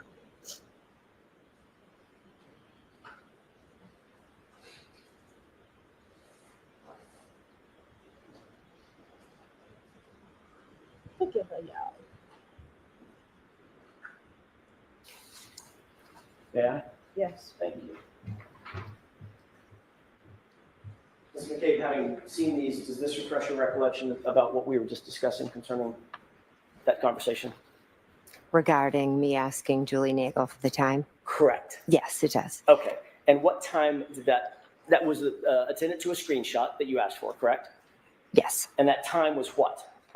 Objection. Do you remember the time? Can I look at the paper? I was reading everything. I didn't So look at the the exact question is time. whether you remember the. Oh, do I remember it? I don't remember the exact time, but I can read it off the paper. That's different than a memory. That's different. Next question. So this does not refresh your recollection as to the time that was reflected on that screenshot. I can read the time, but in my memory. That's not my question. I have to do it this way. Ms. Okay, McCabe. sorry. Does it refresh your recollection Look how as she's you sit smiling. here having read this, as to the time that was reflected on that screenshot? Sitting here today, the only reason I know there's a time is because of what's on that paper. But you did ask for a screenshot from Ms. Nagel, correct? Yes, I And that- did. And that screenshot said something to the effect of outside. Is that right? What's wrong? Just that question. The screenshot said something about outside. Is that right? I believe it said here, yes. Or maybe it's Yeah, something And it similar. was it was a screenshot from Ryan Nagel to Julie Nagel indicating that he had arrived. You just read the message. Can you repeat the question? Sure, it was a screenshot of a text message from Ryan Nagel to Julie Nagel saying, I've arrived. In other words, I've arrived at 34 Fairview. Yes, it was. Because he was intending to give her a ride home, which he had asked for. Is that right? Objection. Sustained. You did see Julie Nagel go outside and approach the vehicle, correct? I never saw her go near the vehicle. I saw her go outside. Got it. Did she ultimately come back indoors? Yes. Did she come back in with anybody else? No. About what time would you estimate that to have been in the course of that evening? When she came back inside? When she walked out and then came back inside? Soon after she went out, she talked to her brother. She came back inside. And about what time of day was that? If you know.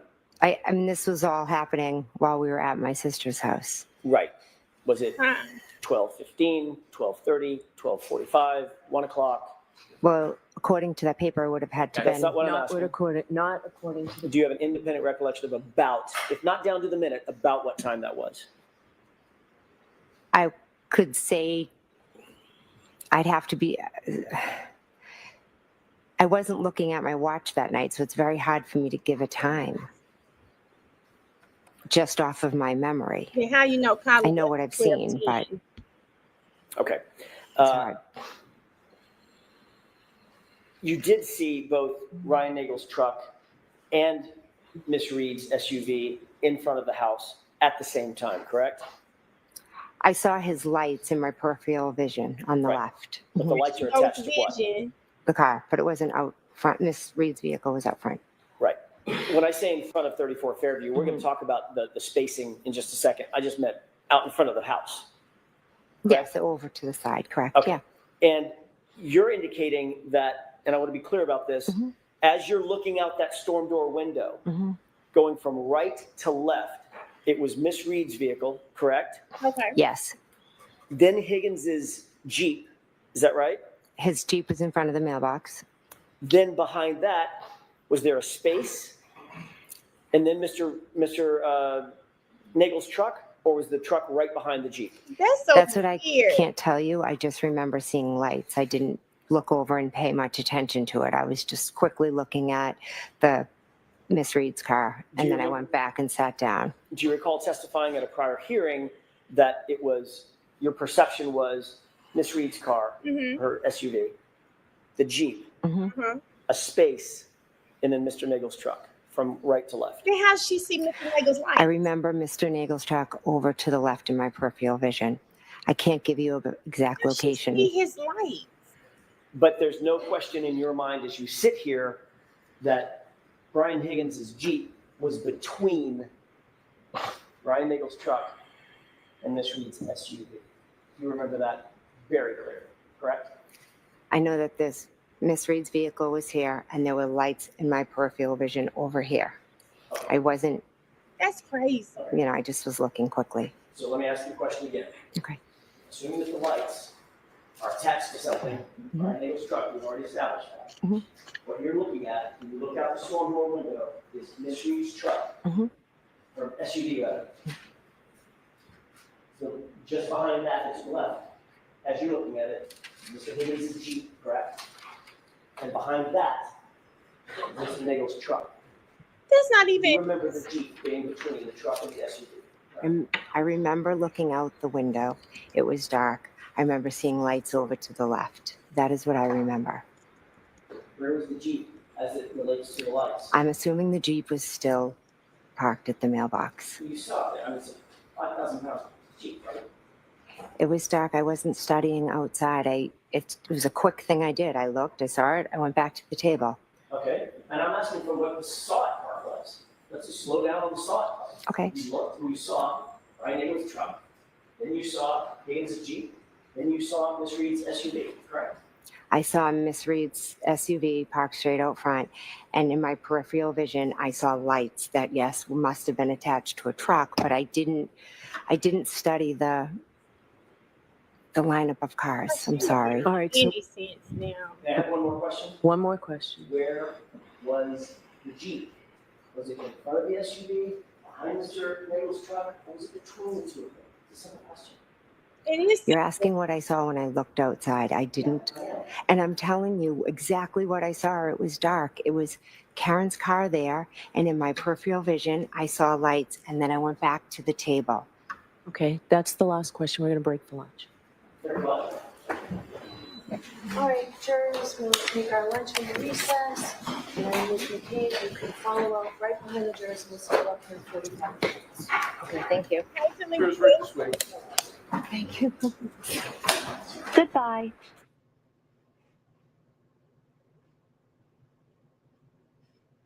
I think my problem is, and y'all can help me in the chat.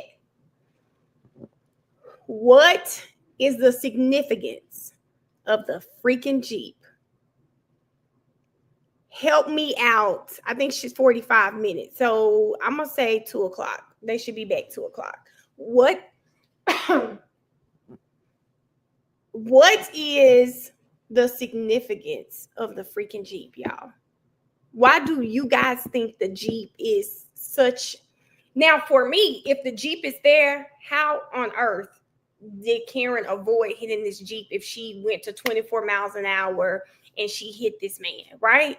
If the Jeep is there, how did y'all see that guy Young Thug picture right there when he was looking down on them glasses, plowing the driveway? But my thing is that I'm like, why do they keep bringing up this Jeep? She couldn't have hit John with that Jeep there. I agree. Hold up, y'all. Are they? Yeah. Oh, they have a little show this on. What, like, let me take it off, guys. She could not have hit him if the Jeep is there. It just don't make sense. I don't know. Hold on. I think I'm this way. I don't know why we keep bringing up this Jeep. The Jeep is the backup plan in case Higgy flips. I thought so pretty. I'm going to put it on because I saw it yesterday and they talked the whole time. So I kind of like that. Mel, would you get in a Benz?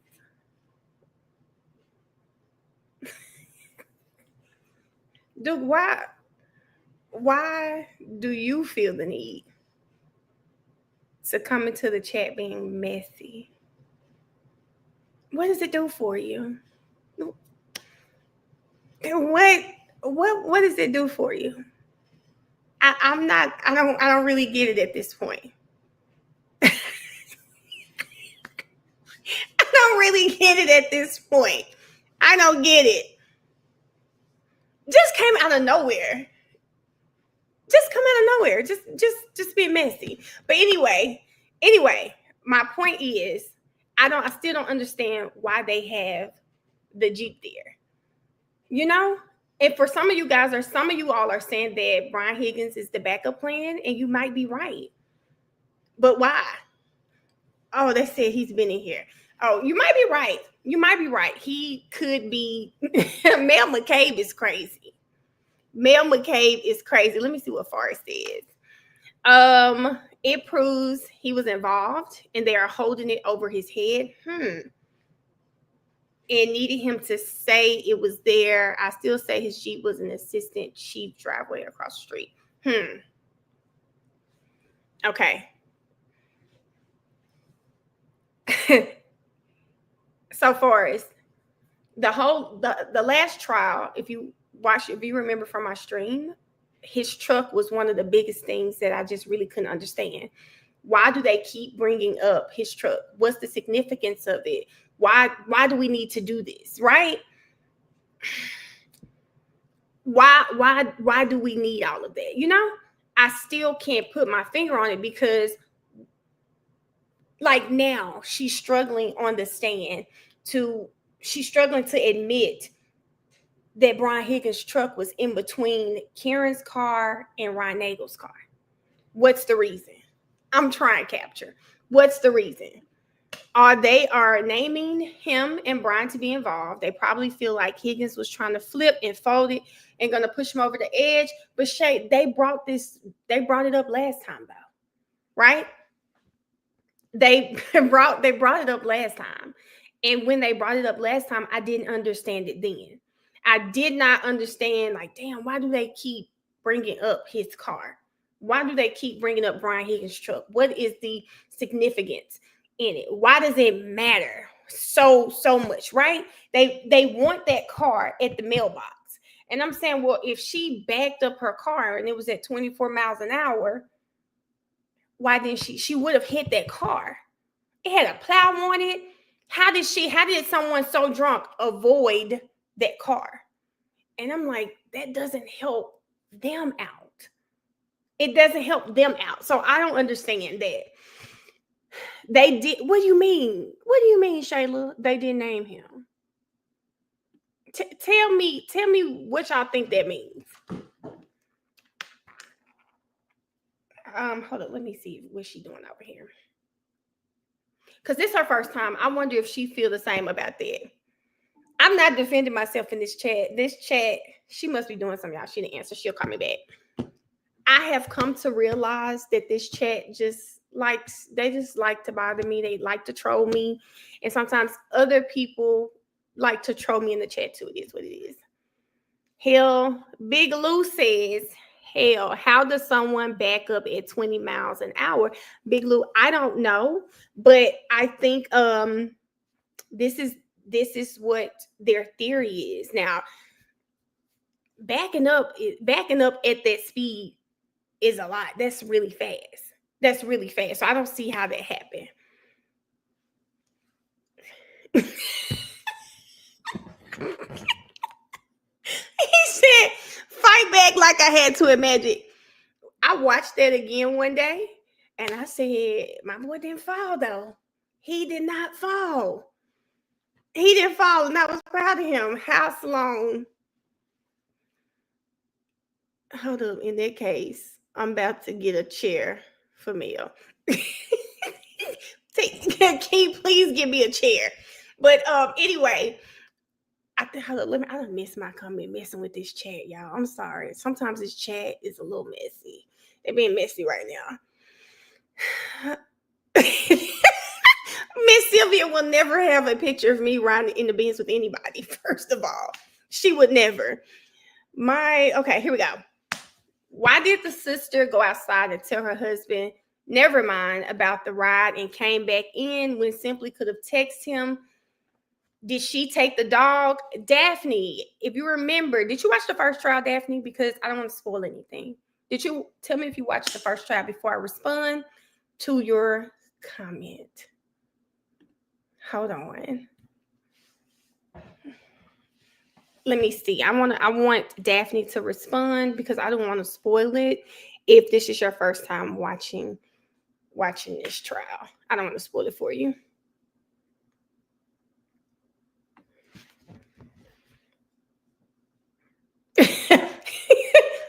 Miss Sylvia doing sub only. I don't even see his comments. I don't even see all of Duke's comments. I see like y'all comments. Clearly he over there bored today. He's over there bored today. Okay, I'm waiting on Daphne to respond. This chat, if somebody said this chat's so messy, clearly. Okay, all right, Daphne, right. Daphne, so I really think Caitlin took the dog. Caitlin took the dog because remember, Julie and Sarah, I think her name is Sarah Livingston. They rode home. Jen took them home. So she didn't ride with her brother. I think the dog went home with Caitlin. If it was one person, boy, these comments coming so fast. If it was one person, oh God. I said it wasn't me. Caitlin, we know it wasn't you.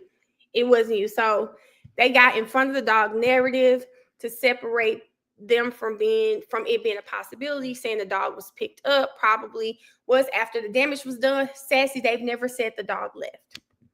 They never said the dog left. I think Brian Albert, I think Nicole Albert testified that dog was probably in the closet because she likes to sleep in the closet. Caitlin was supposed to spend the night at her parents' home. That's the whole reason her boyfriend left. They knew a blizzard was coming. She was supposed to stay there the whole night. She did not stay there the whole night. She ended up calling her boyfriend to come back and pick her up from 30 minutes away in the middle of a blizzard. I think she took the dog. The new people, and that's what I'm saying. They probably like, what's going on in this chat right now? They're probably like, who? Every time he comes to the chat, I always think about the person on my TikTok that was like, oh, where's our father? I said, girl, who is our father? Who are you talking about? She talking about him. Calling him daddy is crazy. Thanks. Let me see, Ronnie. Even though he had to plow in the morning. Exactly. He had to be up at 2-3 o'clock in the morning. He went home to go to bed and ended up having to get up to go pick her up. That does not make sense at all. It just doesn't make sense. And the fact that she did leave, like, you have to explain that. And I think he said something like, oh, she's a little high maintenance. What the hell does I don't want to stay at my parents' home have to do with anything? Unless she went home to a mansion, I don't get it. I don't understand it. She said this man is really clowning today. Dude, why are you playing in this? I'm sorry. Now he really playing in this chat today. If y'all do not know, I think he has a kink for coming in here, getting this chat riled up. Please stop letting this man play with y'all like this. Please stop letting him play with y'all like this. Lacey, I don't know why Julie didn't leave with her brother. But I'm going to tell you this. If it's a blizzard coming and I come to your house to pick you, if I come pick you up and my children know not to play with me like that. There's no world where Mariah calls me to come pick her up. I get there and she like, oh, never mind. Why didn't you tell me that before I got there? I'm going off. I'm going off. Point blank, period. I'm going off. I'm going off. That's it. And that's it. Hold on. Yeah, I'm going off. That's never going to happen. So for me, when it comes to Julie Nagel not leaving, Julie and Sarah are two people I don't even know if they really know what happened. I don't know if they're really involved like that. I don't know. Because I don't understand them, right? I don't understand what they have going on, but I don't think they're that involved. I don't think they're they're that involved. You're clearly bored, is what I see. You're clearly bored. Remember, he said he went to the station to move his car. So was it, Victoria, he went to move cars, right? He went to move cars, okay? He went to go move some cars. So that's it. What's going on with the chat? What are y'all talking about? Sassy C says Jen likes attention. She should just break the case wide open. I wish she would, but she'd go to jail. She loves being in it, involved. I wish she would just let it all out because you can tell she's nervous. We can, but family's everything to her. She's not going to do that. He's not going to do that. She's not going to do that. Or to clean up his car. He went to go move the cars around because remember, he shares his office with Canton. And he has like cars that he uses for work. He has them there. My issue is you are out drinking, it's a blizzard coming, and you're going to go move cars. Although you have keys laid out in case someone else wants to do it. It was a small office. So I don't get it. I don't get it. I think they all assured the guests in the house that Karen would take a plea, so they got married to their testimony at grand jury. But Fem, do you really think they're involved? Do you think they're involved? She said, Duke come in the chat and it's an immediate frenzy. Because clearly they like clearly they like him being foolish. Thank you, Duke. Fem, do you think they know more than what they're testifying to? I just don't. I don't think Julie or Sarah. Fem says, yes, I think they were there. Sarah and Julie give me that they would have, like, this is what happened. You really do?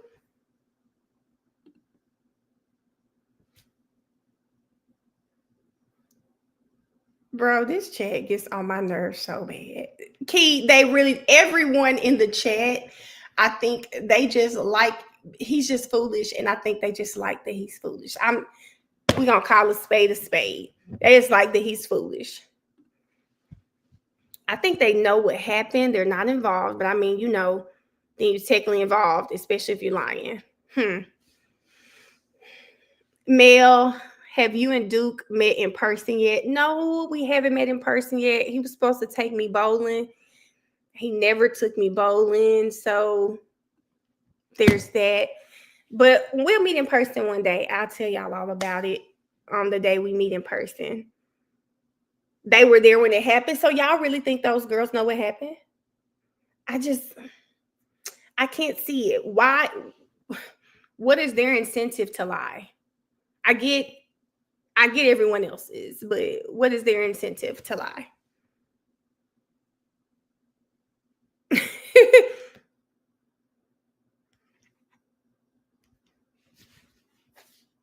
They know it would get. I don't think they know me either, Jasmine. Key, please stop. We very much will. I'll ask him, can we film it or something the day that I actually meet him in person? It can't be that hard to meet him. Y'all both all over Atlanta. He's also busy. So, we'll schedule it one day. We need Mail After Dark. Maybe that's what we'll do. We'll have a Mail After Dark in person for you guys. I don't think so. Oh my God. Boy, I can't say anything on this live, Jesus. Their incentive is they're afraid of Brian Albert. He said you have kids. So, Destin, let's talk about that. Do you think they have been scared into the testimony that they've given? Because remember, all of a sudden, Julie is talking about she saw a black blob. Right? She saw a black blob. What would LJ say is crazy? I think they really left with her brother. Now, see, Kira, what? Hold on. Brian Albert used to park his cruiser outside. Okay. Kira says she think they really left with the brother. I don't think the brother was lying. I just don't. I don't think they left with the brother. I think they really did want to stay, but what happened? I don't know. Who got games on their phone? I don't know. Let's not forget the Albert family was threatening Tom Beatty. Lacey, is this confirmed? Is this confirmed? They were, because I believe Tom Beatty is testifying this time around. I believe Tom Beatty is going to be testifying. They were threatening him and his daughter? Why? No, I don't, Pretty. I do not. I don't think that. Now her brother does look like he could dabble in some things. It's that slick, greasy hair. But I don't think so. I don't believe so.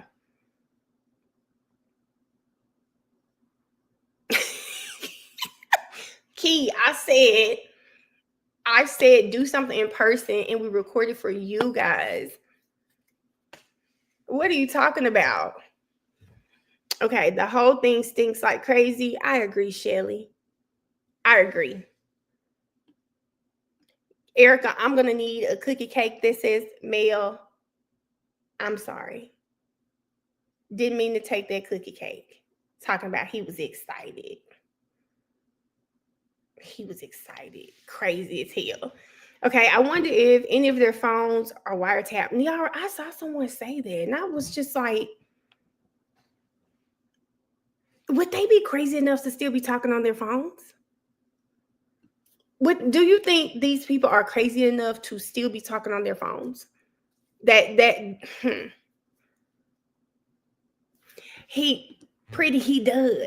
does, which if he does and he's into stuff like that, then it wouldn't be far-fetched for them to try to involve him in something like this. Don't record nothing for me. We cool, but wow. Live action Picasso is crazy. This is crazy. She talked to Carrie last night, but no, y'all. Not just talk on the phone, y'all. Not just talk on the phone. Hey, girl, how you doing? No. I'm talking about talk about this case. What's going on? Do you think they talk on the phone like that? Oh my God. When I say after I'm done with this live, I'll probably have to move to TikTok after I'm done because you guys will pay for these comments that I'm seeing in this chat. Please just know this is not over. This is not over. And Martinez, please understand, I deal with that too. Oh my God. Y'all think the feds got Carrie and Jen's phone tapped. Court Junkie, I missed your comment earlier, but someone said this. And I can't help but think that there may be some truth to it.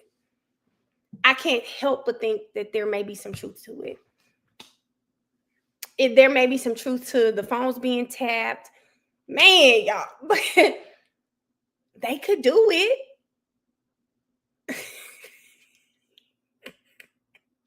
They could do it.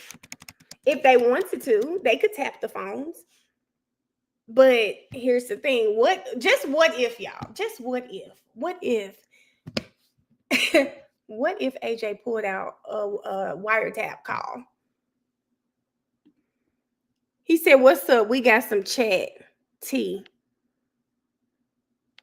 What chat tea y'all got? Because I hope you're not talking about the current conversation in this chat. Just disregard the conversation in the chat. I think they're bored. They're on break. Disregard it. Mel, you got a camera for photos.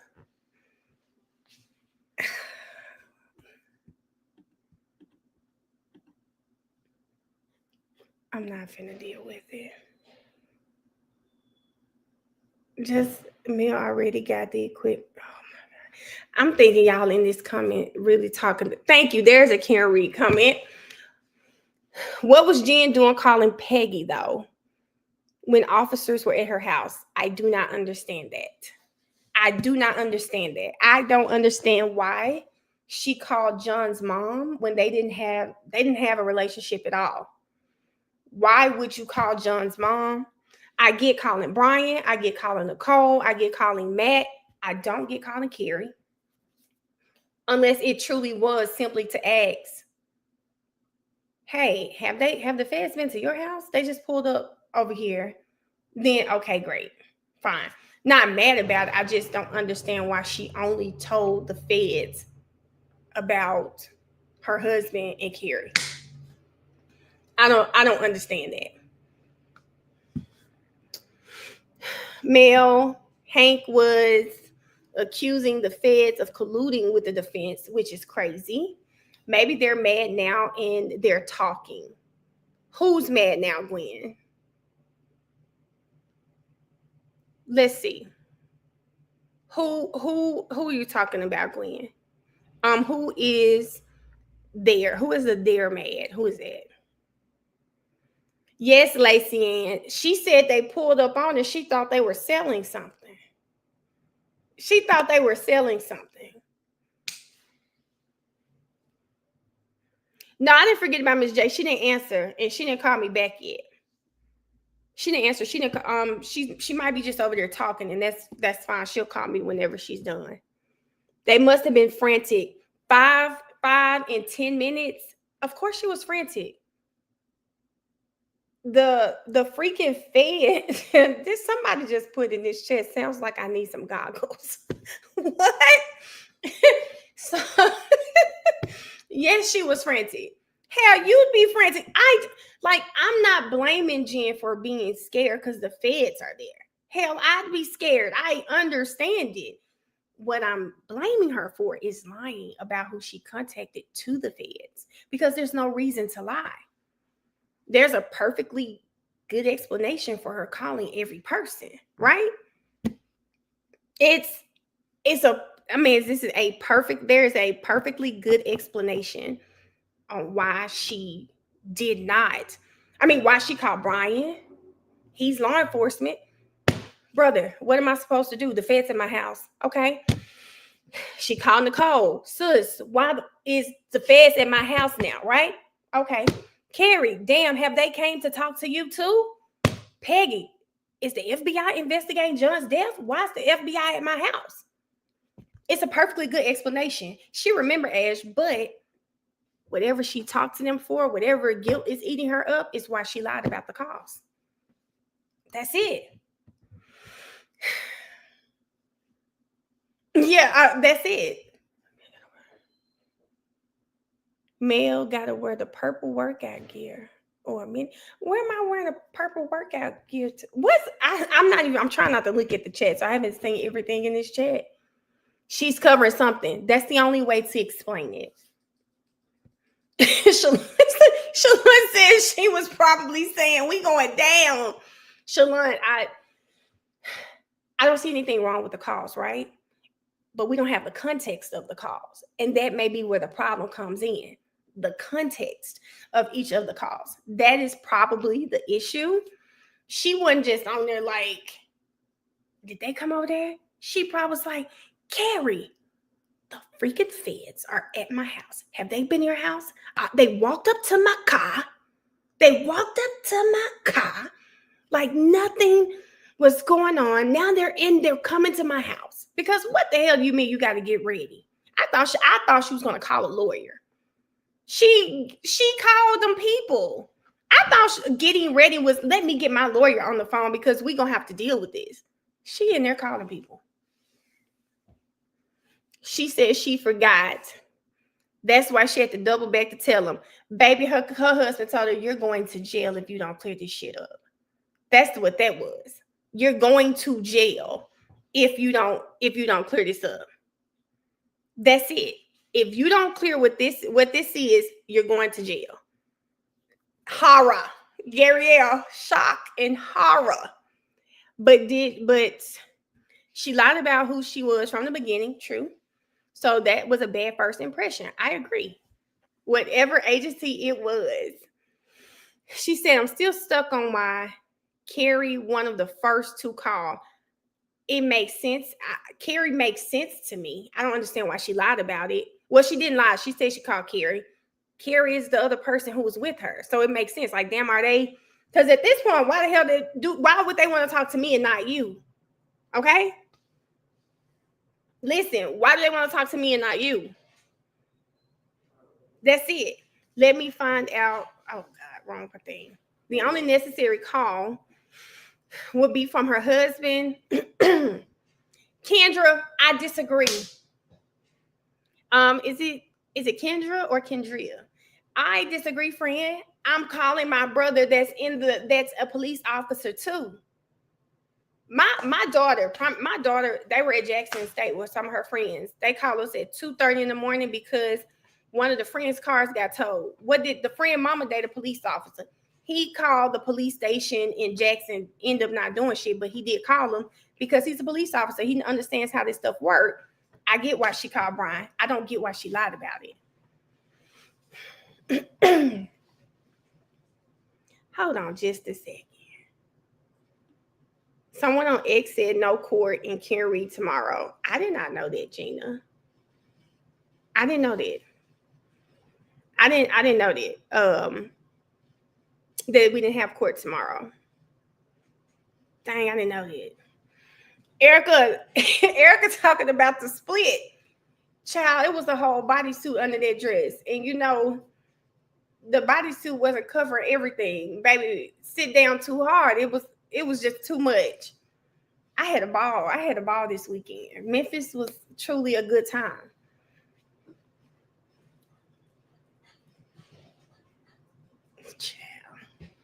Why not? What, T? I probably forgot what we were asking. Hey, Autumn. So I have thoughts during the trial.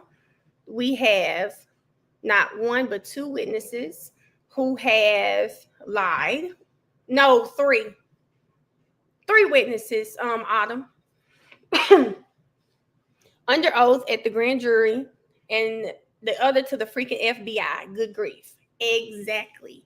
So we have three witnesses who lied because you're forgetting about Nuttall, right?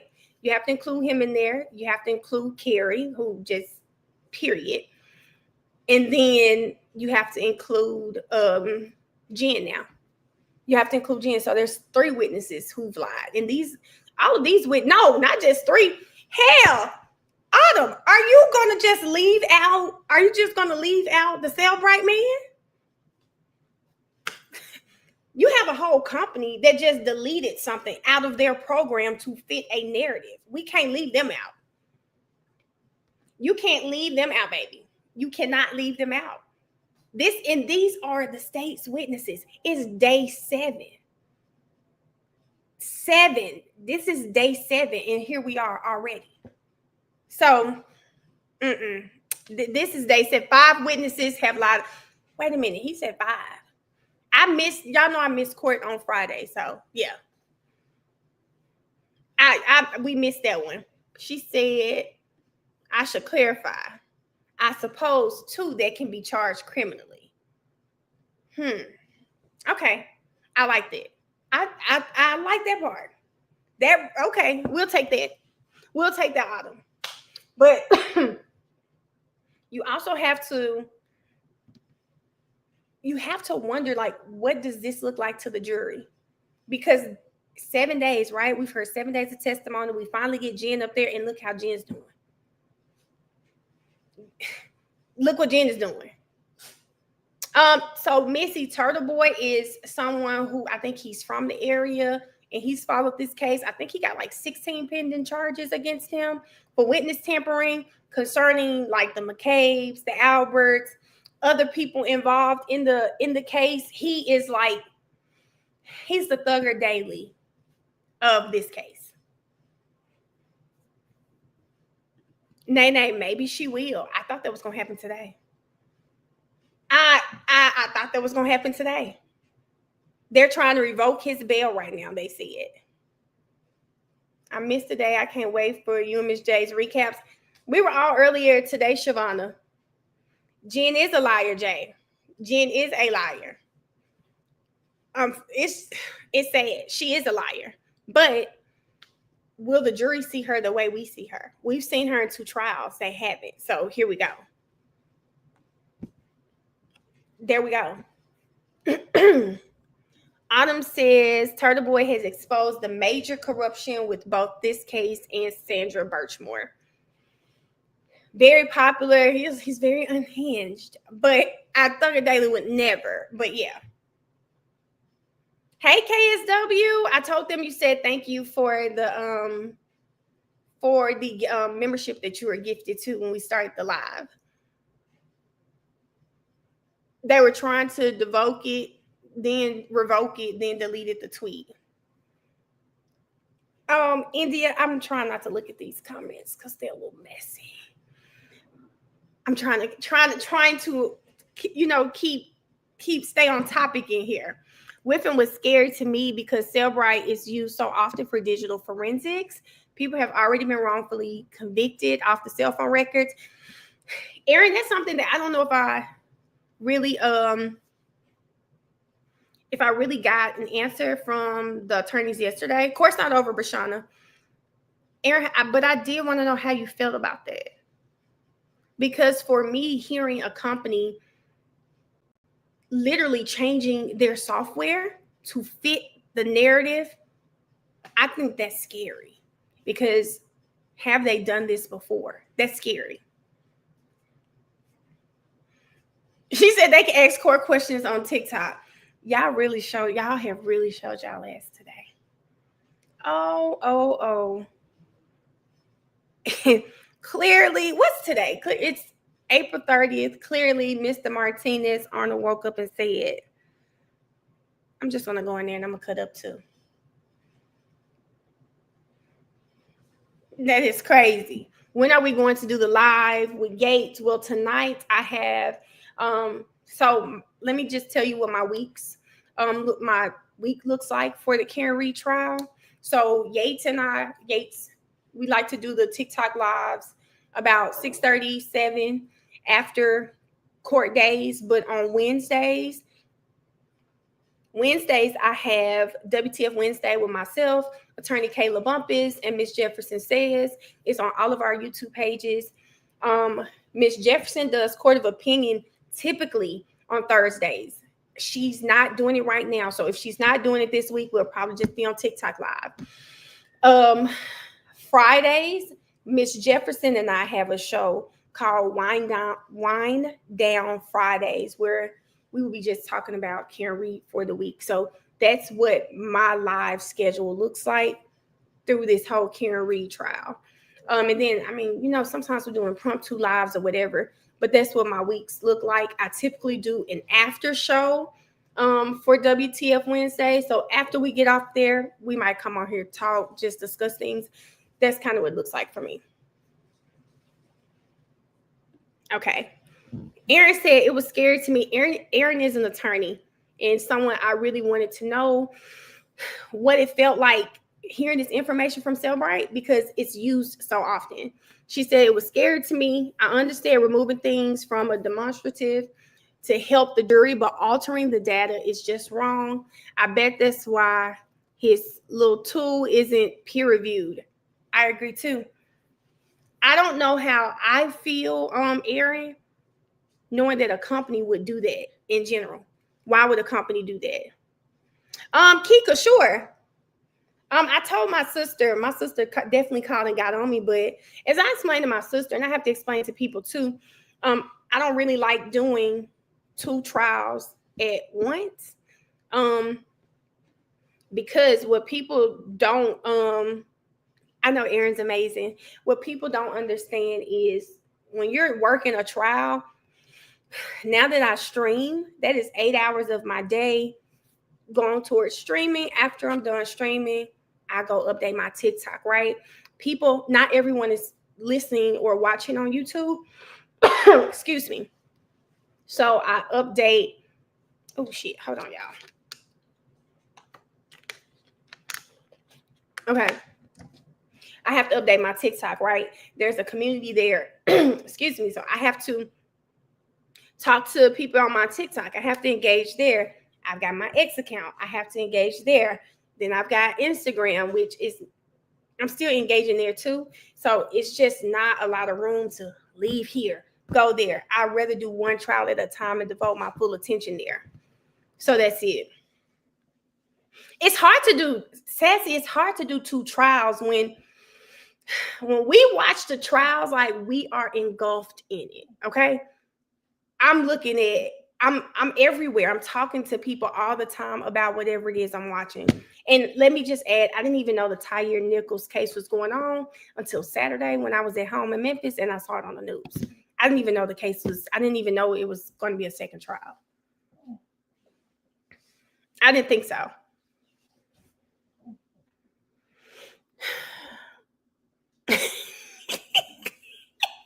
King, y'all ain't gonna let that go. Y'all are not gonna let that go. Hold on, let me see, because I don't know what y'all talking about. I missed it. I missed Emmy's comment.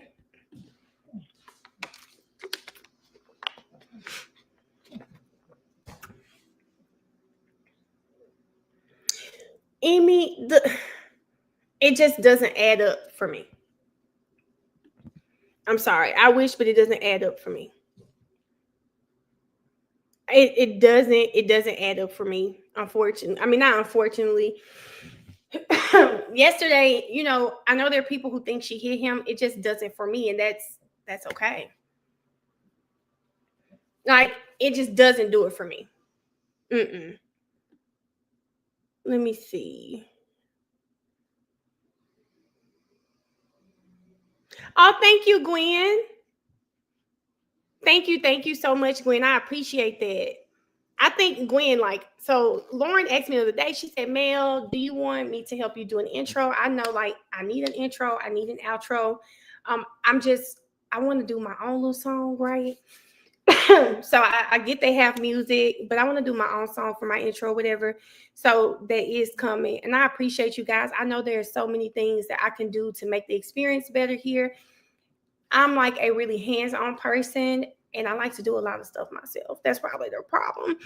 But yes, Gwen, in the near future, I definitely will need some help with some things, and I'll make sure I reach out to you because I appreciate anyone that's willing to help me over here, especially my mods. Shout out to my mods over here.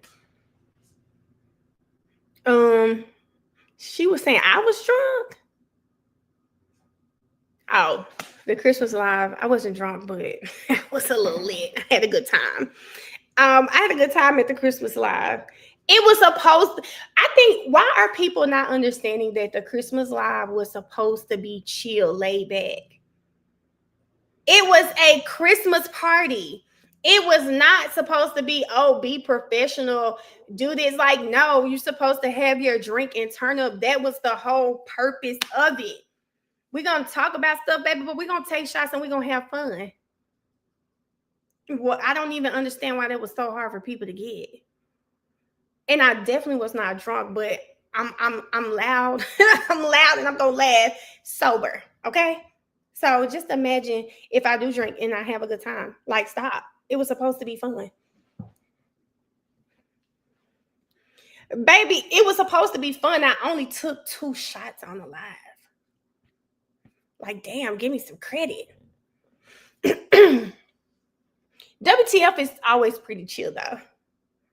Baby, that was a really great live. I had a great time. Miss Sylvia and Mr. Dennis were probably the highlights of the live.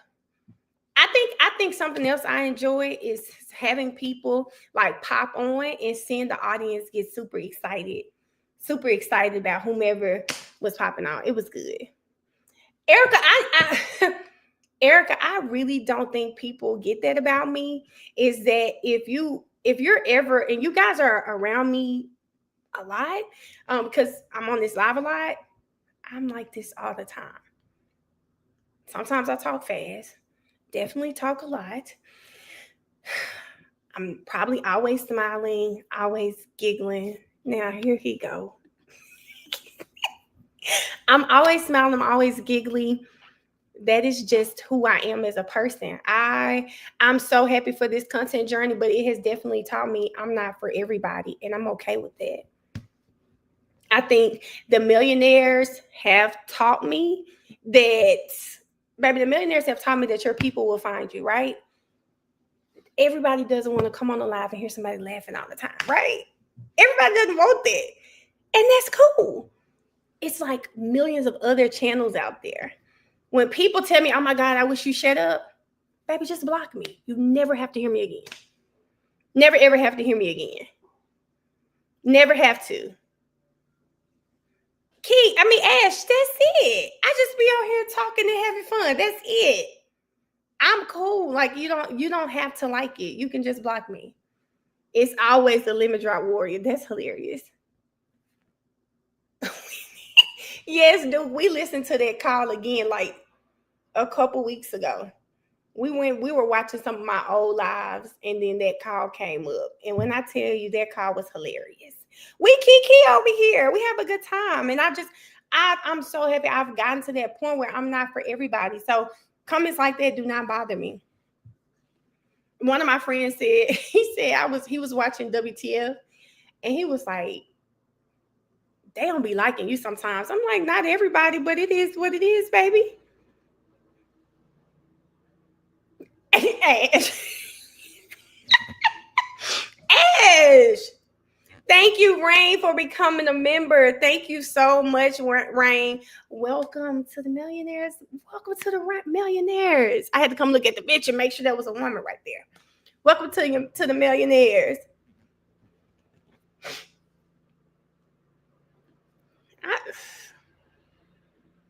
Duke, give Rain the welcome message before we fire you again. Thank you so much for becoming a millionaire. I appreciate it. Thank everybody who's became a member in here. I appreciate it. Welcome. Yeah, I'm gonna put the screen back up just because y'all think they just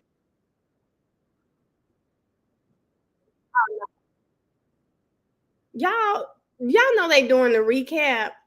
Girl, I see Bev at the bench like, damn, we done missed it. She said, I saw rain shower and my mind went completely somewhere else. Nay, just get off the live, okay? Get off the live. You're not everyone's cup of tea. I get it, but you're somebody's double shot of tequila. I know that's right, Taylor. That's why I love you, girl. I am somebody's double shot of tequila. I know that's right.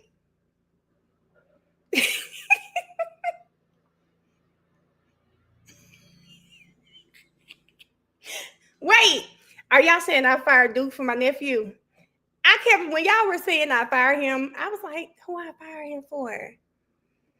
Jawan gonna get fired too. Tell me I don't have a job, baby. Jawan is gonna get fired too. Jawan is going to get fired. Y'all, my nephew. So let me tell y'all what happened this weekend. Let me make sure Quit ain't started. So this weekend, I think I told y'all this on the other live. It was so great seeing like so many of my family members walk up to me and talk to me about my YouTube page, and my cousins who've been watching me, everything.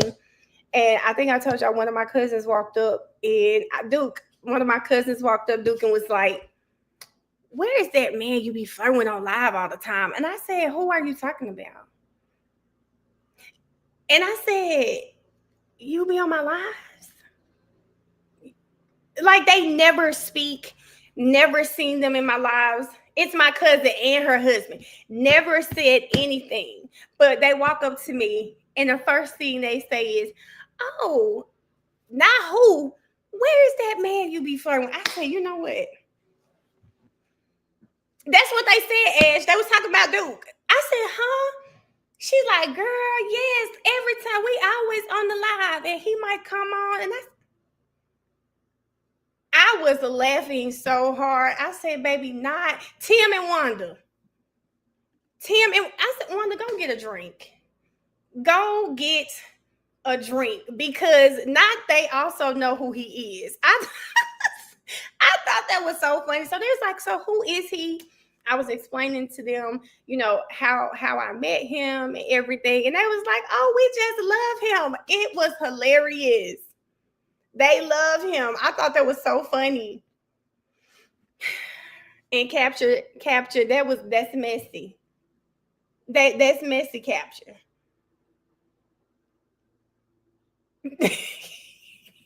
King, please stop.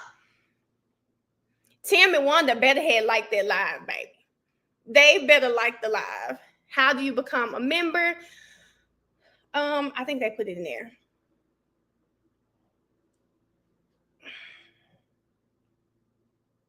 When I tell you, Martinez, you need to stop playing in this chat. You really need to stop playing. It's funny. You really got to stop playing. You've been playing this whole time, probably about 2 hours now. You got to be tired at this point. You got to be tired at this point, Martinez. You got to be tired. He got to be tired, man. When I tell you, he got to be sitting at the gym board right now. He has got to be sitting at the gym board right now because the way he has cut up in here. Can y'all wear firefighter onesies for? I don't know why y'all let this man come in here and play with y'all like this. It's really comical. Y'all let him play with y'all. How Jen be doing Carrie. Y'all really letting him do that to y'all, and I expected more. I expect more from this chat, and not y'all letting him play y'all like this. He doesn't play in the gym like you. You might need to meet him there, actually. I ain't seen Duke in the gym. Have y'all seen Duke in the gym? I haven't seen him in the gym. Gym at 5:30. I got time right now. Clearly, because this is absurd what you're doing right now.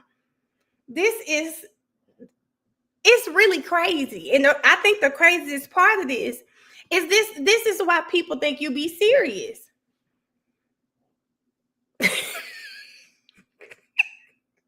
People be taking this man serious. Duke, I had to tell Yates, I said, this man has a whole girlfriend. Y'all stop doing that. Stop doing that. This is why we can't go alive. Sanity talking about Duke. I mean, not Duke. She said it will be over by now. I mean, this will be over by 5:30. Child. I'm checking back to see if they're done. Man, we done playing you and Duke whole interview, single and music video. Get on board. He got a girlfriend, but you his BM and child. I ain't gonna say that's for life, because can't name one of my children's fathers say that. Like, don't even play with me like that. Because that lady put him on punishment from us. Yes, he's gonna learn. He's gonna learn. Stop playing with that lady.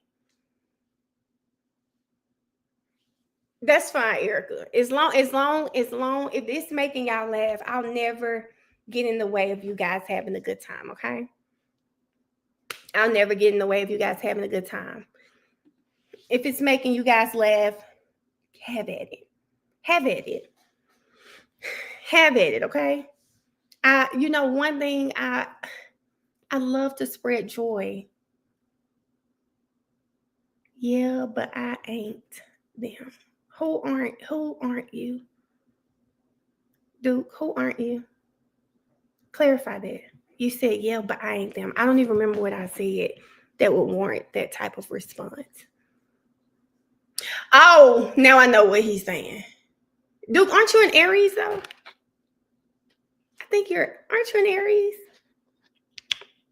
I could be mistaken, but y'all ain't here Aries? I think he's an Aries.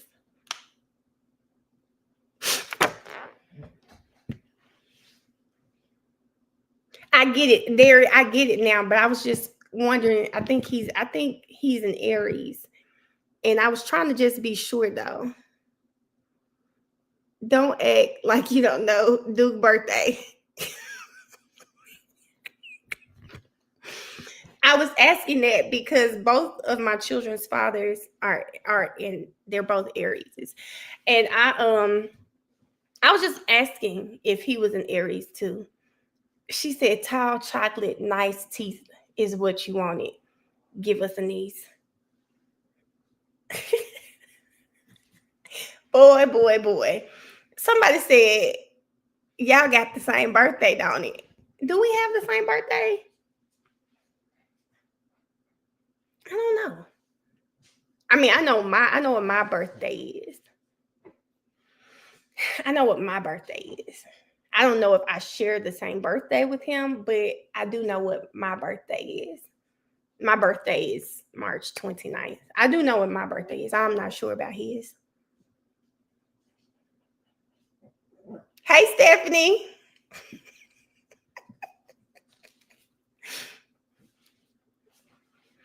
Now, when the chat disappear because you playing with my friend, don't Erica me. Hold up. What I do, Erica?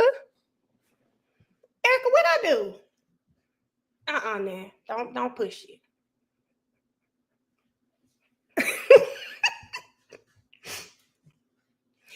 Thank you, Tasman. Oh, I like your name. Thank you, Tasman, for becoming a member. Thank you, Tasman. Thank you for becoming a member today in the midst of my messy chat today. Thank you. Thank you.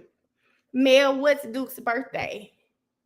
I think he told me his birthday is in March. I feel like he said his birthday's in March. Yeah. I know his birthday's in March.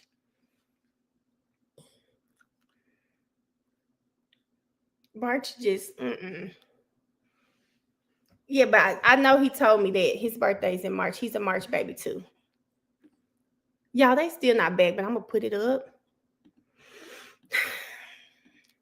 Just so we don't miss it. I don't want to miss it. And she said I'm acting Delulu.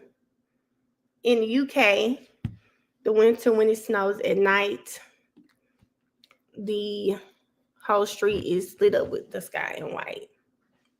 Same there. She said, I have it up, Mel. Oh, thank you. Thank you, pretty.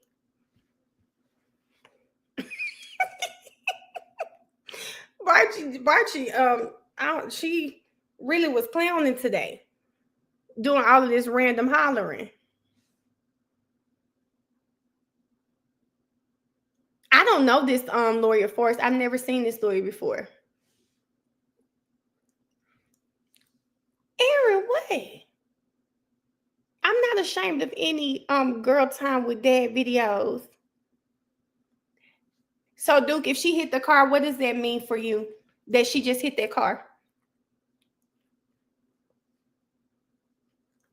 We're gonna get him to give us a real nice welcome message. Thank you so much for becoming a member, Daphne. Thank you. Mel, that lawyer is dumb. I haven't seen her before, guys. I've never seen that attorney before, not even online or anything. She said, please stop apologizing for such an incredible chat. They're incredible to you because they are not trolling you in the comments right now. That's what that is. What sound, Ash? Oh, my phone. I need to get a little something on my phone. On the documentary, she said she was drinking, but do you think that the tail light was broken from her hitting that car? Do you feel like that's what it's from?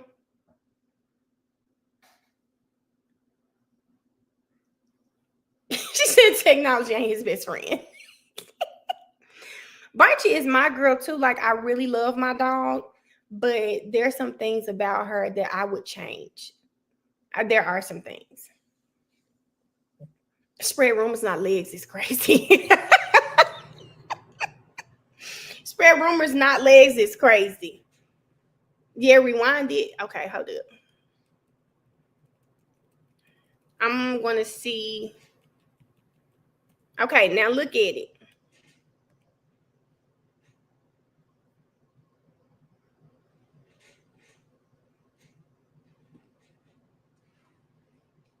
Catherine says spread rumors, not legs. I am done.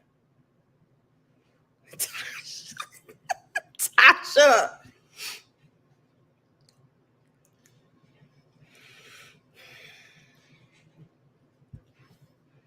Ashley, now I'm just getting the car repairman.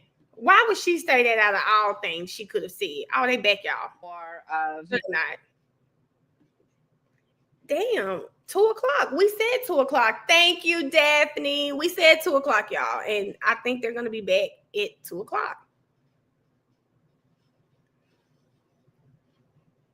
That's why he been missing. He was on punishment. He deserves to be on punishment. And it seems like he hasn't learned his lesson yet.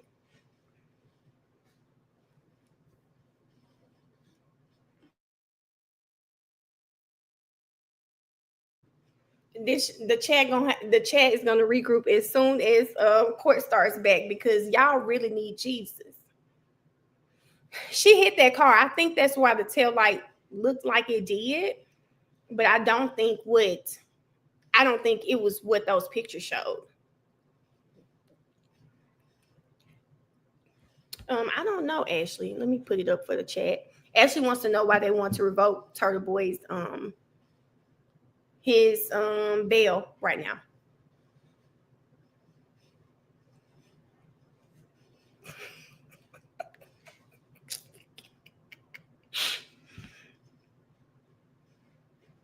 Y'all, I didn't put the man on punishment. I'm saying his girl. I thought that's what Missy was saying, not me. Y'all are crazy.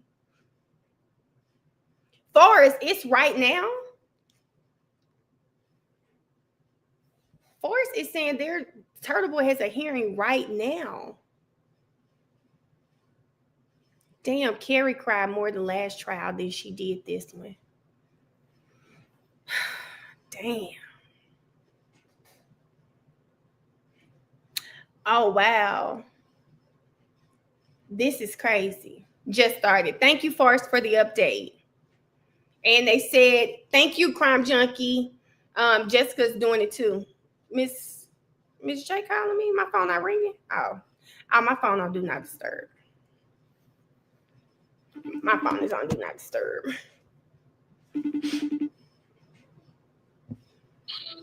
Hey, girl. You have Barchie. Bite the shit out of Jen ass. Just let Barchie loose in the court. Barchie doesn't bite. She's scared. She's not gonna bite. She's a good girl. Barchie, I get you a steak.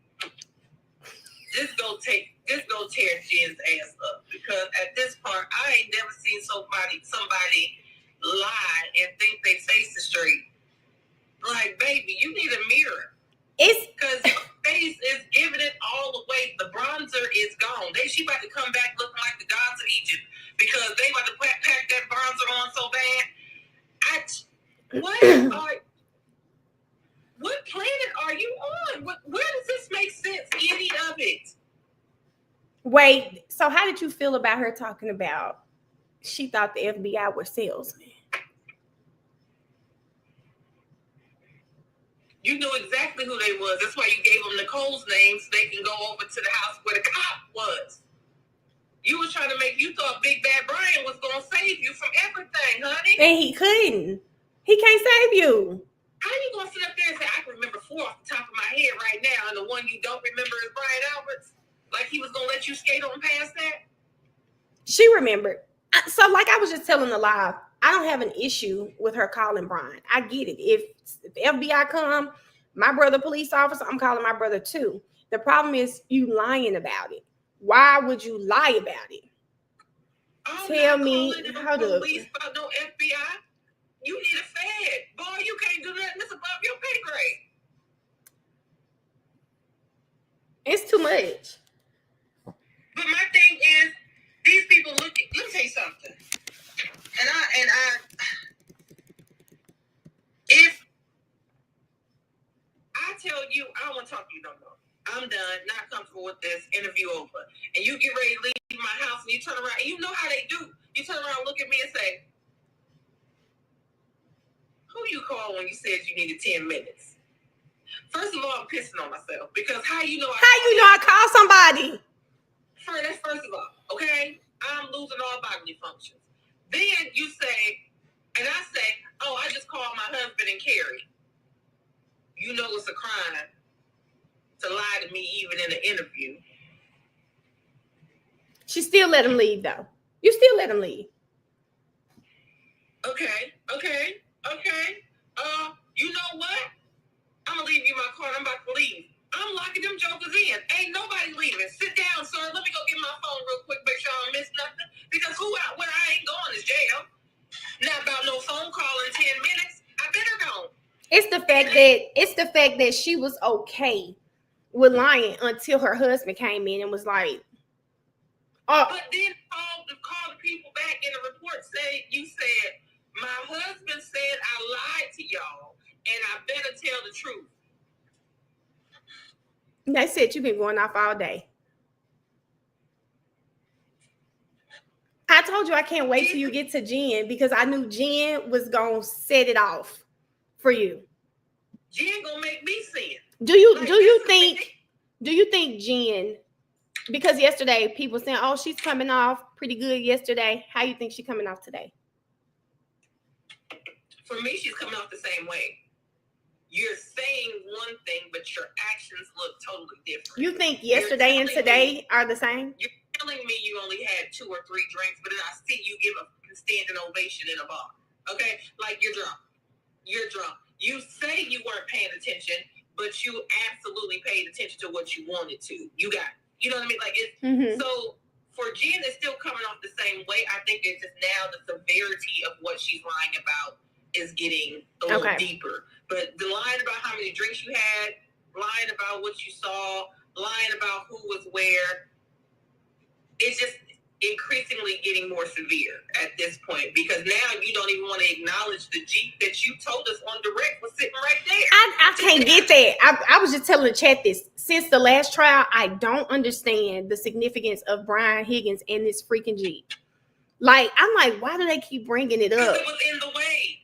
It was in the way. If the conditions were what you said they were, there's no way that Kieran would have either been able to stop without her hitting the Jeep or stop it without Higgins eating the drink, without John hitting the Jeep. Yeah. He ain't here. He went with his mama after he got off work. Pretty, it is longer. It is longer than normal. It's been actually an hour at this point. It's been an hour. Yeah, and then it's like, on top of that,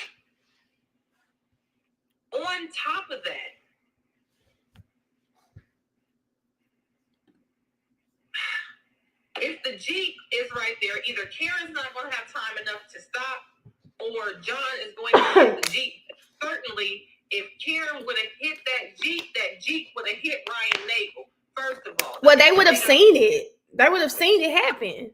They would have at least seen it happen. And even if it supposedly happened and she was getting ready to pull off from actually just doing the deed, why Jelly drunk ass ain't see it? She found peanut butter in the back of a car. The peanut butter and jelly. So, like, it's shit like that that makes me go, wait a minute. What's going on here? Because out of all the things that happened tonight, you remember a peanut butter and jelly sandwich, but you can't remember the order of a car. I'm going to say that you were supposed to go to jail for giving that baby that peanut butter with no jelly. I thought it was peanut butter and jelly. No, she had peanut butter and bread. She probably don't remember because I swear we called her PB and J. She said peanut butter and bread, and then she said it was because they have a lot of sporting events back to back to back. Right, and Hannah. They don't want to give her McDonald's or Dunkin' Donuts. Oh, hold up. So she just gave her a peanut butter sandwich. Anybody that Just gets somebody peanut butter. a peanut butter sandwich before they get caught in the roof of their mouth is trying to kill them. Oh, okay, we back. They back? Yep, that's wait a minute, I think. Target of suspicion. So No, they're not, but they're getting ready because that's what Karen has on today. That's what Karen has. Okay. Hannah, I can't. Can you message me on Instagram because I was looking for your name on TikTok yesterday to unblock you because I didn't block you. I didn't see it, Hannah. So are you sure you blocked on my page? Maybe there's another. Like I don't recall blocking you. I know I didn't block you, but I don't see it. I was trying to fix it yesterday, but I couldn't see it. Kiara says she does like a good peanut butter sandwich. Hannah, I tried to find it yesterday, but I didn't see it to do it, but I did try to find it. Yeah, that's Hannah. Y'all know I was looking for Hannah yesterday. If you figure out how to unblock somebody on YouTube, because I know somebody, they reached out to me and said I blocked them, and I know why she got blocked. At least you know why. She knew. I know why, because she put in something, and I think she was behind. Oh. So when she said it, it just happened to coincidentally be at a time where it sounded like is you cool? Oh, And yeah. then I think she was in class on top of that. So when people were asking, like, you better explain yourself, you better say She something didn't see quick. it. She didn't say anything and they blocked her. But now I know who it is. So she reached out to me on TikTok. I and agree, was like, Sassy. hey, it's me that got blocked. And I truly don't know how to figure it out on YouTube, how to unblock her. Hannah said she said something about Duke. I said, well, I said, damn, what you say about Duke? They done blocked you. Damn. What you say about Duke? You done got blocked. That's the only way Duke can get somebody blocked quick. Baby, I said, damn, what you say about Duke? They blocked you forward. I don't even remember the comment, but baby, they said they had to get a gone. Okay, y'all. Okay, I think they are actually about to come back though. They coming back, okay. I done got all these videos cranked out. At least I haven't done any videos today. I'll do them when I get off. Okay, friend. All right. All right, friend. Okay, I'll talk to you later. Okay. Hold on, Bridget. I can't remember. I'm like, damn, what you say about him? Damn, they done made Paul go to the second row. I know that's right. Duke, that's what I'm trying to see. They said Hannah said something about you in the live and she got blocked. Can't get Queen Hefner is so crazy.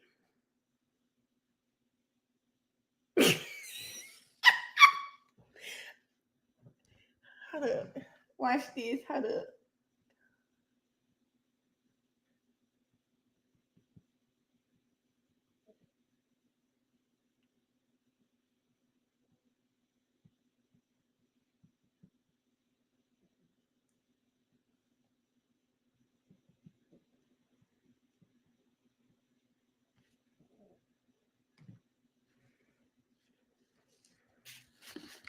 Hold up.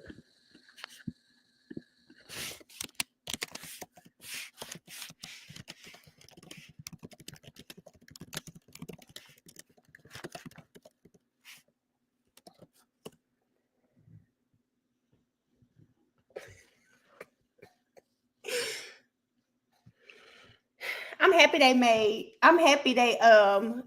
her move. I mean made him move though. Because he played too much. He's sitting where he need him and his wife. He plays too much. He's really trying to mess with her.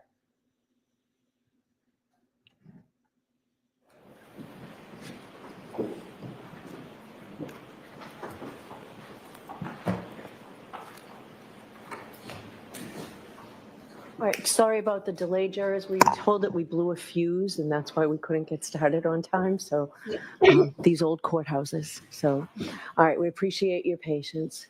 Go ahead, Mr. Jackson. Thank you, Your Honor. Ms. McCabe, when you first saw Ms. Reed's SUV pull up, very shortly thereafter, you sent a text to John O'Keefe, correct?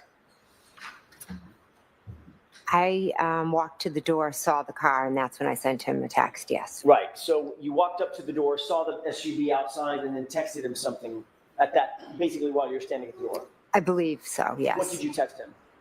Here? Okay. That was, do you remember the time? I don't know.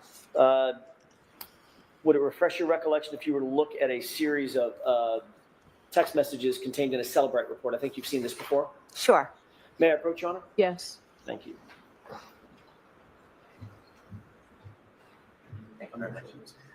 May I ask one foundational question? Okay. I give this to the witness? Ms. McCabe, I'm going to ask you about a series of text messages. It's not a memory contest in terms of the timing. I'm going to ask you about probably 5 or so. All of those purport to be contained in here. Do you remember the times of those 5 texts? I don't off the top of my head. Do you think it would refresh your recollection to look at all those in one felled swoop as you look at this document? So I don't have to go back and forth? Are these in evidence? This is not in evidence to my knowledge. Not yet. Would it help you to remember? Yeah. Okay, why don't you bring it to Ms. McCabe? Thank you. Thank you.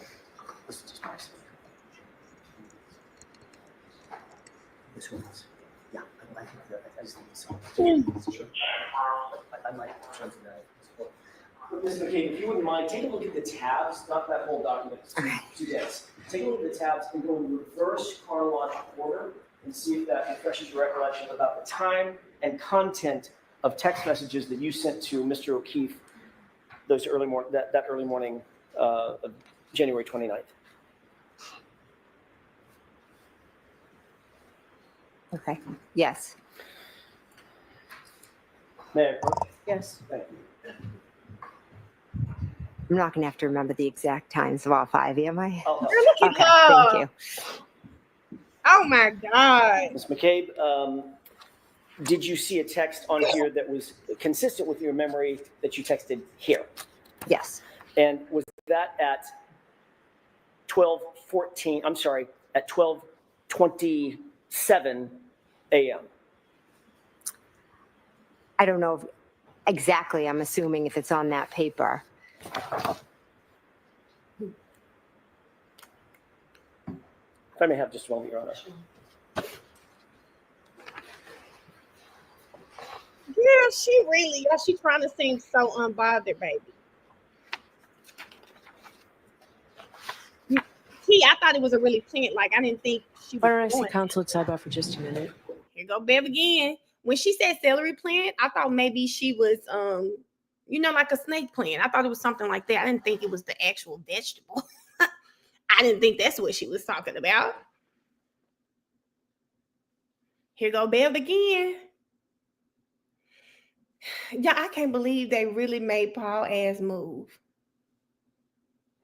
That's hilarious. I mean, poor Aaron. Y'all know Paul likes to look at the screen. He can't do it this time around. Bev is really helping them out.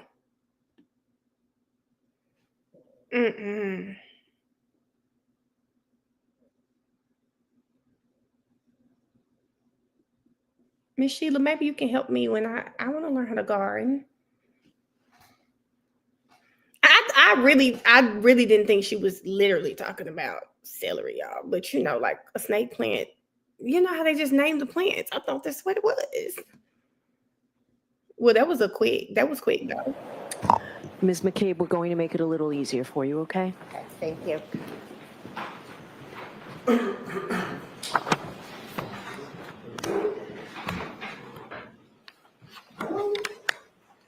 May I? Yes. Your Honor, I would offer the following stipulation at 12:14:27 on January 29th, 2022.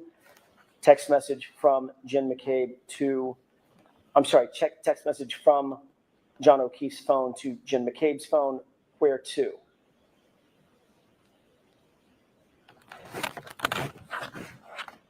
At 12:27, all these are on January 29th, 2022 at 12:27:33 from Jennifer McCabe's phone to John O'Keefe's phone.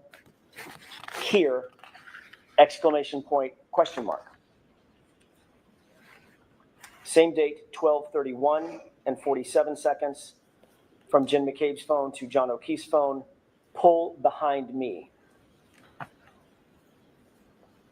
Same date, 12:40:31 from Jen McCabe's phone to John O'Keefe's phone.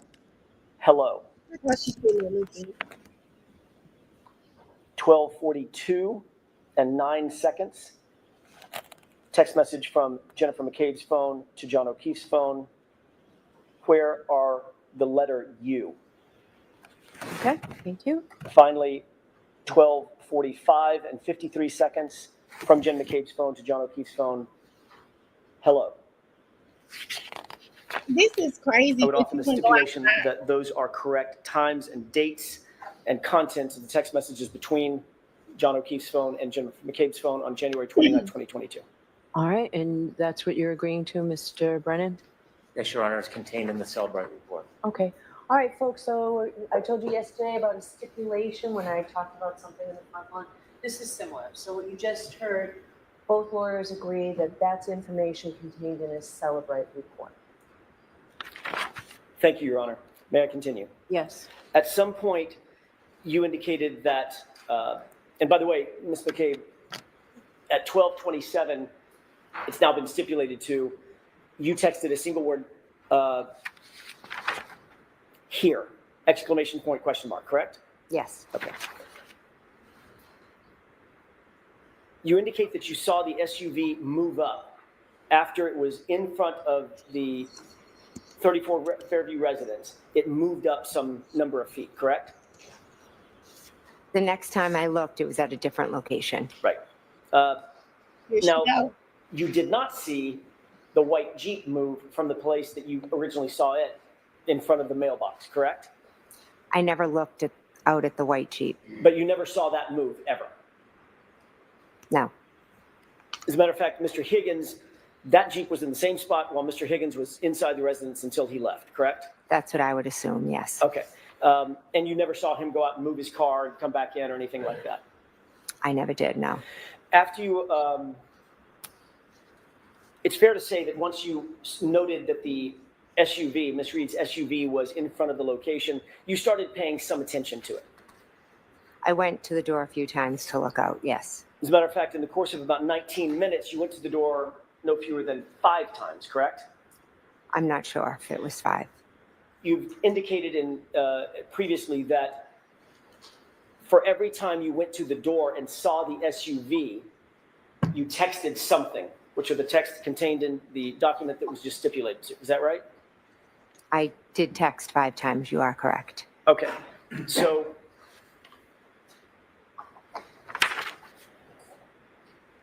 it's fair to say if you texted 5 times, then you went to the door 5 times, if those were associated with one another. You walk up, look at the door, see the SUV, and text something.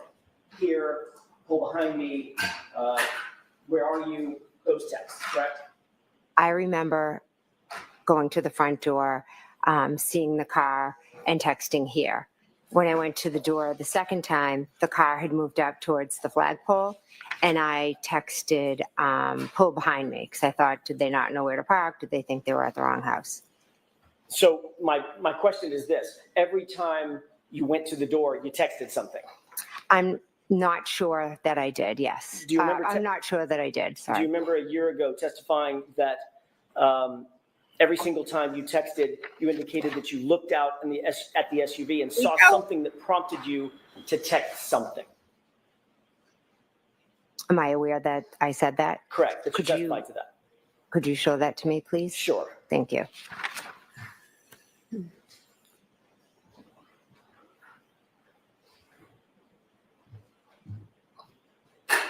Alice, we said a lot of her testimony is going to be filled. Yeah, Your Honor. Can you show me that? Take a look at the Remember? highlight portion. And just read that to yourself, let me know when you're finished. Nino, it's probably going to get sticky. Thank you so much, Forrest, for bringing us the information back.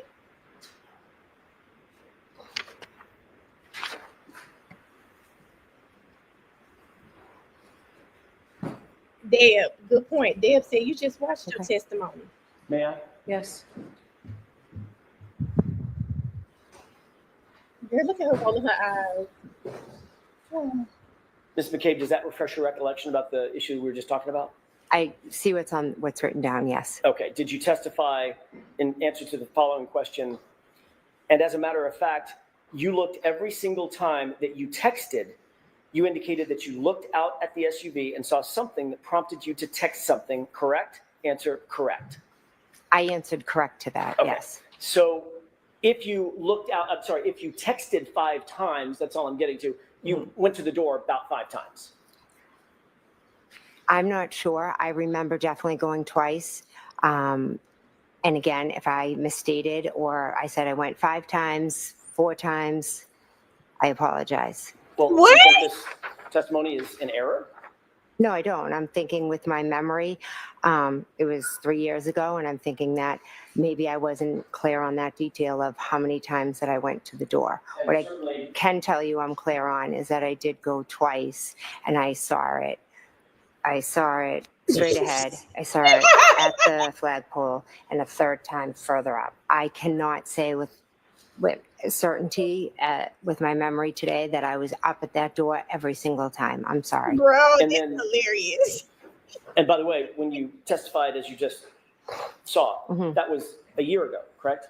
A year, Yes. Right. a year earlier and a year closer to the event, correct? Yes, it So was. your memory would have been a little bit fresher then Yeah, than they it got is my now, thing. a year later. I don't think I can compare my memory then to now. You can't compare your memory. Do you think your memory gets better with time or That's fades my away Sometimes, with favorite time? question. well, some things, unfortunately, I think about every single day with this case, the trauma of Sure. it and what I experienced and went through. And there are some things that I am certain I will never forget. Like going to the And I know door? for sure where the car was, and I know for sure I sent those 2 texts, but I apologize if I misstated. I went out more than I did. I'm just trying to give you what I remember today. Let's talk about those texts and Mhm. and you looking out the door. You did approach the door and you saw that the vehicle was there the initial time, correct? That's one. When I texted here, yes, And you texted here, exclamation point, question mark. Is that right? correct. And you indicated that when you first saw the vehicle, it was straight out ahead of you in front of the front door, and it was stationary. Is that right? Yes. Yes. Then you said you went Yes. back to the door and you saw that it had moved up, quote, a little bit. Isn't that right?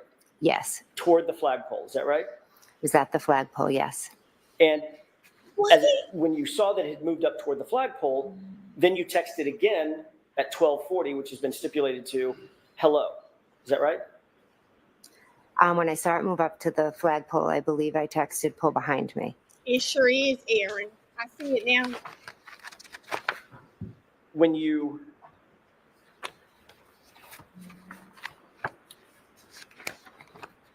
went the second time,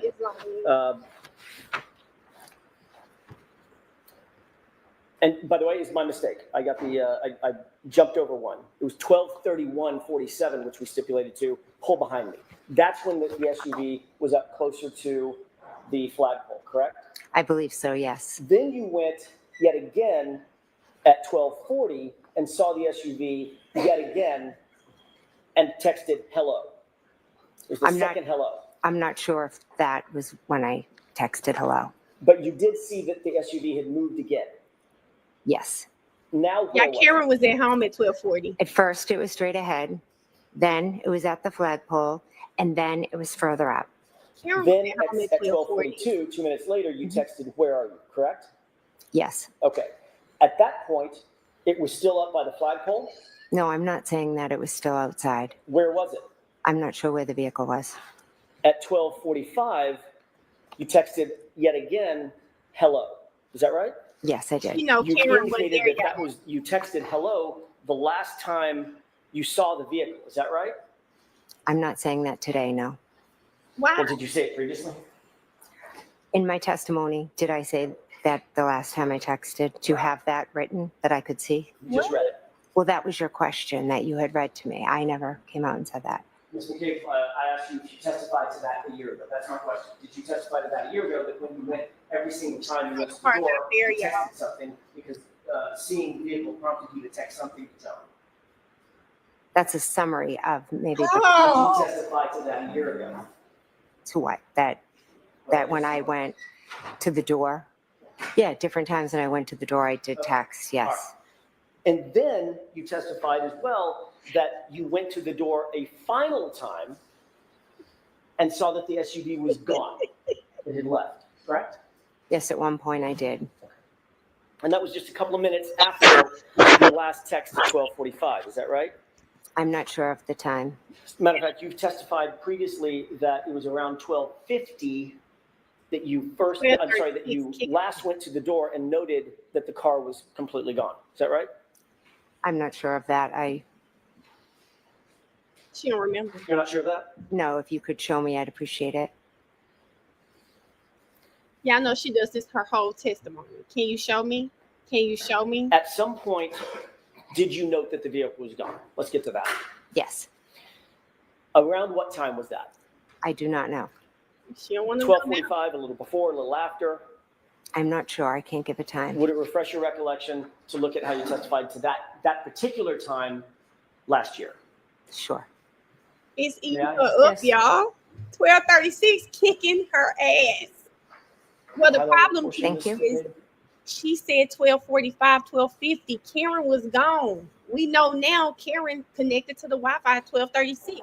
is kicking her ass. Because now, oh, I must have been wrong. I must have had it wrong. Why? Because now you know she was at home at 12:36. It's kicking her ass. Yes. She lied. She can't walk it back. Ms. McCabe, does that refresh your recollection as to what time last year you indicated that you went to the door and saw that the SUV was gone? It says on the paper that I was asked if after 12:45 it was gone, and I answered correct. Okay, I never gave a time. all right. And that coincides with the last hello that you texted to John's phone, correct? Again, I don't have that paper in front of me. Is that the Well, time? that's the stipulation. That's what you don't need to worry about Okay. that. That's been stipulated to your last hello text was at 12:45. Okay. Okay, Yes. so that coincides, that testimony from last year coincides with your last text message saying hello. You noted that the SUV at that point had gone, had left, correct? Correct. So if I hear your testimony correctly, you saw the SUV in position 1. Yes. There was a text or something, or 2 maybe. Then you saw it in position 2. You went back to the door and noted that SUV had moved and it was now closer to the flagpole, correct? We've just asked 2 questions. It had moved closer to the The flagpole. first question is you said I saw it and I sent a text or 2. I know I just said 1 here. Okay. Then you saw it a second time, Correct. and now it's closer to the flagpole. Yes, correct. And there's texting going on. I'm not getting down to the minute of the text, but there's texting going on. You're sending texts. I'm sending, yes. Okay. Then you went back to the door a third time. Right. And saw that it moved beyond the flagpole, correct? Correct. Then, according to your testimony last year, you went back to the door at least a 4th time to see that it was gone, correct? I believe so, yes. Okay, so at bare minimum, based on your testimony today, you were at the door looking out the window at that portion of either the yard directly in front of you and in front of the house or toward the flagpole or beyond the flagpole 4 times, correct? From last year's testimony, but what I remember God. today with Okay, that's not certainty my is question. twice. You need to let her answer the question. Answer your question, please. Go ahead. Okay. What I remember certainty is looking at it out front at the flagpole and beyond. I don't remember how many times I went up to the door. I was back and forth. Right, but according to you, you saw the car in 3 different positions, correct? Correct. Right. So you that's at least 3 3 times through times. the door, correct? Correct. And you saw the car gone, right? Correct. 3 plus 1 It's is 4. 4, correct? Correct. So now you're telling us that you went to the door a minimum of 4 times and looked across that yard at the SUV, correct? Correct. Okay. Damn. Bro, she really pissing me off. Oh! I know this. Oh! You had a clear view of that SUV as you looked out that storm door every time you went to the door, didn't you? It was dark and snowing, but I could see a vehicle out there, yes. As a matter of fact, you've indicated that it was a clear view. There was nothing obstructing your vision, correct? No, there was nothing but the weather conditions. And you indicated that, and by the way, the blizzard had basically just started. There was a dusting on the ground. Right. It was snowing. It was accumulating. Right, but it was early Correct. in the storm. Oh, yes, absolutely. Right. And when asked about whether or not you had a view, well, let me ask it a different way. In terms of your view of the SUV and the distance from the storm door to the SUV to that curb line, there was nothing obstructing your view. You had a clear view of that, a good view of the SUV, correct? When I looked out the window, I could see the SUV in front of me, yes. At no time during any of this interaction with the door, meaning going back and forth to the storm door, texting, looking outside, seeing the SUV in position 1, seeing the SUV in position 2, seeing the SUV in position 3, at no time did you hear any noise that was unusual, did you? No, I didn't. You didn't hear any screaming? No, You didn't hear any yelling? no, No loud voices? no, No foul language? no, You didn't hear a door slam? no, You didn't hear a verbal argument or a fight of any kind? no, You didn't hear a revving engine? no, You didn't hear the squealing of tires or the scraping of tires on the pavement? no, You didn't hear a collision take place? No, or a crash, no, or screams for help, no, moaning, groaning, as in someone was in distress. no, As you looked at the SUV the first time, you've already indicated that you had a clear view straight out the door, right? It's right in front of the front door as a crow flies, right? It's not at an angle. right there. Correct. Okay. You also previously indicated that you saw tire tracks in the roadway. Yes, In that very, very light dusting of Dust in the snow, the snow. accumulation that you talked about, you saw tire tracks of some sort. yes, So that's down on the ground, beyond the yard, somewhere in the roadway. in the street, correct. You had a good view of those tire tracks as well, correct? Yes, As a matter of fact, you were able to describe those as sort of almost a wave, I think you once said. yeah, Yeah. across the street. I could see it because of the street light that was across the street. Okay, and that presented What at the least hell? enough illumination based on your view. You could see the tire tracks in the snow. Yes, You over to see the that left. shit. How Yes. you miss him? And you detailed not just the shape of those tire tracks as being sort of like a wave, but where those tire tracks were, correct? No, with this, yeah. Where did you see them? I believe over to the left, if I'm looking out straight. Oh, sorry, That's okay. straight. So if you're looking outside at the SUV, I'm just going to turn my back to the jurors for a second. For perspective. If you're looking outside the door, when you say straight out, the SUV is straight outside. When you say to the left, Come you mean to the on. left of the SUV on the ground, that's where you saw the tire tracks. Yes, Like somebody might parallel park or something. How you kind see of a wave. tire Yeah, I tracks? can't really explain what it was. I just saw it. You weren't paying special attention. You weren't looking for tire tracks, were you? No, when I glanced out, I saw it. You weren't looking for anything in the roadway at that point. You just glanced out. There was something in your peripheral vision, and you made note of it. Yes, She will, Brett. He will. And the only Right, thing I'm between telling you and the SUV as you looked out was the lawn.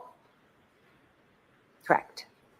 There's no ditches or hills in that lawn. It's a flat lawn, correct? I wasn't looking at the ground. I was just kind of looking like I am at That's you right not my now, question. straight. You know that lawn. You've been to that house 100 times, 500 times. There's no ditches or berms or hills or mountains on that lawn. It's just a flat lawn, right? I guess you could categorize it as flat. Yeah.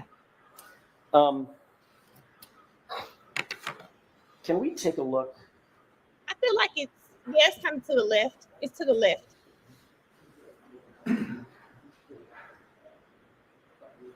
Shanny, because she thinks she's smarter than AJ.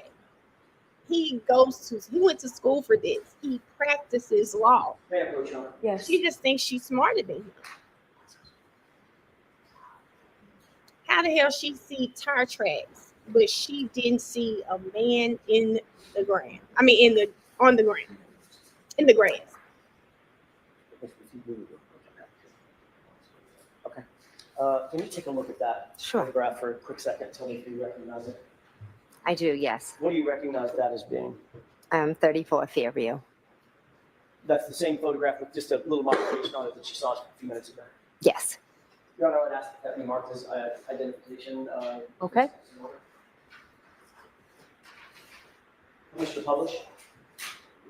Not for identification, no.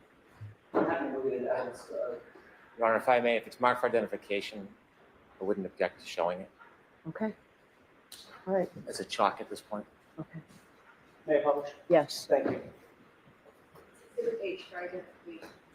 May I approach? Yes. Agree right now. Thank you. There you go. Mr. Wall, can you make that? There you go. Thank you. What's depicted in that photograph? 34 Fairview. Do you see the front door that you went in? I do. Yes. Can you point it out for the jurors, please? Sure. Right there. Okay, the one with the brick steps leading up to it. Yes. Now, with this perspective, can you point out the side door? Sure. That looks like a screen door just to the right of the hedges. Yes. With that perspective, can you point out the garage door? I love the Or that one. Sorry. That's just to the right of the window inside that recess of the home? Yes. Okay. And does that fairly and accurately depict the lawn as it was on January 28th, 29th, other than the fact that it's different weather? The Right. shape of the lawn? Yes. Okay, thank you. We'll put that down, Mr. Wolf. So what was that marked as, Madam Court Reporter? Thank you. Your Honor, I would ask to move that in evidence. If we need to take a minute on that, I'm happy to, but that is my request. Is there an issue? No, I want to. Okay. Did she roll her eyes again? Baby, she's up there pissed. Thank you, Your Honor. She pissed, scared. Damn, she knows millions of people watching her. May I continue, Your Honor? Yes. The first time you looked out over that lawn to the SUV, you did not see John O'Keefe, did you? No, I did not. He was not outside that SUV? No, He was not standing or sitting? not that I saw. He certainly wasn't on the ground, was he? Not that I saw. The second time you looked out and saw the SUV, now the SUV is more toward the flagpole, correct? Yes. And you had a clear field of view between you standing at that door and the SUV. You've already described that view, correct? I can see the SUV, correct. Correct. And you could see everything in front of the SUV as well, couldn't you? I just would go to the door and look at the SUV. I wasn't taking in all the surroundings of. Right. But just like you weren't taking in the surroundings, specifically looking for tire tracks, you saw the SUV standing or sitting right in front of you, you saw that through your peripheral vision, you know, the tire tracks. Yes, and that's lighted where around the SUV it was very dark. I haven't asked you about lighting yet. We'll get to that. I'm You sorry. looked at tire tracks, even though you weren't looking for tire tracks, right? Yes, I did. Something stood out to you in your peripheral vision. Just looking out. There they are. Yes, absolutely. That second time you looked directly at the SUV with no obstruction between you and the SUV, you did not see John O'Keefe standing outside the SUV? No. He wasn't sitting down? No. He wasn't lying down? No. You certainly did not see his body in the snow toward that flagpole? No. And you would have been looking directly toward that flagpole, correct? Directly. I was looking at the vehicle. Directly toward the flagpole, Ms. McCabe. I was looking in the direction of the flagpole. Girl, you be at saying the same vehicle. shit. Yes. Right. And you saw no body in the snow, did you? I didn't look for a body in the snow. I didn't Girl, ask if you he looked for actually one. You did. weren't looking for tire tracks either, were you? But you saw those. I did see those, yes. And you did not see a body in the snow. No, I did not. John O'Keefe, 6'2", 216 pounds, brawny guy, big boy, right? Big boy. I don't think I'd refer to him as a big boy, but he was tall. Girl. Yes. All right. You certainly didn't see him prostrate in the snow the way you found him the next morning, correct? Later that morning. I didn't see anything on the ground, no. Correct. The third time you looked out toward that SUV, it's still in the direction of the flagpole, but a little further up, a little deeper to the right, correct? Yes. Again, looking directly in the direction, at least, of the flagpole and that area of the yard, you were looking beyond that to the SUV, correct? Yes. You did not see John O'Keefe standing outside the vehicle? I did not, no. He was not sitting outside the vehicle, No. and he certainly wasn't lying on the ground, was he? I didn't see him. And the last time you looked out, Ms. McCabe, this is now 12:45 or so, the last time you looked out, the SUV was gone. Is that right? Yes. But you were still looking in that direction because that's the last place you saw the SUV. Is that right? I looked out the window like this. I wasn't searching anywhere, but Girl. just glanced out the window. And I Girl. didn't see it. I'm just asking you direction. Not whether or not you were searching. I know you didn't sit down search party. That's not my question. You're looking toward the area where you last saw the SUV around 12:45 a.m. Yes. That would be directly across the lawn, directly past the flagpole, and directly into the street where you last saw the SUV, correct? I glanced out. Yes, Oh correct. my And God. the same way you glanced out at the SUV, to use your words, glanced out and saw the tire tracks, right? Correct. Yes. But you did not see John O'Keefe standing on the lawn. No, You did not see him sitting on the lawn, no, and you certainly did not see his body lying on the lawn, did you? no, no, I did not.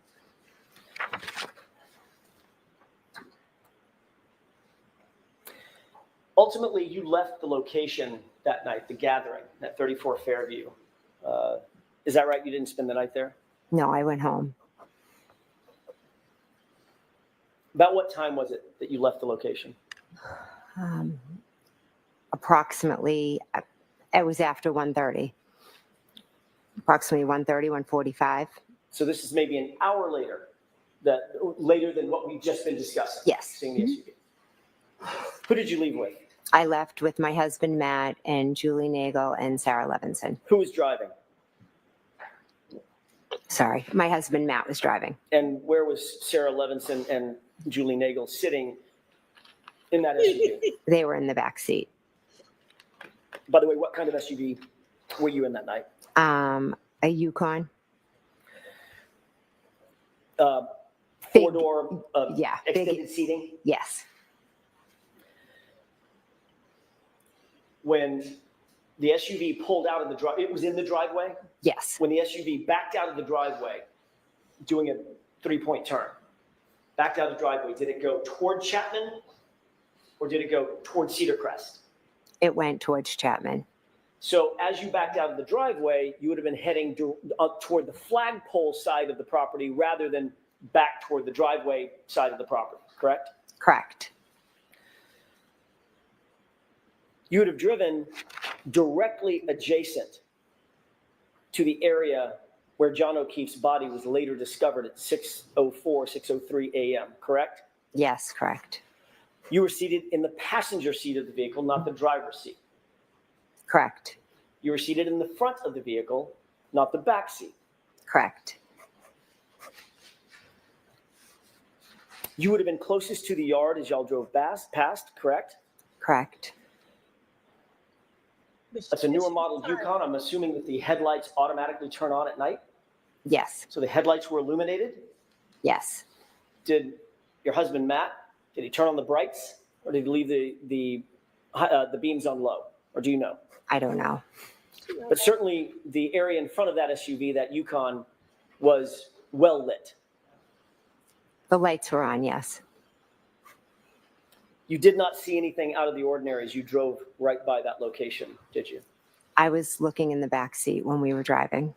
Did you see anything out of the ordinary on that lawn as you drove by in that SUV? No, because I wasn't looking at the lawn. You certainly did not see John O'Keefe dressed in dark clothing laying prostrate in the lawn. No, I did not. You said that you were turned around talking to the other young ladies in the SUV, Julie Nagel and Sarah Levinson. Is that right? Yes. You indicated that you were engaged with them about a conversation having to do with bread and maybe peanut butter or something. Yes. Look at her. You didn't, as you passed by that location adjacent to where John's body was later discovered, you didn't hear Julie Nagel say anything out of the ordinary about having seen something. No. You didn't hear Sarah Levinson say anything out of the ordinary about having seen something. No. And according to you, you were turned around, directly engaged with both these young ladies as you passed by that area where John's body was later discovered. Is that right? When we pulled out, I turned around and I was talking to them about How come they the bread and the peanut butter. I'm not sure exactly where we were driving, but it was when we pulled out, yes. You certainly never heard anybody say anything like, what was that, or anything close to that. No, I didn't.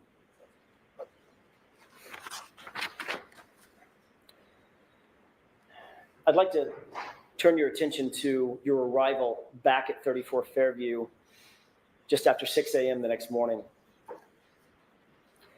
You indicate that the visibility was relatively poor and that you could not see John O'Keefe on that lawn from your perspective, correct? The visibility was extremely poor, and no, I could not see him. You were in the front seat, passenger side? Yes, I was. It was Karen Reed who actually saw Mr. O'Keefe, jumped out of the car, and began attending to him immediately, correct? Karen got out of the car and ran to John O'Keefe. And Why you does she stayed keep by the doing car, that? and Miss Roberts ran over to assist Miss Reed in giving first aid to, at least initially, to Mr. O'Keefe. Is that right? No, that is not. Carrie got out and walked over, and then I got out and walked over.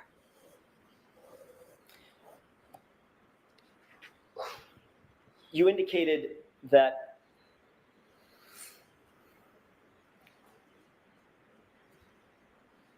well, let me ask a different question. Yesterday, you testified in pretty significant detail that when you got out of the car, you could not see anything even close to the flagpole, correct? Visibility was very bad, yes. Matter of fact, you used the word whiteout conditions. Is that right? Yes, I did. Whiteout conditions, you basically can't see your hand in front of your face. I wouldn't say that extreme, but I used whiteout as there's just snow coming at you. You were specifically asked by Mr. Brennan, how close did you have to get before you could actually see anything of note where Miss Reed had gone? Is that right? Yes. You testified yesterday that you could see just merely shadowy figures of Miss Reed and Carrie Roberts, and it wasn't until you got very close over to them that you could see John, in your words. Correct. As a matter of fact, you followed that up by saying that that was the first moment, once you got basically on top of them, that was the first moment that you realized that it was John, that there was a body on the ground, correct? I said as I got close to them, I don't think on top of them. Fair enough. It's my words, not yours. You did say, quote, very close to them, correct? I'd have to see it, but Well, you just it testified was to it yesterday. Right. You remember saying, I did get very close to them. I know I said I had got very close to them or close to them, something like that, Okay. yes. Mm-hmm. I don't have a transcript of yesterday's testimony, I'm sorry. You just testified yesterday. Last year, you testified to something very different than that, though, didn't you? No.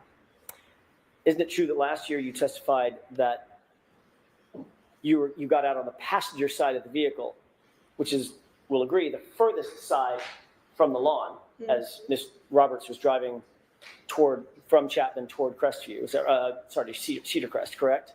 Yes. You testified that you were on the passenger side, and as you got out of the vehicle, you noted that Karen Reed was already at John. Is that right? As I got out and walked around the back of the vehicle, the shadowy figure of Karen had already gotten onto something. You further testified that as you got out of the vehicle, you noted that she straddled John, lifted up his shirt, lifted up her shirt, and went to lay on it. And Miss Roberts went over and said started removing snow from John's face. Correct? I have the page and line number. Where are you, Sure. Mr. Jackson? May 17, 2024, RT 114. Lines Shadow 14 figure, bro. She is funny. to bottom onto 115, line 4. Look how pissed she looks. Is that how you I testified never last would go year? up there. I'm sorry, would you mind just repeating it? Sure. Thank you. You testified in substance that you were on the passenger side of the vehicle, and as you got out, quote, as I got out, end quote, she, Miss Reed, was already at John. You indicated that you saw her straddle him, lift up his shirt, lift up her shirt, and lay on top of him while Miss Roberts went over and removed snow from his face. That's how you testified last year, correct? Yeah. Yeah. Is that how you testified last year? I'm not sure. I know. Next question. Would it refresh your recollection if you were looking at a copy of your testimony from last year? Why she say no? I don't think looking at it would refresh my memory. I know I might have used different words, but the bottom line is I got out of the car, went behind the car, went over, and Karen had done that. Why wouldn't it refresh your memory? If you don't have a good recollection of how you testified last year, on your own, sitting on that witness stand, I'm asking you think it would refresh your recollection to see your transcript from last year. She's I like, don't no. need to see my transcript. I know what I know and I know what I remember. So That's not my question. I'm not asking you what you remember now. I'm asking how you testified a year ago, man.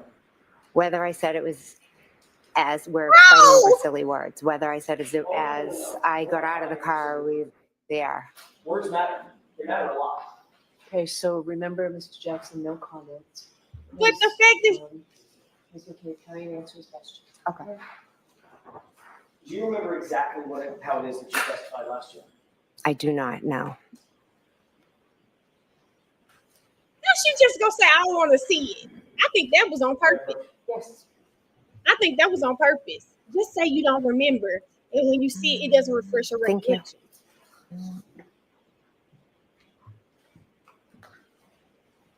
How do y'all think that comes off to the jury that she doesn't want to even see what she said? I don't like it. I don't like that. I don't like it.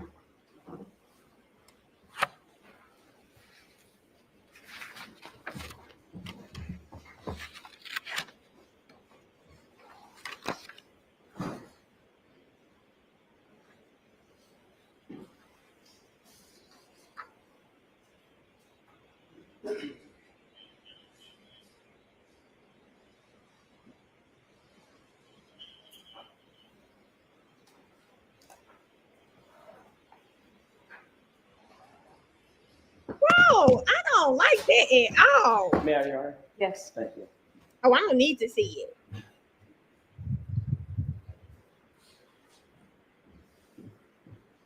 Ms. McCabe, does that refresh your recollection as to how you testified in substance last year? I see what it says I said, but it's a little bit different than what you stated. Okay, then let's walk through that. Did you indicate last year that as you got out of the vehicle, that's when you could see what Ms. Reed was doing with John O'Keefe, down to the detail of pulling her shirt up and pulling his shirt up to try to go skin to skin? I object. And Why don't I see it sidebar? Why don't you bring it to Mr. Jackson? Why the hell she keeps saving this lady? Bro, why does Bev keep saving this freaking lady? I'm trying real hard not to use the F word because I am so annoyed right now. She's clearly lying. The truth doesn't need all of this. It doesn't need all this. And she testified to it. No one made her testify to this. Like, no. Bro, Bev pissing me off, man. Thank you, Keith. What the It's really bothering me so bad that Bev just keeps trying to save her. Like, Bev just keeps trying to save her. The problem is she's lying. Hank trying to make sure she don't get this stuff in. Baby girl shouldn't have lied, Hank. Hank, you hung your head out on a liar. He's a liar. Bev gonna be second. All right, now you can go ahead. Thank you. Ms. McCabe, is it true that you had the following colloquy last year on this subject? Answer, I was on the passenger side, so as I got out, she was already at John. Question, so she gets out and essentially makes a beeline over to where John was. Answer, correct. Question, and you're getting out of the passenger side, and by the time you come around the car, she's already there. Answer, yes. Question, and when she gets over there, what, if anything, could you see at that point? Answer, she straddles John and lifts up his shirt. Look at her face. And then she lifted up her shirt and went to lay on him. And Miss Roberts went over and she was removing the snow from his face. Is that how you testified last year? Yes, that's how I answered the questions. Okay. Clearly, you didn't indicate last year that it was whiteout conditions. You could see nothing of the kind, and you had to get, quote unquote, very close to him before you could see anything, correct? objection. Sustained. It's the first word that's problematic, Mr. Johnson. Yesterday, you testified that it was whiteout conditions. You had to leave the car, walk all the way over and get quote unquote very close to John before you recognized that it was even a body. Is that right? Yes. But last year you testified that you were still at the car when you noted the detail of Karen basically giving life-saving aid to John. You could see that clearly all the way from the car, right? Objection. Is that what you said, Ms. McCabe? No.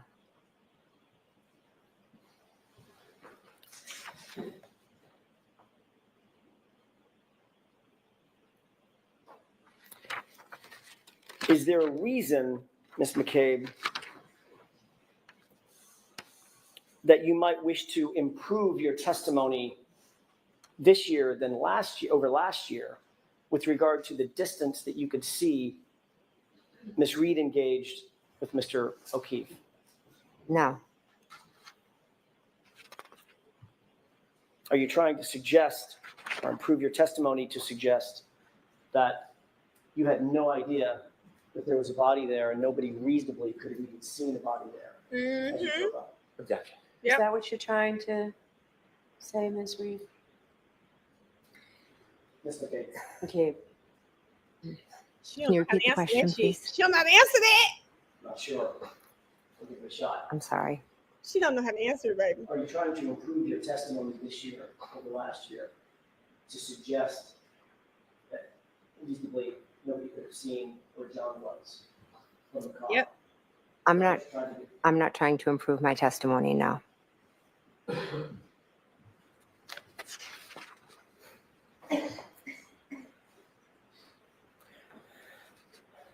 She was about to say yes to You bed. claimed on direct examination today, as a matter of fact, that Ms. Reed looked at you at the scene and said the phrase, "I hit him, I hit him, I hit him." She said it 3 times, very distinctly, according to your testimony, correct?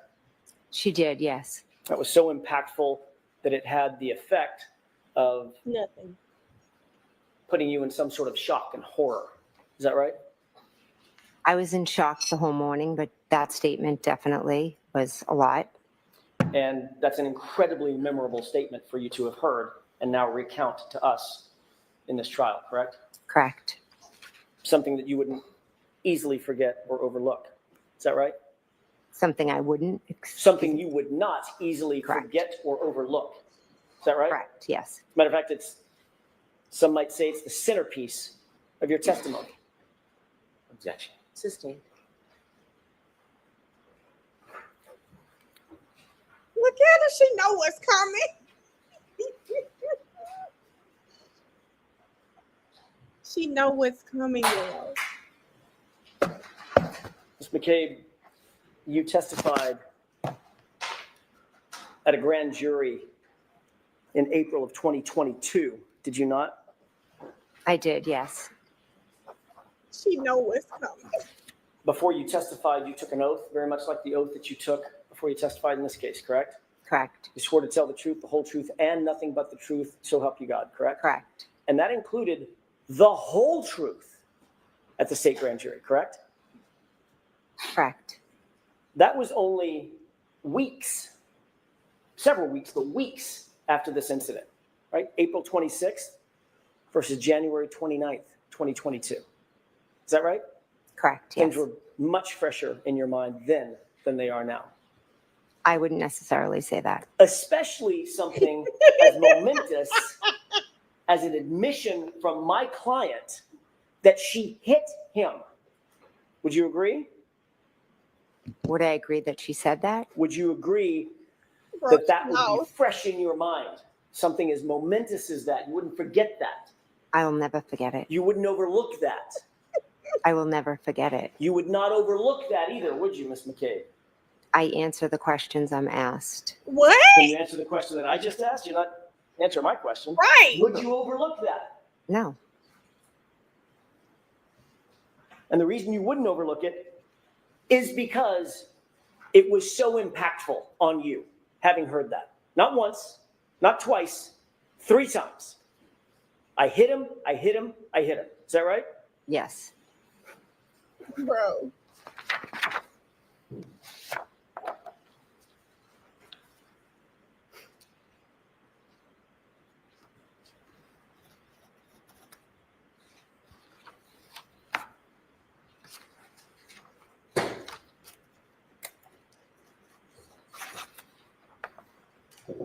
May I approach? Yes.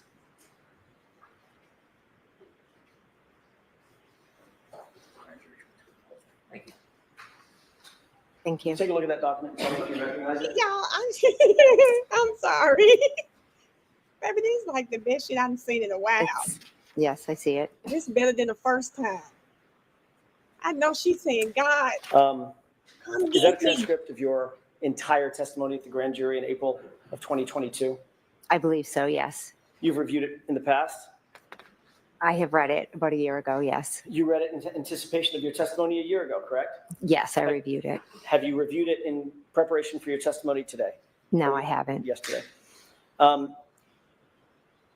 McCabe, turn to the page or pages in that transcript where you recount to the grand jurors that my client said, I hit him, I hit him, I hit him. It ain't there, baby. Look at her. This is over 227 pages. Take your time. How long did you say it was, Ms. McCabe? 227? I'm not going to let her read 227. You reviewed it before. I reviewed it a year ago, yes. I just said, take your time. The whole thing, cover to cover. I skimmed through it. And One she of the said, most take important your points in your time. testimony yesterday and today Oh my God. is recounting these jurors the phrase, I hit him, I hit him, I hit him. All right? Objection. To the form of that, I would sustain. That man said, take Is your it important time. to you to tell these jurors that you heard my client say, I hit him 3 times? I answered the questions and I'm telling the jurors what I know. Was it important to you before testifying today that you recount to these jurors the phrase, I hit him, coming out of my client's mouth? Your client said she hit him, yes. That's not my question. Listen to my question, Ms. McCabe. Because I'm you sorry. ain't Was it important to you before you testified to tell these jurors Man, under this oath man is that my crazy. client said, I hit him 3 times? As a witness, it's important to tell the truth and to answer the question you were asked. And in point of fact, in your entire grand jury testimony, you never said, my client said the words, I hit him, did you? Again, it's 227 pages. Take your time. Ms. McCabe, you were there. They're your words. I'm not asking you to rehearse something. You were there. Did you tell the grand jurors that my client said I hit him? I have testified a number of times, but I was there the morning of January 29th when your client said, I hit him, I hit him, I hit him. Did you tell that to the grand jurors? I'm not sure. It's because you didn't, did you? You did. Again, I'm not sure. Ms. McCabe, you were asked in your grand jury testimony no fewer than 12 times, 12 separate times, you were asked to repeat words that my client said both before, going to, and at the scene at 34th Avenue that moment. 12. Correct? Objection. Do you know the answer to that? No. You were all asked multiple times what my client's words were that you heard her say going to and at the scene, correct? I was correct. And you recounted those words truthfully and honestly at that time, correct? Correct. Because you were under the same oath that you're under today. Correct. And things were much fresher in your mind then than they are now 3.5 years later. Would you agree with that? I hit him, I hit him, I hit him is just as fresh today as it was 3 years ago. Turn to page 190, if you wouldn't mind. Report and counsel lines 10 and 11. Bro, I can just hear her head singing, take me to the king. Lord, I don't have much to bring. Jesus, take me. Baby, she want to go. She just want to Which go. lines? I'm sorry. 10 and 11. Oh, okay, I'm sorry. Come on, I'm sorry, baby. She ready to go. Do you hear me? Get me out of here. Y'all remember Fred Sanford? Elizabeth? You recounted what Ms. Reed said to you over the phone to the grand jurors, correct? Correct. And what she said at 4:53 a.m. was, did I hit him? Could I have hit him? She didn't say it. She asked it, correct? She didn't say that at 4:53. Did you testify that what Ms. Reed said to you that morning over the phone was, could I have hit him? Did I hit him? Yes, I did. Okay. Yes. Yeah.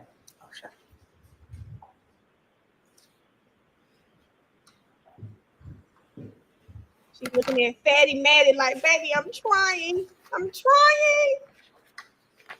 Like AJ walking her like a dog day. Baby, where Fatty Maddie at, baby? Just wanted to verify a page number, Your Honor. Coach. Yes. Why don't you tell Mr. Brennan the page number? I will, with each one. He said with each one. Damn. If you turn to page 192.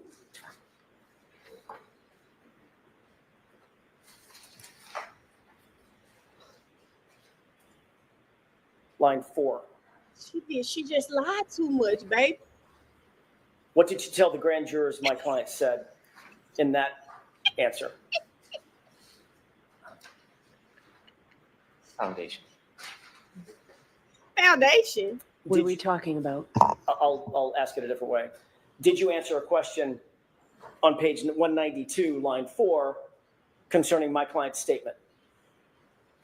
Did I answer a question? You were answering a question, correct? Oh, yes, yes. All right. I'm sorry. And the answer that you gave to the grand jurors was, she said, could I have hit him? Correct? Yes, think that's that's what she part of the said. answer I gave. Turn to page 193. Look how she's looking at Hank. So I don't want to have to see it sidebar. We need context in order for this to be admissible, Mr. Jackson. I have no idea what that said. Your Honor, everyone, I can make an offer of proof at sidebar if you Okay, wish. why don't you come to sidebar? Sure. And bring the Y'all. All I keep thinking about now, when she keep looking over there, I don't know if y'all know this song. Don't save her. She don't want to be saved. Don't save her. It's a Project Pet song. That's the song at least I know. She is looking at Hank Brennan because she needs to be saved right now. How dare you leave me out here with this man? Hank talking about foundation. AJ, don't tell them everything I would assume all of this is about what Karen allegedly said to her. This was right after the incident. It should be really, really fresh in your mind. She don't want to be saved. It should be really, really fresh in your mind, right? Really fresh in your mind. I'm going to believe 2022. I'm going to take 2022 unless you tell me you went to a special doctor, they worked on your memory, and then you got some more memory. Other than that, I'm going to go ahead and I'm going to roll with what you said in 2022. I do believe she was saying, did I hit him? Could I have hit him? But I think she was only saying that shit, if she said it all, after Jen put it in her head. Because keep in mind, she was drunk. She did review a Destin, but she didn't review that grand jury testimony too. Yes. Do you have an extra copy for yourself, Mr. I have notes. Jackson? That's too many Okay. statements. Thank you. I think my notes is. And I think they're doing these sidebars on purpose at this point. On page 192, line 4, No, you just don't know we know. for context, were you talking about a statement that was made in Karen's car on that morning before you got to the scene? 192. 192, line 4.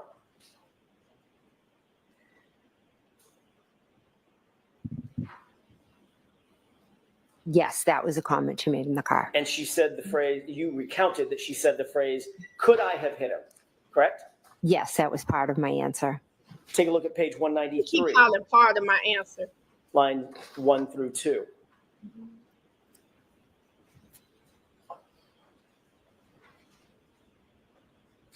So many lies, she can't keep up. This is what happens when you do all this lying. This was also in the context of a conversation that was in Karen's car, correct?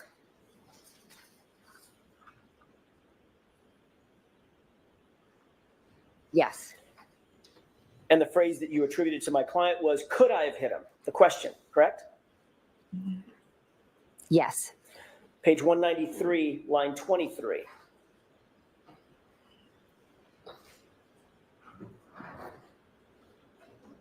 In the context of being in John's driveway at One Meadows, Yes.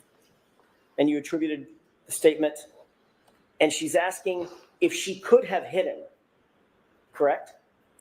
Yes, when she showed me her tail light. Page 201. Keep on. You keep adding shit. Lines It ain't gonna 23 work and out for you, 24. boo. Y'all see how she keep adding stuff? This is driving to Fairview. She asked, what if I hit him? Could I have hit him? Correct? Can you tell me the lines? I'm sorry, lines 23 and 24. Page 201. Okay, sorry.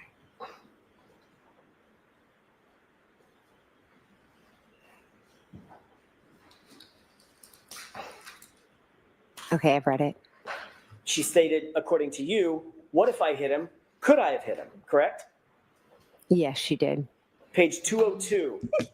Top of the page, line 1 and 2. Tear her ass up right now. Lord. Again, in context, this is driving to Fairview before you arrived at Fairview.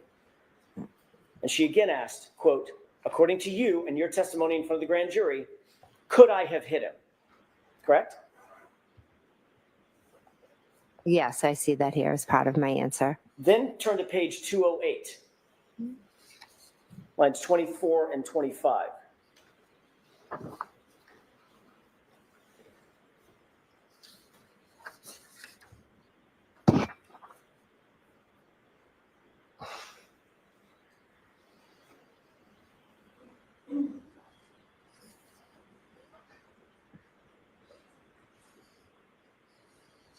I'm sorry, what lines 24 and 25? Lines 24 and 25, let me know when you've... She never read them, said thank you. it, y'all. She took For context, it off. this is at the scene, outside Fairview. Yes. And you told those grand jurors under oath, she asked, did I hit him? Could I have hit him? Correct? Yes. On page 208, lines 24 and 20, I'm sorry, 208 and 209, going on to page 209, lines 1 through 3. Nino, don't have much brain. You actually recounted to the grand jurors a conversation that you said my client had with a female EMT standing right there, exactly as you testified to today. Female EMT. You see that? I do, yes. And what did you say my client's statements were in front of that female EMT? In this, I say that she said, could I have hit him? Is he dead? It's actually, did I hit him? Oh, sorry, I missed that part. I apologize. Did I hit him? Could I have hit him? Is he dead? Is he dead? Is he dead? And that was at the scene in front of the female EMT, exactly the scene that you're describing. You attributed the 3 statements to my client to today, right? There was many different times when we were talking to different EMTs, the female EMT, the men, police officers. May I approach? Yes. You might want to hear that bush. How do you explain that, Yeah, just y'all? hold your honor. Sure. How do you explain that? You never said it.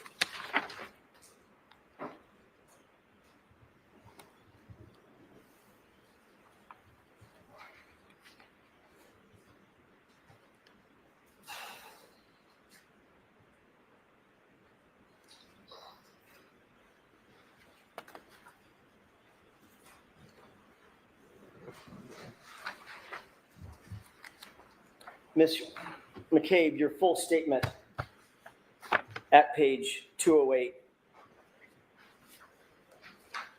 starting at lines 22 through 25, going on to page 209, down to line 4, was, quote, so there are different, police officers getting statements from us And at one point, I'm standing with Miss Reed, and she's saying, "Did I hit him? Could I have hit him?" And there was, I believe, an EMT, a female, standing right next to me, listening to her yelling, "Did I hit him? Could I have hit him? Is he dead? Is he dead? Is he dead?" It was pretty nonstop, pretty much nonstop. That was your testimony in front of the grand jurors, correct? I like how he read that. Yes, it was. And that was April 26th, 2022, correct? Correct. Not one time. Not one time, Ms. McCabe, did you utter the phrase, "I hit him," as it relates to my client in front of that grand jury on April 26th, 2022. Did you? Not once. I'd have to read through the 227 pages to see. As you sit here today, do you remember ever saying to those grand jurors, she said, "I hit him, I hit him, I hit him," in front of a female EMT? I've spoken to in a few grand juries. What I said specifically at different ones, I don't recall at this moment, but I do know that morning your client said, "I hit him, I hit him, I hit him" 3 times, and there was a female EMT there.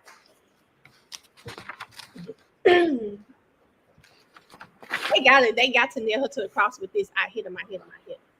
They got to.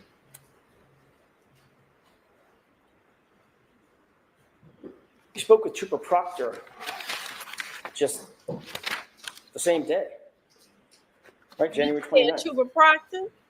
Yes. Trooper Proctor was taking notes Yes. about your conversation? Yes, he was. Keita. Yes. I didn't review his notes. I think I've seen a report at one point or another.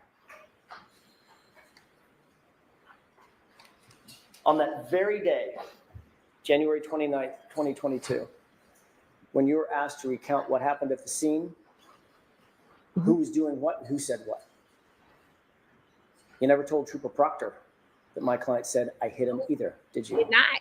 Oh, I told him. Yes, I did. He just leave that out of his report? I'm not responsible for his report. No, you're not. But you have read his report. So again, no comments, Mr. Jackson. You have read his report, right? I have seen it before, yes.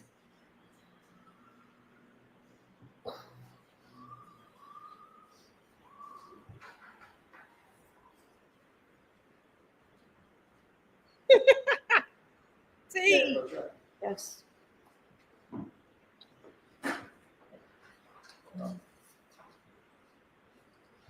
Thank you.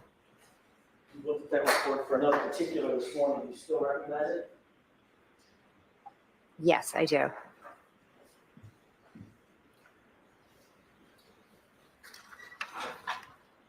How do you believe? Can you review that report, scan it, and let me know when you're done? Okay, is there something specific I should be looking for? I don't think you're going to find it, Ms. McCabe. So again, jurors disregard the comments. Baby, There's AJ question getting and put answer out. on that only. My question is, AJ do you getting see put out. the AJ phrase, getting put out. "I hit him," as it's attributable to my client in that report? Objection. Bro, AJ getting put out. AJ getting put out. Bro. Why is she, what? Oh, it just hit. It Do you just recall clicked. telling Trooper Proctor that my client said, "I hit him, I hit him, I hit him"? Objection. Do you recall that? Yes, I told him. He was taking notes at the time. He was taking notes, correct? Those notes ended up being memorialized in a formal report. I'm assuming he, The report that you're holding. I object. Sustained.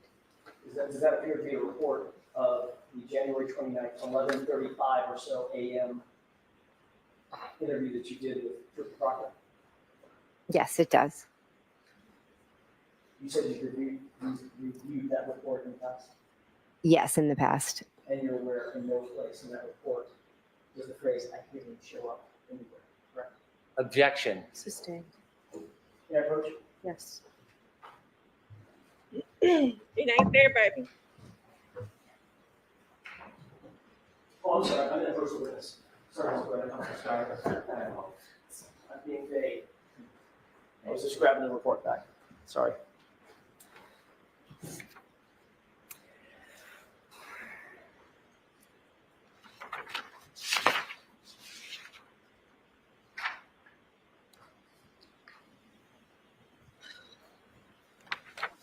May I have just a moment, Your Honor? Sure.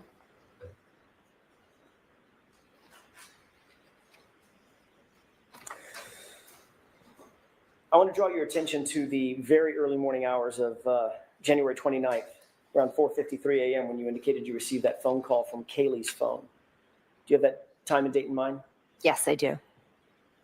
My client told you that John had not come home, correct? Yes. And you knew that Miss Reed at that point was awake and looking for John. I didn't know what, I just knew that she was awake and screaming. Right, because she was worried about where John was. Objection. Sustained. You've been asked who you communicated with first thing that morning after you received that first call from Miss Reed. Is that right? Yes.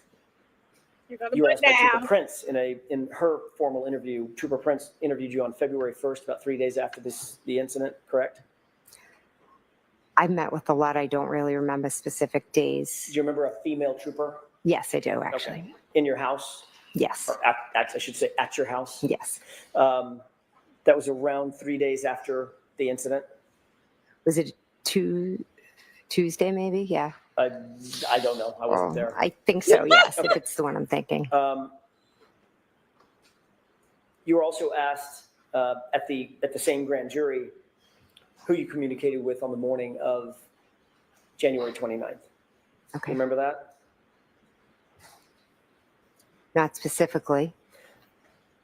Would it refresh your recollection if we were to take a look at that, a specific page of that grand jury transcript? Sure.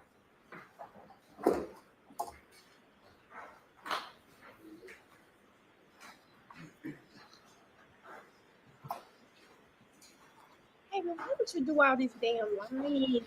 Like, why? It's no reason to do all of this lying. She can't tell the truth now. She's too deep in it. Look at her making her wait. She too deep in it. Do you need a couple of minutes, Mr. Jackson? I do, Your Honor. So, jurors, why don't you stand up and stretch, okay? You can too, Ms. McCabe, if you want to. Thanks.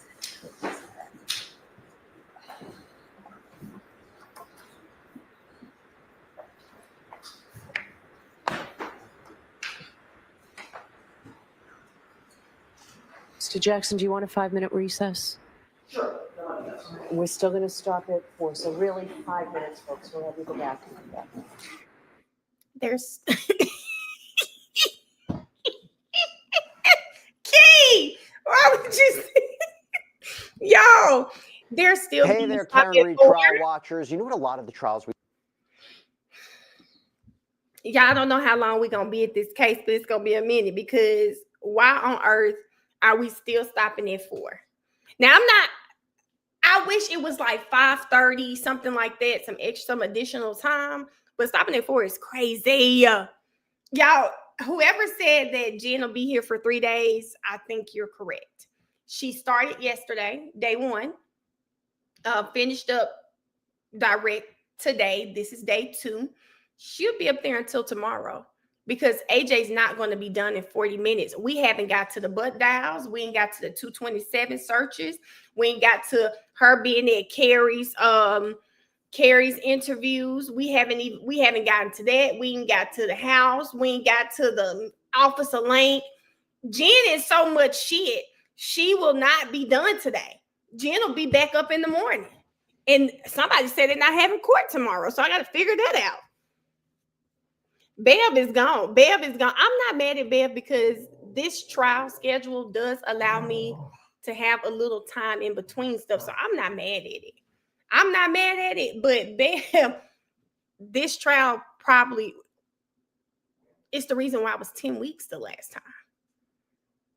Having like half days, Sometimes that impromptu, whatever that was, AJ is a boss for us.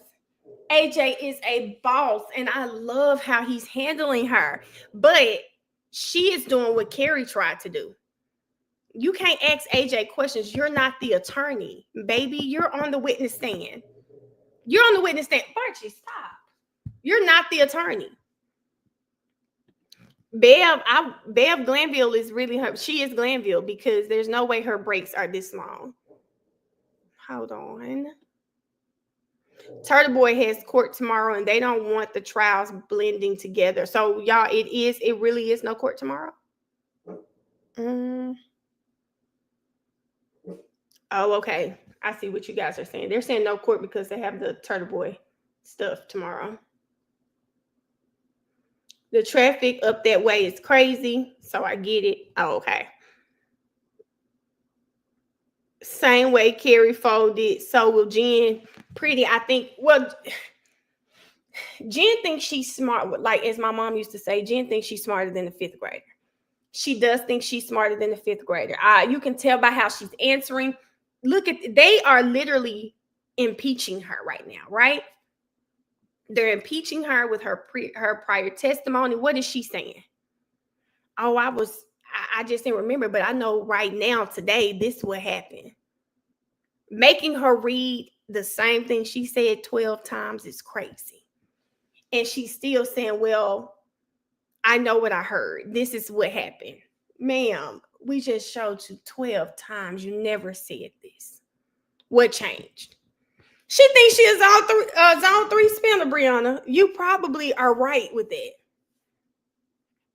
You're probably right. I really do think she thinks she's smarter than him.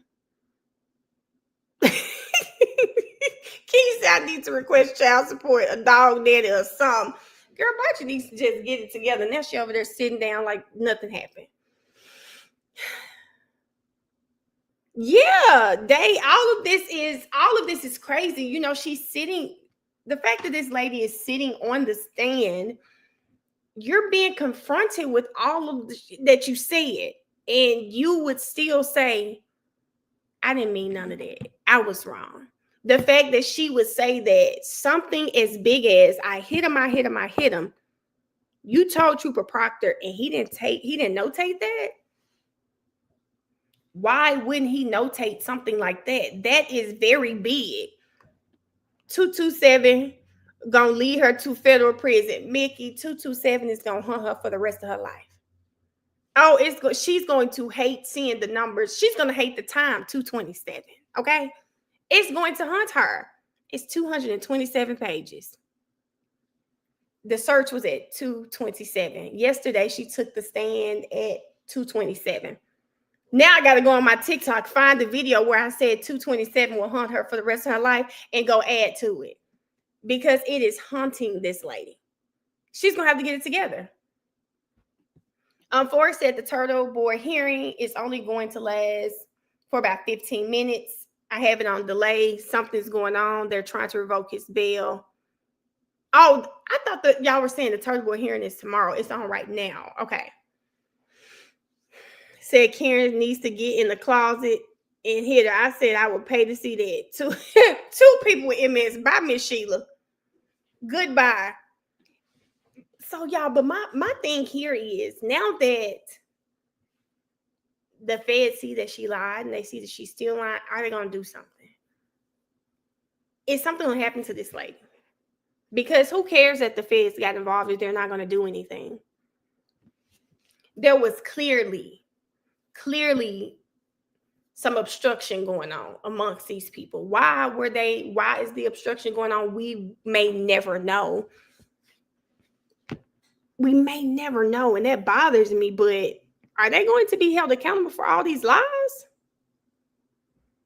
I don't know. Shandy, you're going to bring Barchi right back. It's today. Okay, the hearing is today. Okay. I thought Forrest was saying it was over. Key. I mean, I really want them to come in one of them little cheap blue suits with a American pen on.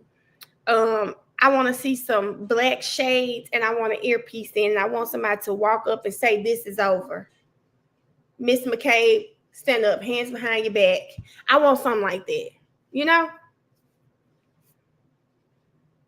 Oh, Tasha, like she walking down the steps, walking out of court. You know how law and crime like to record them coming out of court. She walking out of court and 2 black trucks pull up. And as soon as the 2 black trucks pull up, they hop out. They pop out on her while she walking down the steps. With the whip, I'ma need the windbreaker. Damn the suit, I'm gonna need the windbreaker. Baby, they roll up on her. And as soon as they roll up on her, they start hitting the ear. She's where? Run on over there and get that lady. Ooh, Key. Tasha, I'ma need that, y'all. I'ma need that, baby. She's where? Okay. Got it. I see her walking out right now. Like, I need law and crime to catch all of that. I don't know what police say when they talking about like direction or something, but I need something like that. That would really do it for me. Latigra said the Fed situation is going to take a minute because they are investigating for more than this case. I've heard this too. The Sandra Birchmore case was a part of that too. I wish we could get our dramatic moment. I really do want it. Dad said she's going to have to sweat this out all day tomorrow too. Dad, oh my God. She is. T, Miss McCabe, turn around, put your hands behind your back. What did I do? Where's Matt? Get Brian on the phone. Get Brian on the phone right now. Is this for real? No, y'all know how she was saying, Jan. She was like, Matt. Baby, I could see it now. I know I'm not going to get it, but I would love it. Ooh, Key. If 20 black Suburbans pull up like Sunday service, baby, that would be all I need. When I tell you, y'all, I'll be online an hour watching that same video. Call my husband. I would be online watching that same video. Mickey, that blowout baby gonna be real fat, gonna look like poodle hair. Do you hear me? Let me tell you, Shanny,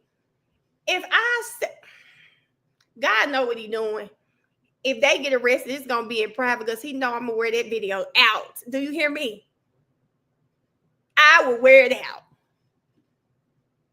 Back at 34 Fairview later in the morning, after you're back at 34 Fairview, after the police have already cleared the scene and you're back with your friends and family inside the home at 34 Fairview.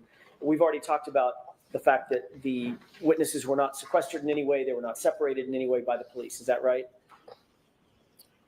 We were just sitting together with friends and family. So yeah, no. Everybody was free. All the friends and family that were in there were free to talk amongst themselves, which you did do, correct? Yes. All right. Everybody had the opportunity to say their piece and to listen to others say their piece as well. We had conversations. It wasn't really nothing more than that. At some point you did, I think you mentioned this on direct examination, you did reach out to Mike Lank.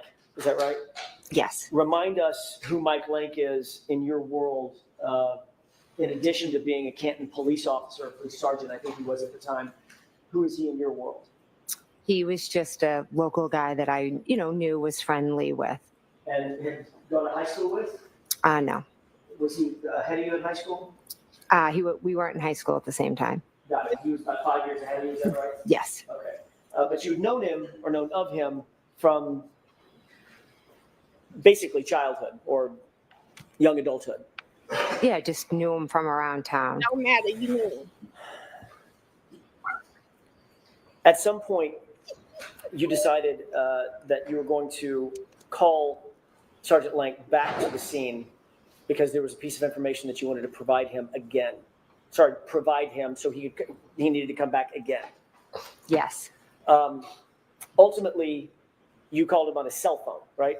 I did, yes. So you were close enough that you had his cell phone number, he had your cell phone number? No, I didn't have his cell phone number. Where'd you get that number? I asked Julie Albert for that number. So Julie had his cell phone number. Yes, she did. And Julie is Chris's wife? Yes. She was at the location? Yes. When I say the location, 34 Fairview that morning? Yes. As was Chris. He came at some point. I don't know if he was there when I called Officer Lank or not. As was Brian Higgins, correct? Yes, he was. He came back over to the location as well. Yes, he did. As a matter of fact, it was Brian Higgins who suggested that you reach out to Officer Lank. I'm not sure if it was him who suggested it. Someone suggested to you that you reach Right. out to Officer Lank. Is that right? As I was sitting there remembering things, I believe, I can't say who did or didn't. So as you were sitting there remembering things, you weren't just remembering things, you were remembering things and then telling others things that you remembered. Oh, absolutely. So Yes. others were Oh, absorbing whatever information you were providing to them and vice versa. No one was really providing me any information because they didn't know what happened. Sorry, go ahead. Okay, I'm sorry. I was just sitting there trying to recount what had transpired since I got that 4:53 phone call. And one of the things that you decided you wanted to tell Sergeant Lank was a statement by my client. Yes. So you call Sergeant Lank on his cell phone, and you're able to get a hold of him, correct? Yes. Whatever he's doing, I'm guessing he's busy at the time. I don't know what he was doing. He's the first responder on a death of a police officer case that was just hours old. So he had to be busy. I would assume. I, again, don't know what he was doing. But in fact, after you got your phone call, you dropped everything and headed back to 34 Fairview, correct? Sure did. Did you come back to 34 Fairview quickly? He was there fairly quickly, yes, I would say. And your request? Yes, I called him and asked him to come back. Because you told him that you had information that was important enough that he needed to get over there so you could tell him in person what this new information was. I called him and told him that I was remembering things and asked if he could come back.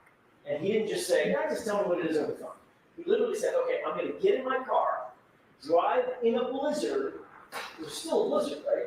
Yes, it was. I'm going to get all my gear on, drive in a blizzard back over to 34 Fairview, get out of my cruiser, come into the house, and get ready for this new information that you're going to give me, correct?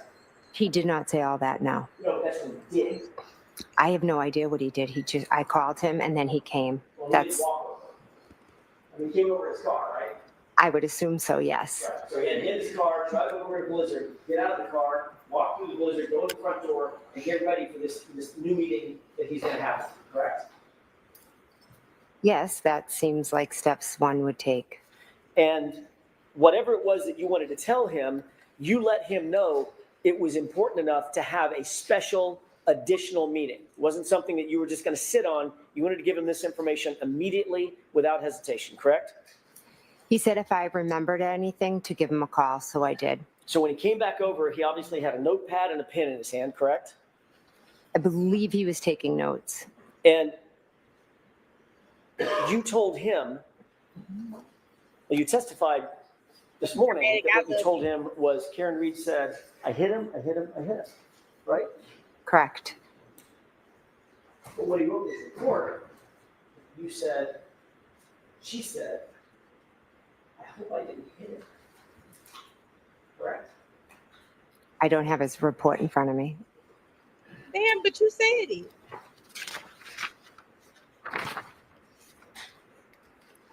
Look at AJ. I got you. I got you. Yeah, just one minute. Yes.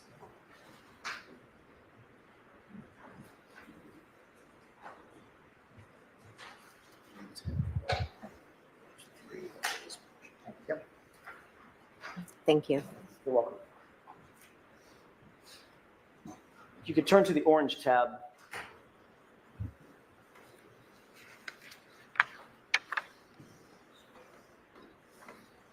Do you see that? I do, yes. Okay, and you've had a chance to read it? Just the highlighted Okay. part. May I approach? Yes. Thank you.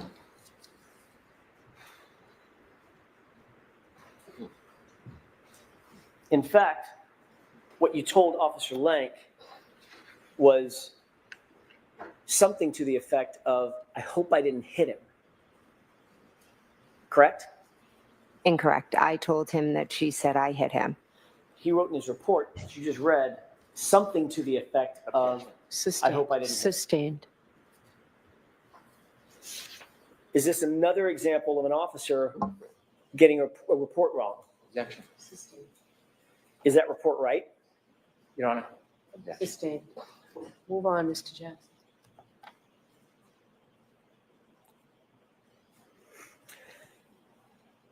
I hope I didn't hit him, or something to the effect of, I hope I didn't hit him. Sounds an awful lot like, could I hit him? Did I hit him? Do you agree with that? It does sound similar, yeah.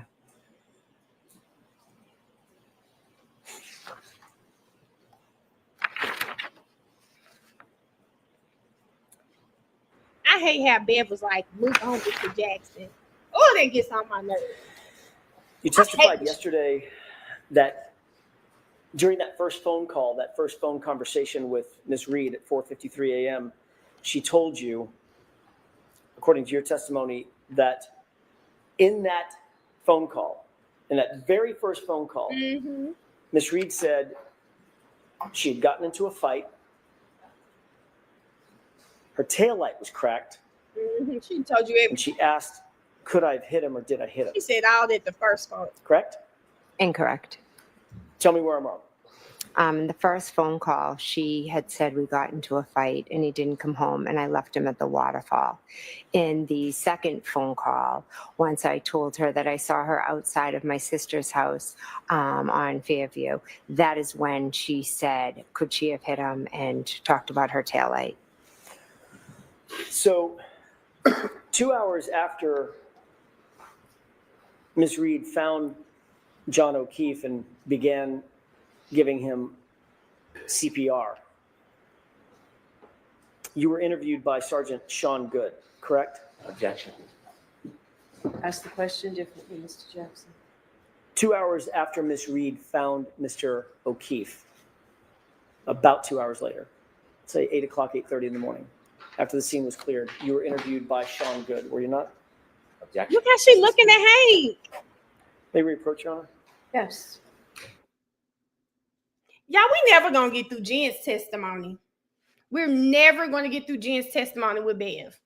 Bev and Hank are doing everything they can to save Jen, and I fear we are never gonna get through this freaking testimony. Why aren't we gonna get through the testimony? Because of Hank and Bev. At this point, damn, Bev, do we need to put you at the prosecution's table? I'm annoyed. What is Karen saying? Karen trying to fix up these lies. I love that Karen is working on her own behalf. I don't know what's going on with Bev. Dan said let her stay up there for a week. Dan, she'll be done tomorrow. She will be done tomorrow. I can guarantee you she'll be done tomorrow. Y'all think she's gonna be up there? Listen, if we keep taking these kind of sidebars, she will be up there for 2 more days. It's just like Bev just last question. Go to your next question. Like what bothers is if she would do that with Hank, I'd be okay. But she just doesn't seem like she does that with him. Okay. They only got 10 more minutes of court.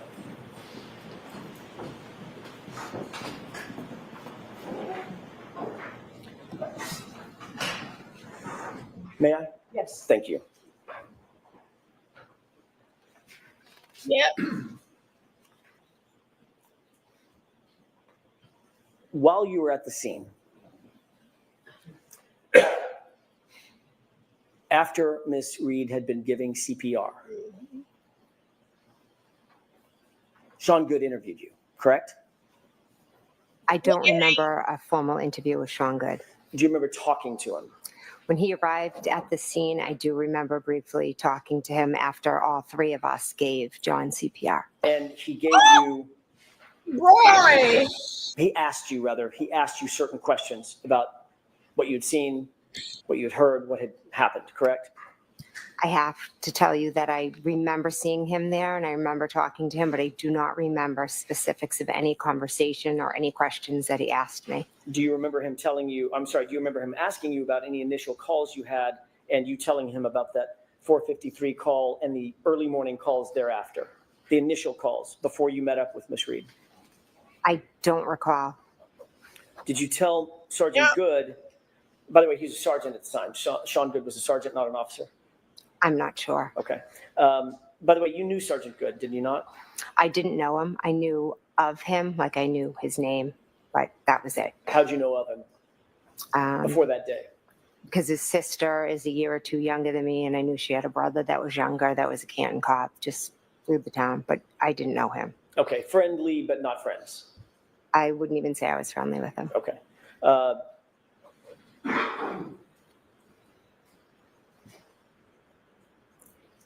You actually told Sergeant Good at the time when he asked about those first phone calls that when Miss Reed called you, she was inquiring about John's whereabouts, correct?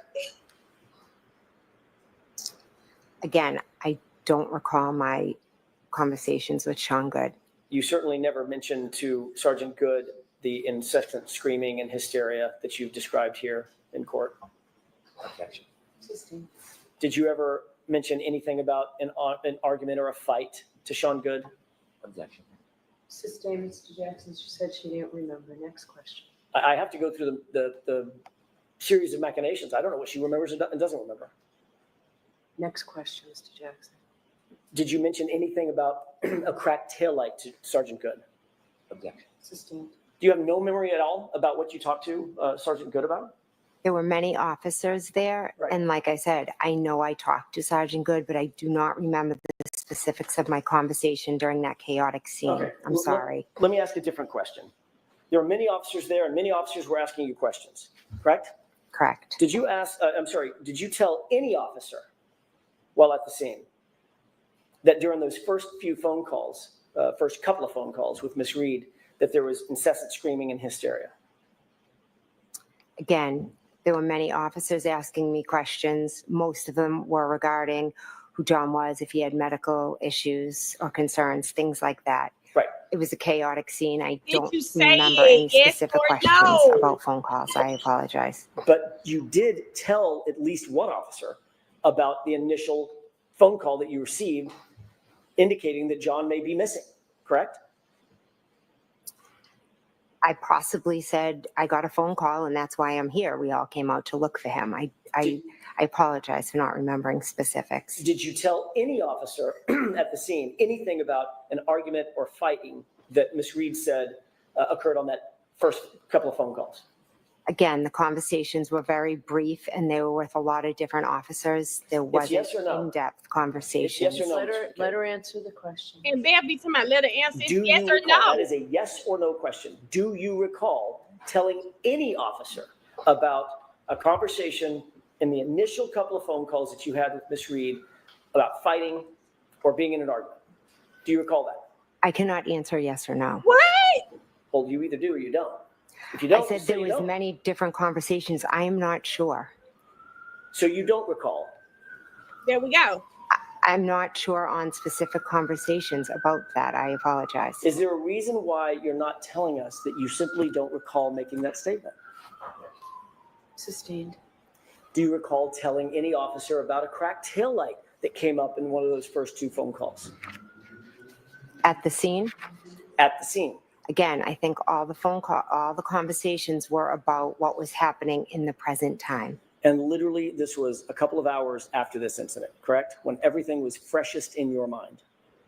These conversations were at the scene when Miss Reed was running around I screaming. can't stand Jennifer McCabe. Were you also interviewed Oh, by I can't. Officer Mullaney? Again, there were many officers there that I spoke to. Ms. McCabe, do you understand my question? Right. Did you understand the last question I asked? If I spoke to an officer, Mullaney? Correct. Again, I could have. I am not sure. I don't remember every officer. It was a chaotic scene. I had just found my friend on the ground. Girl.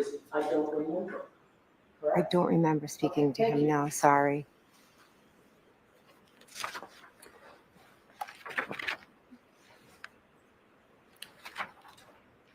Girl, I can't stand it. Later that morning, She is pretty. you did have a conversation with Officer Lank that you actually do remember, correct? Yes, correct. What you told Officer Lank or Sergeant Lank was that you received a phone call from Kaylee's phone and that Karen Reed was distraught because John never came home, correct? I told him she was, I don't remember the exact words, but I told him something like she was hysterical and screaming and said John never came home. You never mentioned that she said anything about a fight during that initial phone call, correct? Again, I'm not sure what exactly was said during that initial phone call. You never mentioned that she said something about a cracked taillight in that initial phone call or those two phone calls, correct? Are these phone calls with who? Who the hell you think he's talking about? Who are these phone calls? Who am I speaking The to at this initial point? phone calls that you had with Miss Reed, Yes. you never mentioned to Officer Lank or Sergeant Lank that Miss Reed mentioned anything about a fight or an argument, correct?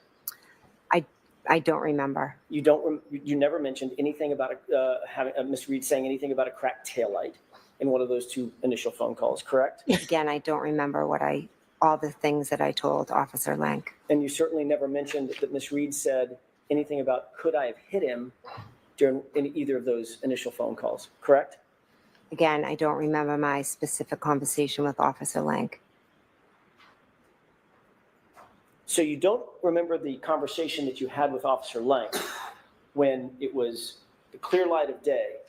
You'd had a chance to take a beat and a breath, catch your breath, because it's now 11:30, 11 o'clock in the morning. You don't remember anything about that conversation. But according to your testimony, you remember in detail what my client said, waking you out of a dead sleep. Correct? So I didn't speak to him at 11:30. It was earlier in the morning when he came back to Fairview. Let's call it 9 o'clock, whatever. Okay. Right? Whatever. It wasn't the same chaos as my client screaming into the phone that John never came home, waking you out of a dead sleep, correct? Correct. But when you recounted that conversation or those conversations to Sergeant Lank, you didn't say a thing about Miss Reed saying that there had been an argument, did you? I'm saying I don't remember the specifics of my conversation with Officer Lank. I'm also saying that I was woken up out of a dead sleep. Karen showed up at my house screaming. I went out to help her look for John. And then we found one of my closest friends on the front lawn. And she was saying crazy things and acting crazy and acting erratic. And so every police officer that I spoke to, Let her finish. every police officer that I spoke to, I tried to answer their questions the best I could. It took me hours and in some cases days to remember all the things that Miss Reed had said. My mind, I was in a state of shock. But the minute I remembered, she said, I hit him, I hit him, I hit him. I called Officer Lank. And your memory is getting better even as we sit here today, correct? There are certain things I will never forget, Mr. Jackson. Including the fact that you never, ever, ever said, she said, to a grand jury when you were asked about it 3 months after the incident, correct? She said, I hit him, I hit him, I hit him. You never told that to the grand jury, did you? I don't remember specifically that every grand jury and everything I said, but I can tell you with 100% accuracy, she screamed, I hit him, I hit him, I hit him. You never said that to the grand jury. I don't recall if I You were did. there to get the truth, correct? The truth is, she said, I hit him, I hit him, I hit him. You were asked that specific question at the grand jury. What did she say at the scene in front of the female EMT? And you know what your answer was? You do, because you just read it. I wasn't asked what she was said at the What was the scene. answer to that question? I'm objecting. The objection sustained. Ask one more clear question, Mr. Jackson. What was the answer you gave in answer to the question about what was said by Miss Reed to the EMT, the female EMT at the scene? What did you say she said? I don't know if I was asked specifically what she said to Yes, a you female do. EMT. All right, we're going to end this Damn. now. Your Honor, may I have one more question? Go ahead. I can't end it like this. You said- Okay, she jurors, said- ignore the comments of counsel. Ask one question, Mr. Jackson. You said that she said, could I have hit him? Did I hit him in the presence of the female EMT? That's what you testified to under oath at the grand jury, isn't it? Yes, because she also said that. Yeah. All right. So, folks, we are done for today. You remember tomorrow is the day that we're not in session. So we will see you Friday. Friday is a full day. And I have to give you those questions. You can stay and file out after the jurors disappear. Please do not discuss this case with anyone. Don't do any independent research or investigation into the case. If you happen to see, hear, or read about the case, please disregard it and let us know, and be very careful with your social media. Have a great night, a good day off tomorrow. We'll see you on Friday. Goodbye.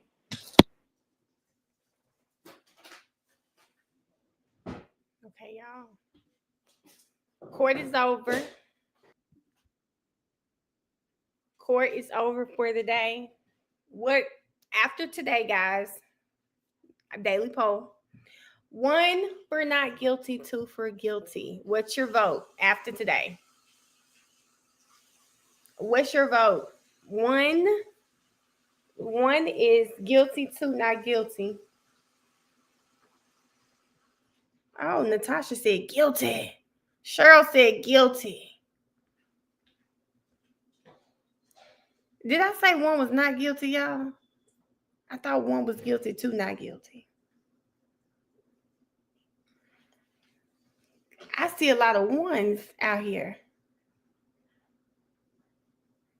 Okay, I see a lot. I saw a few 1s, but y'all not telling. So far, where are you guys? 1 was not guilty. Child, I don't even. The lady got me delirious. I think I'm just pissed. Sorry, y'all. 1 was not guilty. Sorry, y'all. I think I'm just pissed at the moment that I think Bev really annoying me because she just letting her ramble. You know what I'm saying? Like, how is she just letting her ramble? Sorry, y'all. People are answering about Jen being guilty. Oh, okay. Sorry, y'all. It's okay.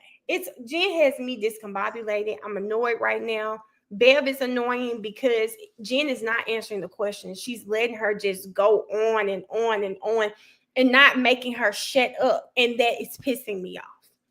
Okay? It's pissing me off. The fact that she's just letting her just go on and on and on is the most annoying shit I have seen in a trial in a long time. I think it's worse this time than last time. All of this stuff, that right there, she just let Jen do. My friend was dead.